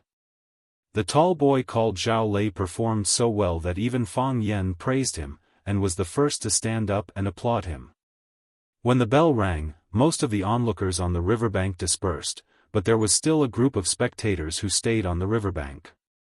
Lu Chaoga, Li Mingxiang, Chen Dehai, and a large group of familiar and unfamiliar Rosefinch secondary teachers stood guard at the side. Fang Yan couldn't help but smile bitterly. He knew things would get out of hand. The last to board the boat was a girl.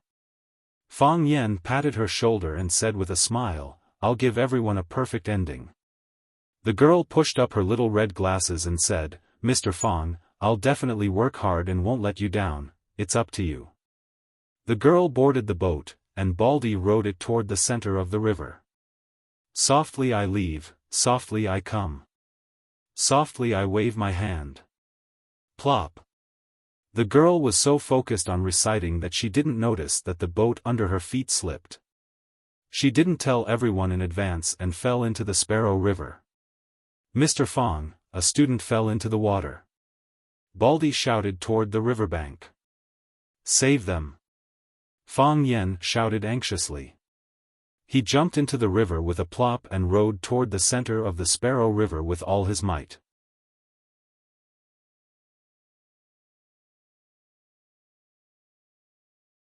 Chapter 23. The atmosphere in the conference room was tense, and the air was filled with the smell of gunpowder. The school leaders of Rosefinch Secondary had held meetings for 2 consecutive days just to deal with a teacher. This was something that had never happened in the history of Rosefinch Secondary. The principal of Rosefinch Secondary, Zhang Xiaofan, played with the cigarette in his hand and scanned the room. "Everyone, please speak." No one spoke. "What? No one wants to speak?" Zhang Xiaofan grinned. "Clamoring for a meeting, but now that everyone is here, no one is willing to speak. What's going on?" Lu Chaoga sat up straight, but she was drawing on her notebook with a pencil. She was drawing a snowfield, a very difficult flower arrangement technique. She was only looking for inspiration now, so she didn't dare to ruin those expensive flowers. Li Mingqiang crossed his arms and lowered his head. No one knew what he was thinking. Everyone else also lowered their heads and maintained a meditative state. "If no one wants to speak, shall I announce the end of the meeting?" Zhang Xiaofan said as he knocked on the table with his fingers. "Principal, it's not that we don't want to speak, but we don't know how to say it," Jia Siding, the leader of the language team, said with a troubled expression. Originally, Fang Yan was not qualified to attend today's meeting.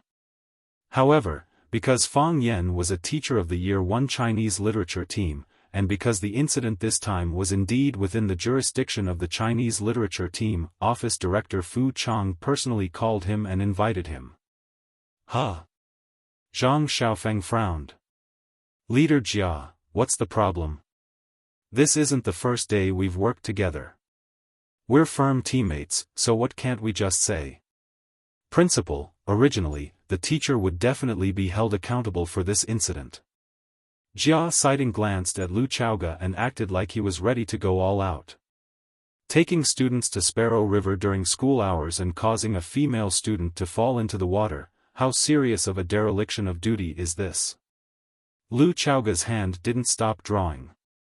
She didn't even raise her head as she said, "Team Leader Jia, you still don't understand the situation.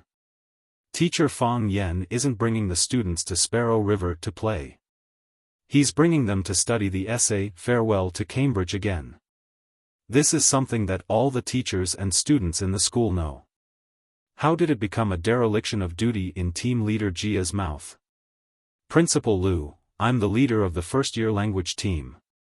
You said that Fang Yan brought students to Sparrow River to study, but why didn't I see any applications from him? Not only did I not see it, the entire Chinese literature team did not see it either. Also, for every novel teaching method, we need to discuss it in the language group. If the results are good, we will strongly support it. If the effect is not good, it will waste time and energy. We will stop it in time. Let's not discuss whether Mr. Fang's teaching method is good or not. He didn't inform us in advance, which is a violation of the system. Jia Siding looked at Lu Chaoga and pleaded, "Principal Lu, you have to understand our difficulties. If all the teachers in the Chinese literature team did what Fang Yan did and deviated from the lesson plan to mess around, wouldn't our work be a mess? If that happened, we would delay the students' precious time and affect their grades. I can't afford to take responsibility for that." Crack, she used too much force, and the pencil in Lu Chaoga's hand snapped. Lu Chaoga closed the notebook in her hand and stared at Jia Siding with a sharp gaze. She said, "Who said that Fang Yan didn't write an application report? His report is lying on my desk right now. I've already asked Dean Zheng to retrieve it.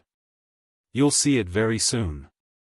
Who knows if you found someone to write it for him at the last minute." Li Mingqiang laughed coldly.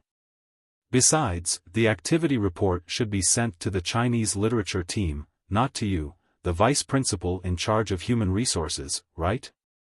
Dean Li, shouldn't we have full trust in our teachers?" Lu Chaoga asked confidently. "Because I was the one who recruited teacher Fang Yan, he's more familiar with me.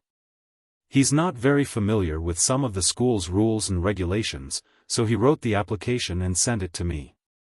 Teacher Fang Yan did make a mistake, but it was only a mistake that violated the procedures. I will criticize and educate him on this and ask him to write a self-reflection. This was the strategy that Lu Chaoge had prepared beforehand. She couldn't fire a new teacher just because he wasn't familiar with the procedures, right? She didn't give him any time to catch his breath. She immediately took the initiative and aimed at Jia Siding. Team leader Jia, you said that every novel teaching method needs to be discussed at a meeting of the Chinese literature team. Then I'd like to ask you a question. From last year to this year, how many novel teaching methods have the Chinese literature team discussed and approved? This. Not a single one. Lu Chaoge threw out the answer directly. You mean to say that the current teaching method is the best, and there's no need to make any changes? It's been passed down for so many years, so of course it has its advantages, Jia Siding argued. Of course, there will be some flaws and inadequacies, but our teachers have rich work experience, so they'll self-correct in the process of teaching. Then you sure have it easy as the leader of the Chinese literature team. Lu Chaoge sneered. I have to thank the school leaders for their trust and the support of my colleagues. Some colleagues who don't support or cooperate make me feel very sorry. Jia Siding was a Chinese literature teacher, so he was very eloquent. Even when Lu Chaoge argued with him, she couldn't gain the upper hand. Team leader Jia, society is advancing, and the demand for talents is constantly changing. Our Rosefinch secondary students have to adapt to the trend, and even guide it, not teach them to be bookworms who only know how to read books. Vice Principal Lu, you might be too pessimistic about our school's students. Li Mingqiang laughed and said, our Rosefinch secondary students can enter a very good university after graduation. The students who have graduated from university and started working have also achieved very good results in society. Principal Xiaofan, I'm right, right? Last time, I even suggested to you that when Rosefinch Secondary's 50th anniversary, we must invite more outstanding graduates to participate in the school's activities. Zhang Xiaofang nodded and said, that's true. But Vice Principal Lu has just returned to China, so you don't have a clear understanding of our school's situation and the employment situation of our students. This is understandable. After all, everyone needs to adapt. Li Mingqiang looked at Lu Chaoge and said, Vice Principal Lu, we all know that teacher Fang Yan was recruited by you, and that you have high expectations and feelings for him. However, the school has its rules and regulations, and teacher Fang Yan did break the rules and regulations. It would be fine if nothing happened, but now a student has fallen into the water because of his negligence. The school's parents will come soon. If we can't give them an explanation, I'm afraid it will be difficult for them to accept it, right? Yes. Someone has to stand up and take responsibility. Young people are too radical. Students can't be sloppy in their work. Zhang Xiaofang tapped the table with his fingers and asked, what's everyone's opinion on how to deal with it? Expel Fang Yan. He hasn't passed the school's 3-month probation period. It can't be considered as expulsion, but he didn't pass the probation. Agree to expel Fang Yan. If he doesn't do anything, everything is good. Lu Chaoge said loudly. Teacher Fang Yan is dedicated to the students. Although there are some small flaws, we can't treat this kind of passionate and idealistic teacher. Principal Lu, you can't say that. Is the student falling into the water a small flaw? Li Mingqiang retorted. Everyone knows that the Sparrow River is very shallow. Even if someone falls into the water, there won't be any danger. What if his head accidentally hits a rock when he falls into the water? You're making wild guesses. Isn't that also wild guesses? Of course, it's good that the student is fine. If something happens to the student, it will be too late for us to regret it. Therefore, we must deal with this kind of teacher who has no discipline and organization. Dong dong dong, Zhang Xiaofang knocked on the table and said, everyone, let's vote. Those who agree to expel Fang Yan, raise your hands. Except for Lu Zhaoge and Zhang Xiaofan, everyone else raised their hands. Zhang Xiaofan nodded and said, the results are out. The school's board of directors has decided to expel the language teacher of grade 1, class 9, Fang Yan. Li Mingqiang and Jia Siding looked at each other. Their faces didn't change, but they were very satisfied with the result. This time, not only did they get rid of the annoying Fang Yan, but they also trampled on Lu Chaoge's prestige. Don't think that you can suppress us just because you came back from abroad. What you learned in the United States is unorthodox. Our teaching methods are traditional and authentic. In fact, through Fang Yan's incident, it wasn't just a matter of whether Fang Yan would stay or not, but a fierce conflict between the school's conservative and reformist factions. The conservative faction had a lot of people and power, and they also had Director Zheng Tiancheng's support. Their attacks were fierce. Lu Chaoge was alone and weak. It seemed that it would be difficult for her to have the right to speak. Zhang Xiaofan looked at Lu Chaoge and said, Teacher Lu, why don't you talk to Fang Yan? Explain it to him and don't let the young man leave with his emotions. In any case, he and our Rosefinch are fated. Principal, I'm afraid I'm not competent. Lu Chaoge coldly said. Zhang Xiaofang's eyes turned cold. He thoughtfully looked at Lu Chaoge and said, Principal Lu, you're in charge of the school's personnel. Why are you not competent? This matter was originally within your scope of work. Because before Fang Yan was expelled, I might have resigned. Lu Chaoge said. If he leaves, I'll leave too. Everyone was shocked.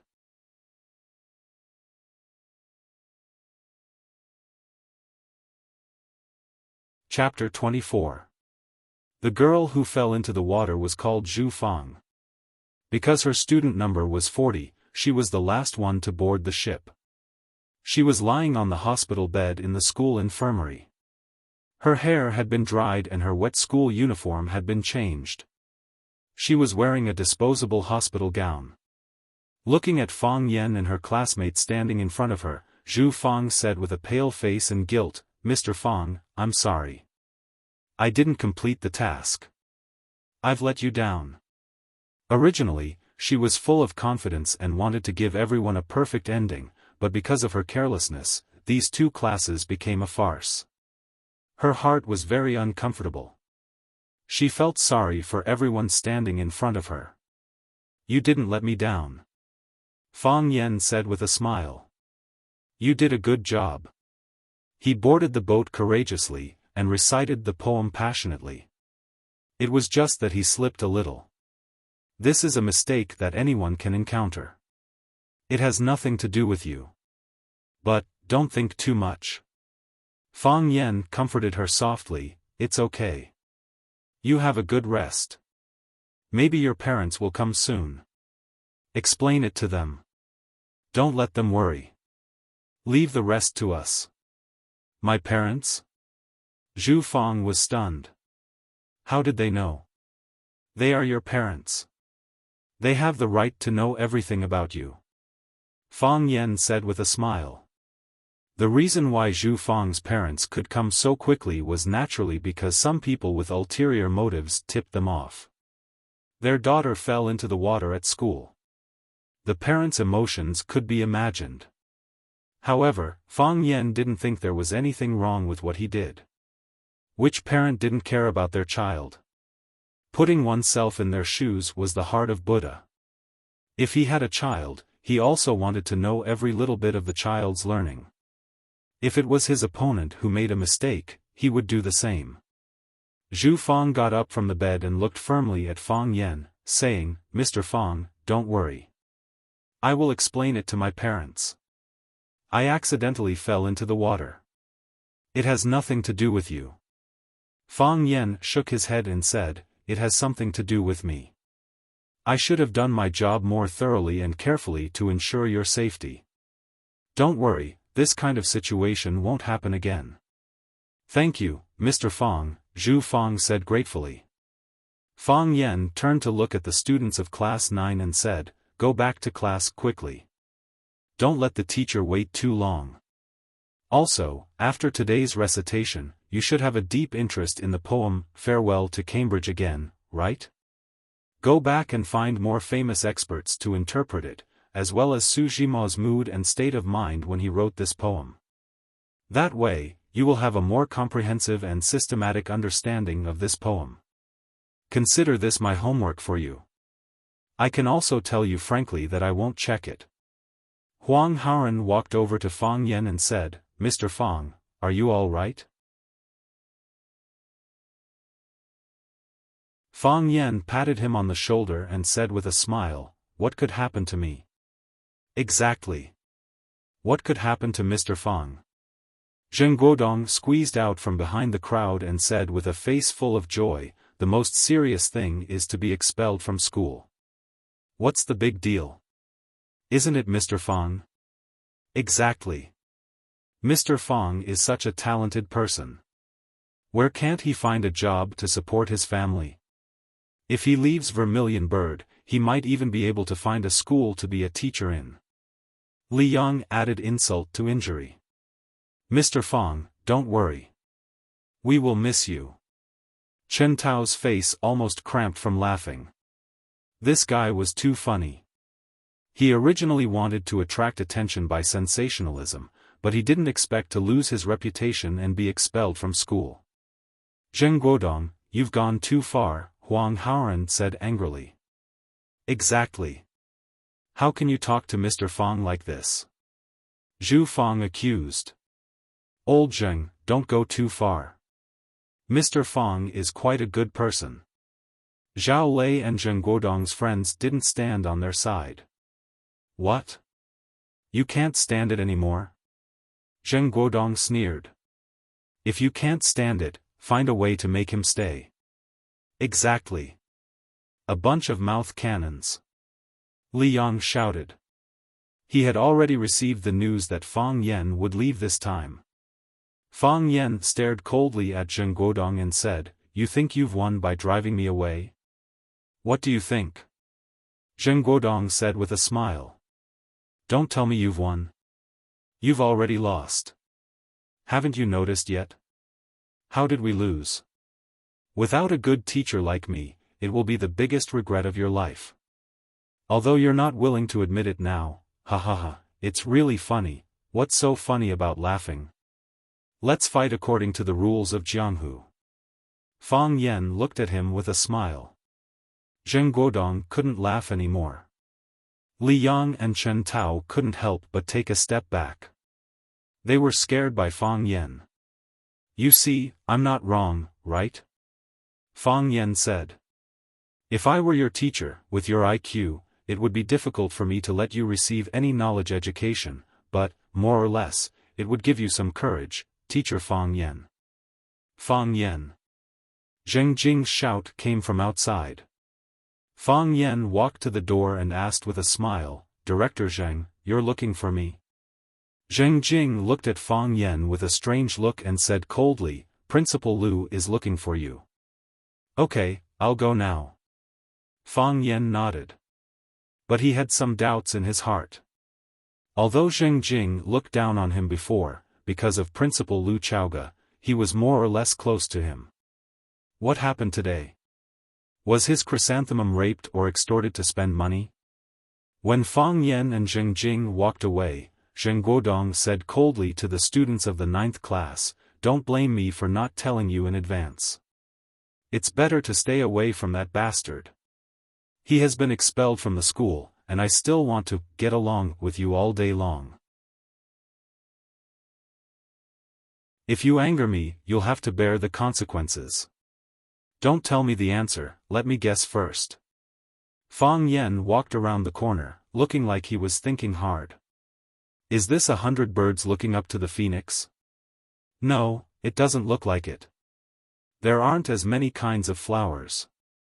This is called a sky full of stars. Also not. Although there are stars in the sky, the number is not enough to describe it as a sky full of stars. Yes, I remember. This is a pig dish. All kinds of seasonings are added in, and the taste is very delicious. Is it a pig dish? Lu Xiaoge even had the thought of dying. You pig idiot, no wonder everyone wants to kick you out of the school. Why didn't I raise my hand when voting just now? You call my colorful beauty a pig butchering dish? You are the pig dish. Wrong? Fang Yan asked carefully. Teacher Fang Yan, come and sit here, Lu Xiaoge said expressionlessly. Okay. Fang Yan answered. Principal Lu, don't be so polite to me, just call me Xiaofan. Xiaofan, it's kind and intimate. Fang Yan was very satisfied with this title. Xiaofan. I'll call you Fang Yan. Lu Xiaoge really couldn't call him that. Is that girl okay? She's fine. She was just accidentally startled. Are you all right? I'm fine, Fang Yan said. Isn't she sitting in front of you in one piece? You are fired, Lu Xiaoge said. Fang Yan was shocked and asked anxiously, are you still giving me my salary for these 2 days? Shouldn't you care more about your students? Lu Xiaoge raised her eyebrows and reminded him. I care about them very much, Fang Yan said. Is my salary paid by the month or by the day? According to the labor law, you have to compensate me for 3 months' salary when you fire me, right? Otherwise, I will sue you for illegal labor treatment. Lu Xiaoge felt it was really difficult to communicate with him. The issue we are discussing is very important. Principal Lu, you can't keep silent at this time. Fang Yan urged. You will make me have a bad guess. I don't know if they will give you 2 days' salary or not. I don't know if they will give you 3 months' salary. Lu Xiaoge tried to make her eyes look directly at Fang Yan's face that made people want to punch him and said, I quit. Fang Yan was quiet. After a long time, he asked, is it because of me? Yes. Also not. It's not easy to do things in China. Fang Yan smiled. Lu Xiaoge frowned and said, what else did Jing Jing say to you? Fang Yan pointed to the bookcase behind Lu Xiaoge and said, it's all in English and French, which proves that your English and French are very good. People like this usually have a background of studying abroad. In addition, I saw your resume on the school's official website. You are the education queen of American high school, but when you come back to China, you hit walls everywhere. It must be a very bad feeling, isn't it? You understand everything? I don't understand what I shouldn't understand, Fang Yan said. That's right. Lu Xiaoge decided to let go of her modesty and have a good talk with Fang Yan. The things this young man had brought her surprises again and again. Of course, there were also scares. Your thing is just a prelude. The real reason why I quit is because, this school is too conservative. They invited me back just to set up a signboard, to tell the outside world that their school can accommodate talents, and the best high school teachers in the United States are also hired by them with high salaries. But when I have any ideas, they restrict me in every way, so that my hands and feet are tied, and I can't do anything. So when you see me, it's like you see a bright light in a direction? Fang Yan asked shamelessly. I am the star in the sky, the navigation tower in the sea, and the guide for you to reach the other side? Yes. Lu Xiaoge resisted the urge to vomit and said with gritted teeth. You support me because you see the hope of reform in me, Fang Yan continued. You want me to help you charge and break through the enemy lines, to tear open holes in their solid camps and rigid minds. In fact, we are the same kind of people. No, you are my people. Lu Xiaoge corrected Fang Yan's statement.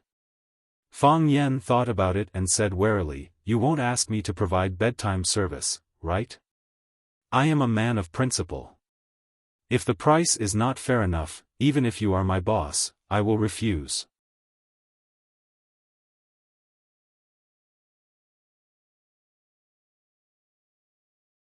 Chapter 25. Fang Yan. Lu Chaoga finally couldn't help but throw a magazine in front of her at him. I mean, you are working for me. You fight for me, and I provide security for you from behind so that you won't be attacked.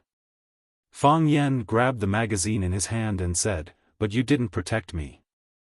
I was killed. As compensation, I chose to die with you, Lu Chaoga said.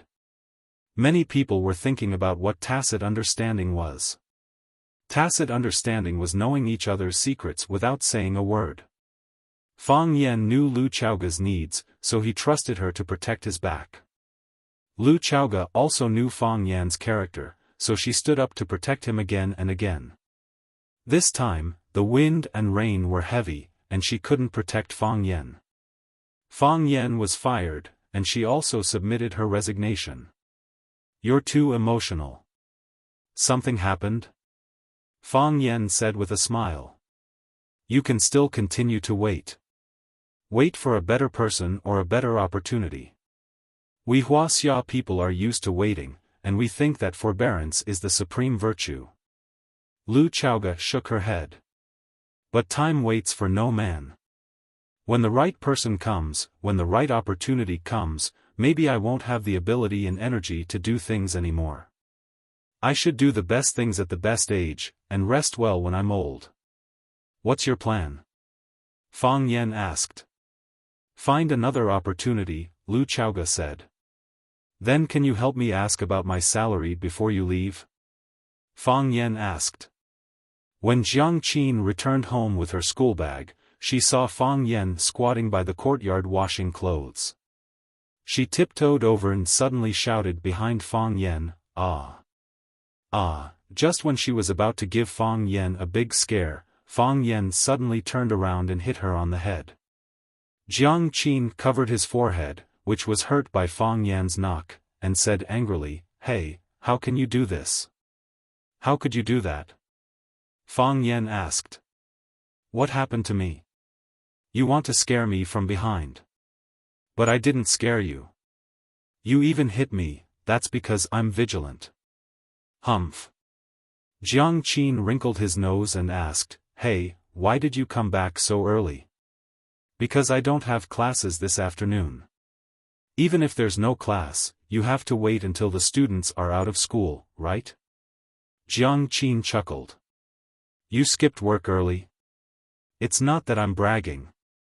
Fang Yan picked up the clothes in his hand from the bucket, unscrewed the water, and hung them on the clothes hanger.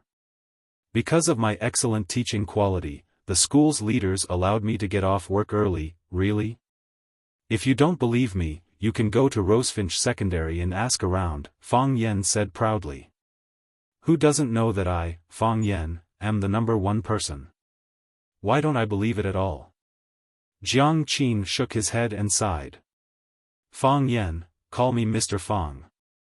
Teacher Fang Yan, you have the face of a liar, don't you know? Really? Fang Yan looked at the mouth of the well. No? The facial features are quite good. Jiang Qin suddenly thought of something and said, Teacher Fang Yan, are you free tonight? Aren't I going to tutor you? Of course. Jiang Qin nodded. In name, it's tutoring, in reality? Accompany me to a place, Jiang Qin said. Why? Fang Yan rolled his eyes and turned to leave. Tonight, a girl in our class is celebrating her birthday. She invited our classmates to a bar to play. There are a lot of beautiful girls there. Girls nowadays, they're so young and they're already so naughty. Fang Yan was very angry. What bar? I'll go and teach them a lesson. The corners of Jiang Qin's mouth curled into a faint sneer as he said, just cooperate obediently. When the time comes, I'll take you there. Let me be clear with you in advance. Although they are your classmates, when I criticize and educate them, you can't stop me. As a teacher, I have my own principles and bottom line. You should check if you have underwear first. Jiang Qin said sarcastically and ran into the house with his backpack. Fang Yan touched his crotch. It was cold inside. Girls nowadays even know that the teacher doesn't wear underwear. This is too much. Fang Yan was no longer a teacher at Rosefinch Secondary, but he still enjoyed the treatment of a Rosefinch Secondary teacher. At least, it was like this at Sister Li's house. In order to buy Fang Yan's heart and let Fang Yan tutor her daughter, Sister Li made a more sumptuous meal tonight. Fried beef ribs, pickled intestines, scrambled eggs with tomatoes, minced vegetables with garlic, and a big bowl of white sea soup. Poor mothers-in-law, no, poor mothers-in-law. Fang Yan was full of guilt while eating. He thought to himself, I should take some time to teach this little girl. I don't know how bad her language results are. Jiang Qin had a small appetite. He put down his bowl and chopsticks and ran upstairs. When Fang Yan was full, Jiang Qin came down with his backpack and said to Jiang Dai and Sister Li, Dad, Mom, I'm going to Mr. Fang's house to tutor me. Sister Li couldn't stop smiling. She nodded and said, Okay. Okay. Go. Don't be too late and disturb Mr. Fang's rest. Then he turned to Fang Yan and said, Fang Yan, thank you. Jiang Dai raised his glass and said gratefully, Mr. Fang, let's drink. Auntie Li slapped him and scolded, You drunkard who hasn't had enough to drink. Teacher Fang still needs to tutor his daughter. What if she gets drunk? Jiang Dai laughed and didn't say anything. Fang Yan had a good impression of this man. He smiled at him and said, Brother Jiang, don't worry. I'll tutor Jiang Qin well. Jiang Qin rolled his eyes and didn't agree with Fang Yan's words. Fang Yan opened the door of his room, and Jiang Qin followed him in with his backpack. Jiang Qin glanced around and said, I'm going to use the bathroom first. It's just tutoring. Fang Yan said hesitantly. You don't need to take a bath, do you? Jiang Qin was so angry that he laughed and said, You want to be a teacher with this kind of ideological awareness? You don't even let children go. Fang Yan felt that he was wronged. He kindly reminded her that she didn't need to take a bath. How could it be not let go? Don't peek. Jiang Qin instructed her, then slammed the bathroom door shut with a bang while carrying his backpack. Soon, there was a rustling sound inside. I hate it when people come to challenge my weakness. Fang Yan said snappily. What did you say? Jiang Qin's ears were sharp and asked. I said come out quickly. We're going to start tutoring. Fang Yan said. He had to find a way to improve this girl's academic performance. Jiang Qin was silent. After a while, the door of the bathroom was pushed open from the inside. Jiang Qin stood at the door, which made Fang Yan have a ridiculous feeling of time travel. Is this still Jiang Qin? She completely subverted Fang Yan's previous understanding of her. What was Jiang Qin like before? She wore a blue school uniform with long hair or a ponytail. Her eyes were bright and her appearance was delicate and lovely. Although she was a little weird, she was very obedient and sensible in front of her parents. She was a standard girl who met the aesthetic standards of a middle school student. Now, Jiang Qin wore a small black skirt, a white sleeveless t-shirt, and a small cobweb coat. Black stockings wrapped around her slender and sexy legs, and the high heels revealed a mature temptation that was very incongruous with her age. Her lips were bright red as if they were dripping blood. Her eyelashes were curved because she wore contact lenses. In such a short time, a pure and beautiful girl became a nightclub princess? Fang Yan heard the sound of something breaking in his heart.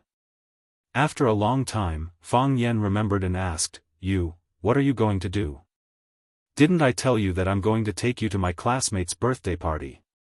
Come on, change clothes. Change clothes? Fang Yan asked. Jiang Qin pointed to the Chinese tunic suit on Fang Yan and said, Are you going to wear this to go out with me? It's too old-fashioned. Where can I put my face? Fang Yan tried hard not to fly into a rage. This damn girl, I'm a dignified high school teacher, and I'm going to attend a classmate's party with a little kid. If others know, where can I put my face? Jiang Qin rummaged through Fang Yan's room and said helplessly, "Don't you have a reliable set of clothes?" "My clothes are quite reliable," Fang Yan said. "I don't have unreliable clothes." When Fang Yan ran away from home, in order not to arouse his family's suspicion, he wore a long robe and swaggered out. The boys and teachers of Rosefinch Secondary all wore buttonless Chinese tunic suits, which were specially purchased by him in order to be a teacher. Now he only had these two sets of clothes, and he didn't even have time to buy a change of underwear. Forget it. Jiang Qin was really disappointed with Fang Yan. This one. Although it's old-fashioned, it doesn't look wretched. Fang Yan really wanted to cry. Her expectations of herself were so low that they were beyond tragic. "Jiang Qin!" Fang Yan shouted. "What?" Jiang Qin ran to the window and glanced outside. "Keep your voice down. Don't let my parents hear you. I want to talk to you," Fang Yan said. In Jianghu, people who received a drop of water from others would definitely repay it with a spring. He had eaten 2 meals from Sister Li. How many drops of water was that equivalent to a drop of water? Therefore, he couldn't just watch Sister Li's daughter go astray. "If you want to persuade me to study hard and make progress every day, and not to go out in this kind of boring party in the middle of the night dressed so sexily, then please keep your mouth shut." Fang Yan could only shut up. She had said everything she wanted to say. "Let's go." Jiang Qin stepped forward and held Fang Yan's arm. "Mr. Fang, the beauties are waiting anxiously." Fang Yan's eyes flashed, and he said fiercely, "I'm going to teach them."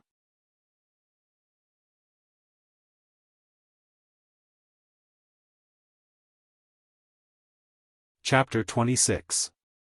People like to pursue things they didn't have. For example, children like to wear adult shoes, and Jiang Qin liked to wear lipstick and eyeliner to pretend to be mature and sexy. They knew that youth was their greatest asset.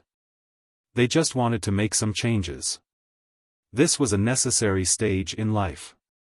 Therefore, Fang Yan didn't stop them. Instead, he chose to be obedient and accompany them. The taxi stopped in front of the bar. Fang Yan turned to look at Jiang Qin and said, "You promised me, after tonight, you will accept my tutoring and study hard to improve your language results." "I know, Mr. Fang," Jiang Qin said sweetly. The taxi driver was shocked. He peeked at the two of them in the rearview mirror and wondered what kind of relationship they had. A male teacher bringing a female student to a bar. Wasn't this world too messy? Fang Yan took out his wallet to pay the fare. When the taxi driver gave him change, he asked with a smile, "Which school are you a teacher at?" "Number 1 Middle School," Fang Yan answered casually. "Sigh, this school is good." The taxi driver sighed and sped away. He had already made up his mind that he would never let his son apply for number 1 Middle School. Pirate Bar. It was said that it was the favorite bar of Huaqing students. It was obviously not the first time Jiang Qin came to such a place. He led Fang Yan in with ease. "They're in a private room. Let's go over." The bar was too noisy. Jiang Qin leaned forward and whispered into Fang Yan's ear. Fang Yan nodded and looked around. This bar catered to the students' preferences. There were private rooms for friends to meet and dance to their heart's content. In addition, it wasn't expensive, so the students didn't feel pressured. Most of the people around were young. Although they had changed or put on makeup, Fang Yan could still tell that they were students from their eyes and movements. There were also some unscrupulous men mixed in. Obviously, they wanted to take advantage of these young female students. Fang Yan's heart twitched as he watched. Why did these men have no bottom line? "Let's go." Jiang Qin noticed that Fang Yan's gaze had been lingering on the girls who were wearing revealing clothes. He retreated and pinched Fang Yan's arm in an unfriendly manner. "Be gentle." Fang Yan frowned. "Put on your clothes properly, your shoulders are showing." "Tisk."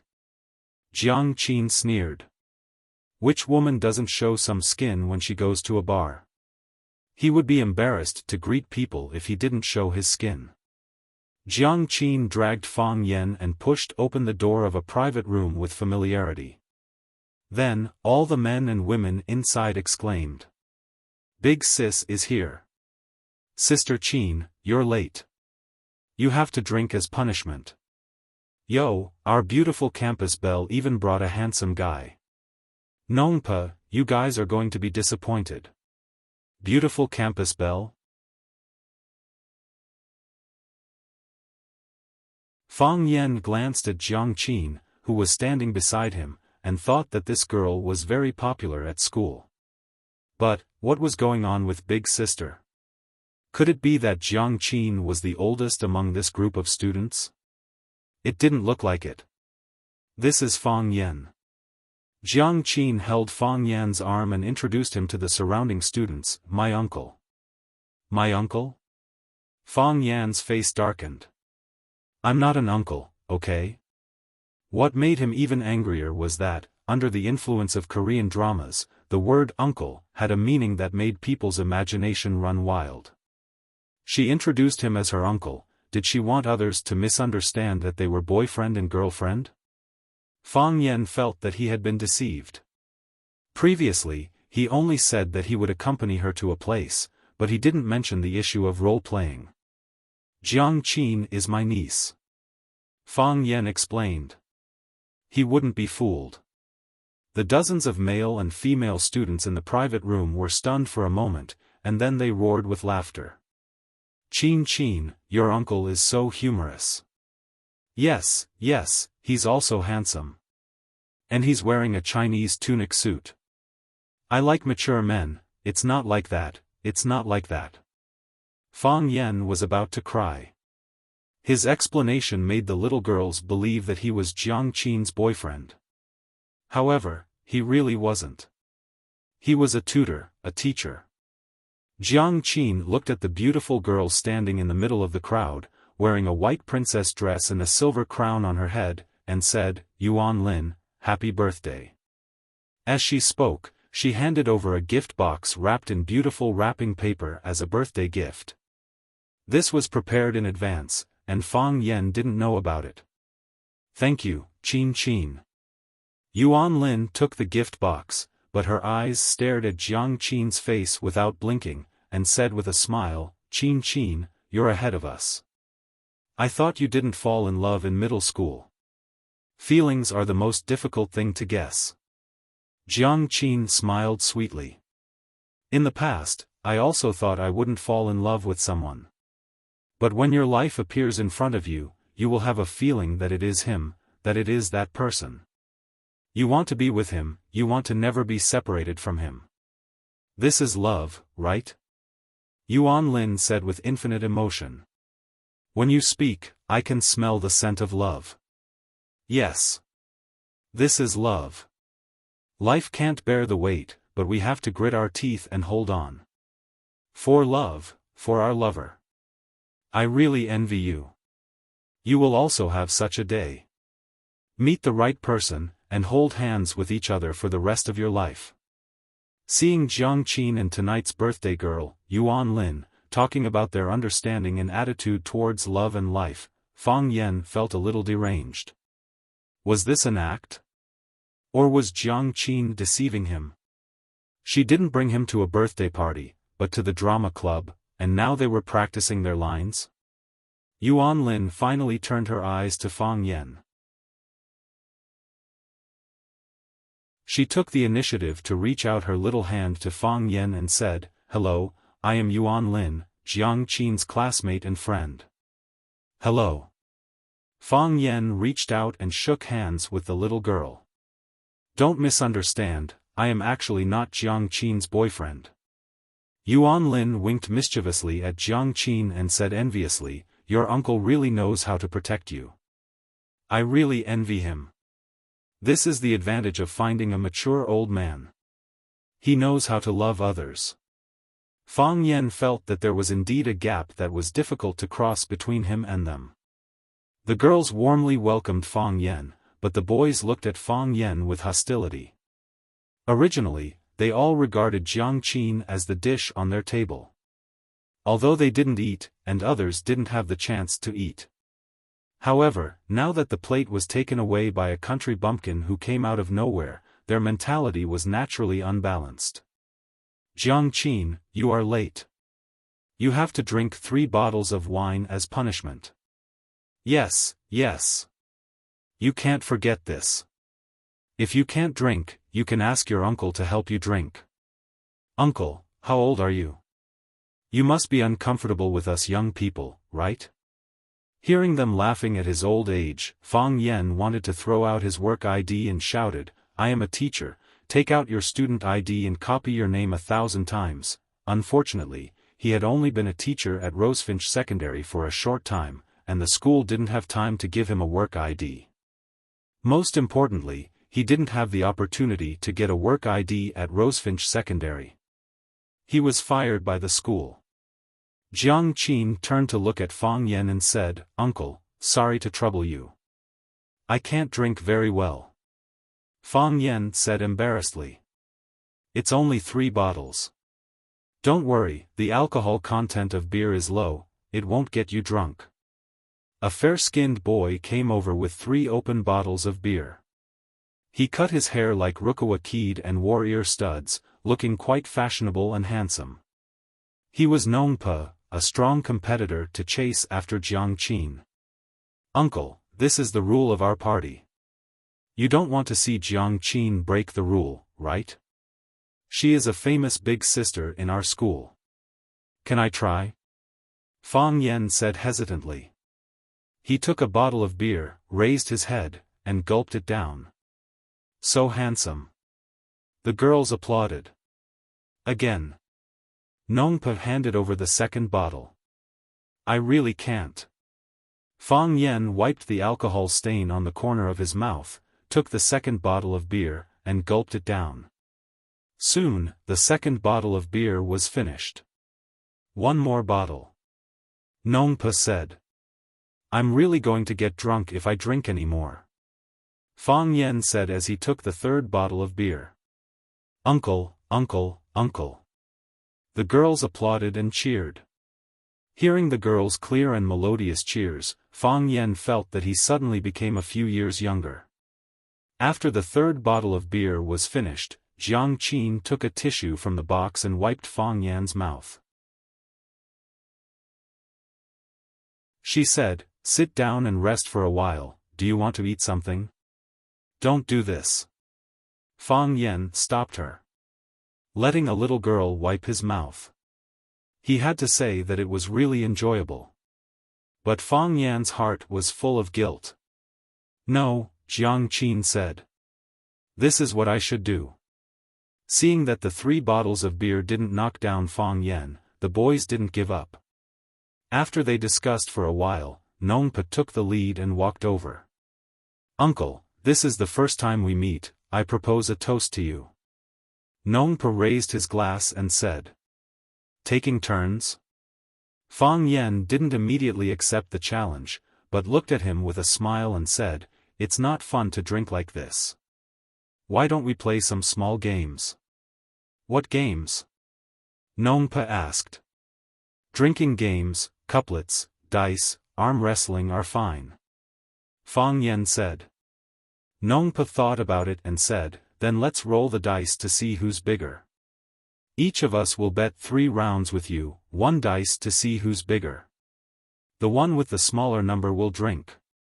They had a lot of people, and each of them would play 3 rounds with Fang Yan. According to the winning and losing ratio, they had to make Fang Yan drunk. Okay. You're young, I'll listen to you. Fang Yan nodded. Seeing that there was a game to be played, everyone gathered around. Can you do it? Jiang Qin pulled Fang Yan and asked with concern. Men can't say they can't do it. Yuan Lin giggled at the side. Girls liked excitement, and they liked this kind of scene. I'll try to win as little as possible. Fang Yen said. Nongpa sneered in his heart. I'll let you go home lying down tonight. You're tuning into the Xiaofan's Wuxia Tales YouTube channel. Don't forget to subscribe and join us on this journey to catch the most captivating stories.